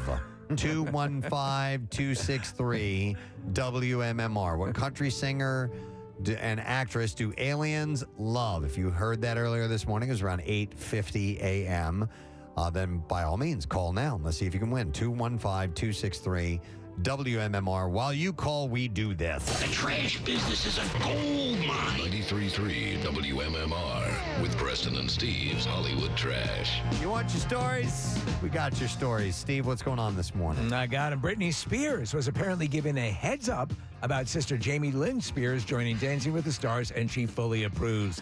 Jamie Lynn says Britney gave her version of a thumbs up by sending a video of her eating a bug. Oh, my God. Hulk Hogan married girlfriend Sky Daly during an intimate ceremony in Clearwater on Friday. Hulk says he is young at heart, and Sky is an old soul, which still puts them about 15 years apart. Yeah, right. And finally, George Clooney, as you mentioned earlier, Preston, put his iconic waterfront villa on Lake Como up for sale with an asking price of $100 million. Clooney hopes to entice prospective buyers by including an Italian marble poop knife. Ooh. And that's your Hollywood Trash. All right, we'll see if you've been paying attention. We need to know the answer. What country singer and actress do aliens love? We'll go to Mark and see if he knows. Hey, Mark, good morning. How's it going? Good, Mark. All right, so do me a favor. Tell me what country singer and actress aliens love. Reba McEntire. Correct, Mark. Hang on. You just got yourself a 4-pack of tickets for Hershey Park. And Hershey Park Halloween is now open Friday through Sunday. You can buy your tickets now at HersheyPark.com and visit this weekend. All right, let's do music news. Now, Preston and Steve's Music News on 93.3 WMMR. All right, let's start with this. Nickelback has a new video out for High Time. The song is from their album Get Rollin'. The world-renowned rock band led by Chad Kroeger is currently touring across North America with 53 stops, and their tour currently holds the number 7 spot on Pollstar's Live 75 chart, which ranked the worldwide active tours by average tickets sold for shows performed over the last 30 days. So they're doing just fine. And let's see, in our area, you know what? I don't have the dates. I don't have the dates handy, so I apologize for that. They were just here. All right, they're going to be in Burgettstown, PA. Yeah, that's Pittsburgh, but they were here in Philly maybe 3 weeks ago. Were they? Yeah. All right. Yep. I would normally be front row center. How did I miss that? Roger Waters has released 2 new singles and lyric videos, Speak to Me and Breathe, from his new album Dark Side of the Moon Redux. Now 80 years old, the Dark Side of the Moon Redux is his reinterpretation of the Pink Floyd classic album that he recorded when he was just 29, in addition to each of the original 10 tracks, which, like the original, run seamlessly together to create one epic composition. The new version will feature a bonus 13-minute original composition inspired by the re-recording as a final track, and that will be out on October 6th. Interesting. We had a sample of that. I don't know if it's still in the system, but it's you can recognize it. It's just done differently. Okay. Give me a second here. It's under Anson Williams. Oh, yeah. No, that's pump your blood. How long ago was this? It would have been Thursday or Friday. Okay, hang on. All right, I'll mention another story while we're waiting for that audio case. Okay. Iron Maiden's Bruce Dickinson has plans to release a solo album sometime early next year. On an interview, he said, "This album has been a very personal journey for me, and I'm extremely proud of it." He also said that he's going on the road to promote it, too. The first live shows will be in Mexico and Brazil in April and May, and he says that more will be revealed soon. The new album, which is titled Mandrake Project, will be Dickinson's 7th solo album and his first since 2005. What is a mandrake? I know that name. You know it from There's Harry some Potter. Harry Potter, right? Yeah, she pulls the mandrakes out of the and ground. they scream. Yes. Yeah, okay, that's where it is. Are they're plants? Yes. Yep. Yeah. And they Herbology. scream? Yeah. That was my one when I went to see the attraction at the Franklin. Is that herbology that area where the plants were all, they were not on that day. Oh, Yeah. So they did have mandrakes there. I Right, do yeah, remember yeah. that. Yeah, you're right about that. Case, did you find it yet? No. Okay. All right. I'll play it on my harmonica. And then finally, this is really cool. Geddy Lee has announced a new tour. It's across the UK in support of his upcoming memoir called My Effin' Life. North American dates are forthcoming, so that's cool. So maybe Geddy will come through Philly. He usually does when he's got some kind of a project. It would be really awesome. Man. Could you imagine that? To get him in here for Yeah. a sit down, that would be incredible. Break out the old jars of farts. So it's titled Geddy Lee in Conversation and is an intimate spoken word tour. And he'll read key passages that tell stories about his family, life, and childhood, as well as the history of Rush. He said writing this book has meant spending so much time living in the past, and I've never lived my life looking anywhere but forward, which is why I resisted doing this type of thing for so long. Neil Peart, that whole tribute concert is coming up soon. Yes. Yeah, the Banging for Buddy. Right. I mean for oh man, what's it called? Burritos. Bubba. Burnin' for Buddy was one they did for Buddy Rich. Okay. But that would Neil spearheaded that. Yeah, it's called Burnin' for, or it's called the Bubba Bash. Okay, That's Bubba what it Bash. is. Yeah, that's coming up in January. But this book will be out on November 14th. It's Geddy Lee's book, A Look Back in His Life, which I will definitely be reading. We know some people who are, sort of a little bit more friendly with him. We should just, make every effort we can because that'd be a huge win. Most definitely. All right, that's it. That's all that I have in music news for you. And Steve, since you mentioned it, you know what? I do have a pair of tickets for the Bubba Bash tribute to Neil Peart. It is going to be Saturday, January 6th at the Keswick Theater. Tickets are on sale now. If you'd like to go, we'll take caller number 16 at 215-263. WMMR. Why Not, which is a tribute band to Rush, is going to be playing. Mike Portnoy will be there as well. And Joe Bergamini. And many more. So tickets are on sale now. You can go to WMMR.com for complete details. We'll take caller 16 and we'll give you a pair of tickets to go to the event. 215-263 WMMR. All right, we're going to take a break. We'll come back in a second. Wrapping up the program along with the leather of the day for the Word of the Week prize, Jerry Seinfeld tickets at the Met. So hang out. We'll be back in a moment. You know, that I'm grateful, but I've never seen it that way. Right. Oh, I absolutely, and I think part of what it is, I absolutely think that, but I think it's your delivery and the comfort that you give to your viewers. Whatever, is happening in this world and whatever your, information that you're imparting to us, it's you deliver it in a way that makes us feel comfortable and that it's going to be okay. I mean, at least that's what I experienced when I watched Jim. I appreciate that. That's terrific, and I'm glad that you feel that way. It's never my intention to make a news story more comforting than it deserves to be. Unfortunately, or whatever, the reality is that we're talking in the news business mostly about difficult subjects. Yes. And yes. Oftentimes, unpleasant stories. And I don't know that it's an anchorman's job to reach out and hold the hand of an audience to make them feel better. But if there's a certain, what I think it is, and forgive me, I'm perhaps making conclusions here that I have no right to make. But I think if an anchor person has a sense of empathy, in addition to, being a reasonably smart man or woman and having good writing skills and being ultimately, curious, I think if an anchor person has empathy, that really comes through. Yes. And I think I do. I think I'm an empathic person. I think my friends and my family would say I'm an empathic person. So if that comes through, I'm really glad about that. And if it brings some people comfort, that's terrific. Well, it's not even up for debate. It obviously has all of the things that you might not see, we see, and that's what's made it work for so long. And you talk about something, you're bringing up something. There was a book from an author, Cheryl Atkinson, who used to be a CBS reporter and investigative reporter, and she writes a lot about the news industry. And she's sort of echoing what you said, that the sort of inclination now to make the news giver the news and the star and personality is not what people really want. It might be here's a gimmick, but she recounted a story of, I forget what station she was at, and the lead anchor, his wife had twins, and the news director said, if I hear anything about this on the air, I will go out of my mind. We're not the story. The news is the story. And I think your reticence to as you said, not over to be a Pollyanna with the news, but also not to falsely terrify the viewers is what served you so well, and it's why you are so revered in this industry.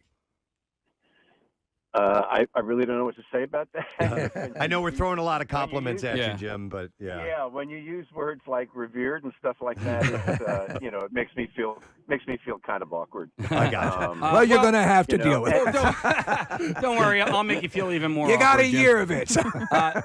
Jim, this is Casey here, and so if I can just offer you a little bit of advice over the next year and month or so, if you could just, on a personal level, move closer to the world, my friend, and just take a little bit of time.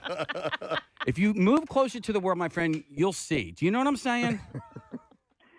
Let me say one thing, by the way. This is very important. Casey. Okay. Yeah. The man who hired me at Channel 6 said the smartest thing someone can do in this industry who is looking, to get a good start in their profession is to work for a good television station and to work for a successful television station. I have been blessed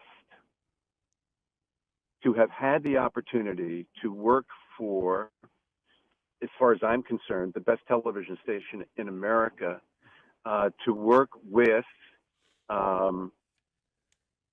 colleagues who are unfailingly devoted to their craft, who have been competent, who have been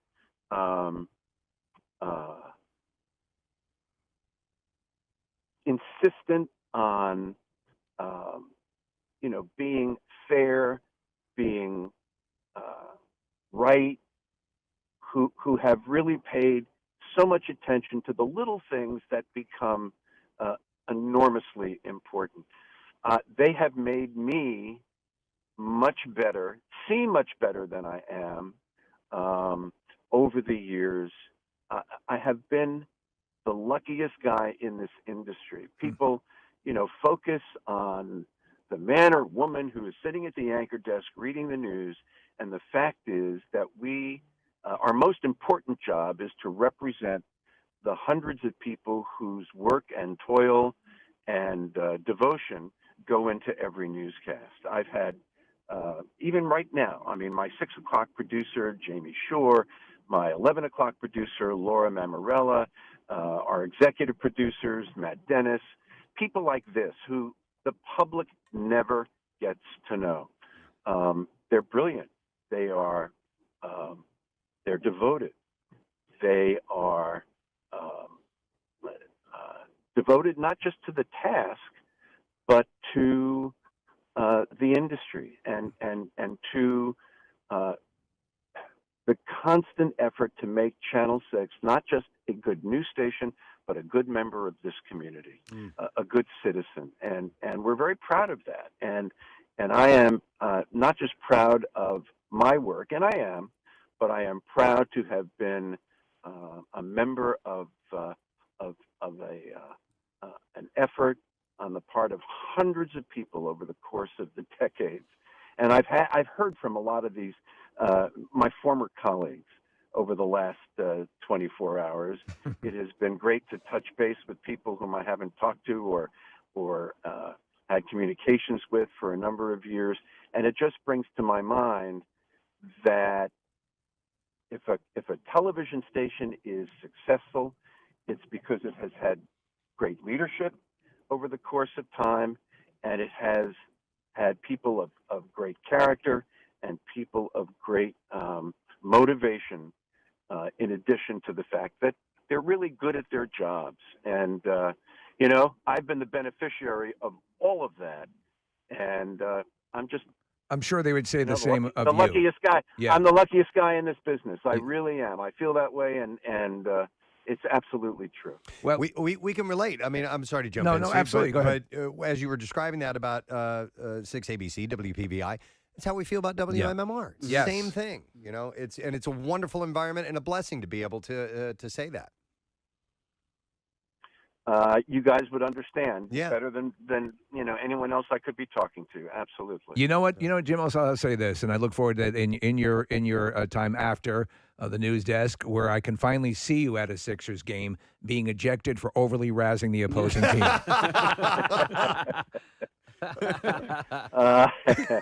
In my younger life, that happened all the time. Oh, really? So, Jim, for Camp Out for Hunger 2022, you'll be on the edge of retirement at that point. yeah. And you can really do whatever you want. We got the can drop. We'll bring back the chili cannon. We can do a stunt, whatever you want. His nights will be open. You'll Yes. be Yeah. free. So if you a year from now, just put that on your calendar. Hey, you started in radio a bit, so we're welcoming. Ready to wrap things up. It is 10:35. The clouds continue. The rain off and on continues, and it looks like we're going to get more of that stuff tomorrow. Cooler temperatures. I actually wore an actually warm shirt today. It's pretty. Thank you. It's pretty. I wouldn't call this pretty, but thank you. I appreciate the compliment. It's pretty. But yeah, we get a chance to dust off those fall clothes. Yes. And, bring out my full shorts. maybe put on a sweater or something like that. Oh my gosh. Sweater. Yeah. I wore a sweater today. Did you really? Oh yeah, you are. She's looking all flash dancey. She's a maniac. Marissa pulled up a quote I said at the very beginning of the show. It's another full bag of suck today. Yeah. As far as the weather goes, but and maybe tomorrow too, but nonetheless. It's all good. It's all good, gang. I would like to thank Randy Bates for joining us this morning. Randy and his crew at Bates Motel and Hayride, they're part of the MMR Big Friggin' Deal this week, and essentially you get half off. So it's, I think it's 2 tickets for $50. Which is astonishing. Yeah. There's so much to do out there. Yeah, you get the 2 adult combo tickets for $50. So, and that's while supplies last. So you make sure. You want to make sure you get those before they are indeed gone, because that's one of those must-go-to locations. That's where we're going. I have to go to, a haunted house, at least one each season for Jace, because that's what he's into now. So I think that's the one we're going to this year. You and he should sit down and watch Terrifier and Terrifier 2 over the weekend. He always laughs whenever something comes on. He's like, is that the movie that the guy you work with told me I should watch? You should. Hey, do you want to come over my house and we can go out to dinner first? And then we no, okay. No. I thought you were being very nice. I'm always nice to her. No, that is really nice of you, but no thanks. Okay. How about I make dinner? Bag of spaghetti? You going the wrong way. Yeah. That's for Preston only. All right? Don't start going in and offering my specialty to somebody else who is unworthy of bag of spaghetti. Did you ever get that spaghetti? Not yet. It's coming. No. It's going to be a surprise. Guys, thanks a lot for nothing. God, he insisted over and over. And then when the opportunity came, and I found out it was a farce. Yeah, it was I don't a joke. Get any of what you're talking about. That's okay. You don't Most want to people relive don't. it. Okay. Also, I want to thank Bill Weston. Thank you, everyone. officially announcing his retirement here on our show. We've known about it for a little while now, but we just waited for the official word to come down, and it kind of trickled in here and there. And we're like, well, let's have Bill on to officially announce it. But Bill, as of December 31st, will wrap up his long tenure of program director of WMMR. 3 months shy of 20 years. Yeah, and will be left in the capable hands of our very good friend and brother in radio, Chuck D'Amico, will be the program director. It's just a perfect choice. Yeah. I mean, Chuck is such a fan. You mentioned talking about him, his picture in 8th grade wearing the MMR T-shirt. But he he wanted to be an intern at MMR after high school, and we only accepted people who were in school in a college-type program. He enrolled in Connecticut School of Broadcasting only for the purpose of getting an internship here, so he could say... That's like Pancake. Yeah, Pancake did the same thing. Yeah. And it worked out for both of them. Yeah. Well, I wouldn't say it worked out for Pancake, poor bastard. he has to work for me. He's still working on it. Listen. He's still with me. Chuck's love goes so deep, and this is so funny, and it's ironic in this, but when we worked at Y100, and Casey did a weekend shift at Y100 as a jock, Chuck would call and he would prank. He would harass Casey because he was such a fan of MMR. He was calling to razz Casey on Y100, and now they're like the bestest of buddies. Wow. Yeah. But he still call. razzes me, but I mean, he was in a band and he'd be on his way home from gigs, and he would call me up. He'd be like, "You suck!" Yeah, that type of thing. Yeah, and I'd be like, "No, I do suck. I'm brand new though." No. But he's gotten to a better place. All right. Through the healing powers of Casey. Yeah. Through the magical spaghetti powers of Casey. Yes, this bag of spaghetti powers. Take one bag of spaghetti and call me in the morning. Okay. All right. Shall we do the letter of the day? Sure. All right. Preston and Steve on 93.3 WMMR. Now, the Daily Letter. All right, the Preston and Steve show is brought to you today by the letter. S as in sartorial. Sartorial. Not spaghetti. Okay. Not spaghetti. We have one letter, and we got 5 that we need to get before we give away a 4-pack of great seats. Center Orchestra, just 8 rows behind the pit seating area, to see Jerry Seinfeld Friday, October 6th, 9:30 p.m. at the Met in Philadelphia. Tickets for both shows that night are on sale now via Ticketmaster, and the 7 p.m. show is nearly sold out. You can go to the contest page, WMMR.com, and you'll have another chance to win tickets there. Pretty sweet deal. What's happening today, ma'am? We got Crumb Bum Cash coming at noon, and again at 3, and again at 5. Chances to win $1,000. And for the workforce blocks today, another special kind of edition of them. It's National One Hit Wonder Day today. So the entire hour and a half will be one hit wonders. I love that. That's cool. Now, the thing about a one hit wonder is if you're in that band, you just cannot stand the fact that someone refers to you as a one-hit wonder because you have however many pieces of music that you have. But on the other hand, historically, or for better or for worse, the music industry classifies all these songs, and oftentimes we really don't hear anything more. Remember Kaja Gugu? Sure. Too Shy? Shy, Too yeah. Shy? Yeah. I mean, things Jamal, like that. what is his I mean, name? there's way Jamal. more than that, but there's more than we'll have time for, but we'll get to some. It's funny because I remember we had a long time ago when we were at Y100 and we were kind of doing a Where Are They Now type of thing. And we had, do you remember the musician Greg Kinn? Yes. Oh, yeah, Greg Kinn Band. We had him on and we were talking to him and he goes, yeah, blah, blah, blah. He goes, we ended up having 14 albums. And I go, why do I only know 2 songs from you then?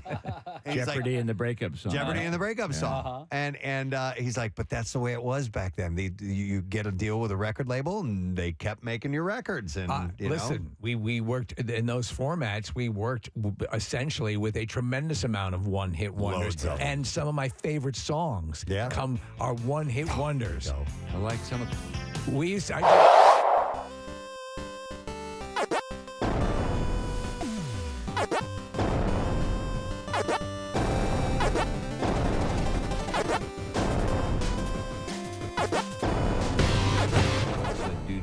Song. Third Eye Blind. That's Third Eye Blind. They had a few hits, though. Yeah. All right. 77 Channel Life. Harvey Dangerfield. Yeah, Harvey Dangerfield. Yeah, Flagpole said it. What about New Radicals?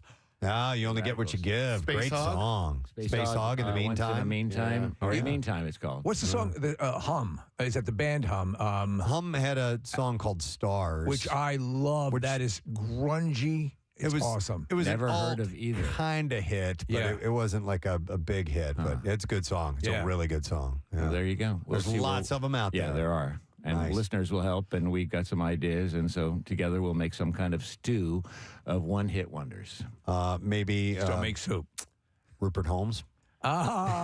He was not one a of one-hit the wonder. greatest one-hit wonders of all time. That's on the Yacht Rock segment. Didn't he have? He had another hit. Did he not? really? I believe he did. Wow. That I was his don't see biggest how hit. you can Yeah. top the majesty of that one. Me and My Lady. He Oh, Me and recorded My another Lady. song with King Crimson. Yeah. Oh, God. Your favorite, Pierre. Well, it's going to be a lot of fun today, It will be. for sure. All right, thank you, Pierre. And I want to thank our sponsors. The Preston and Steve Show is brought to you today by Duncan. Preston and Steve Show runs on Duncan. Also brought to you by Wilmington University. Find your education home at Wilmington University, wilmu.edu.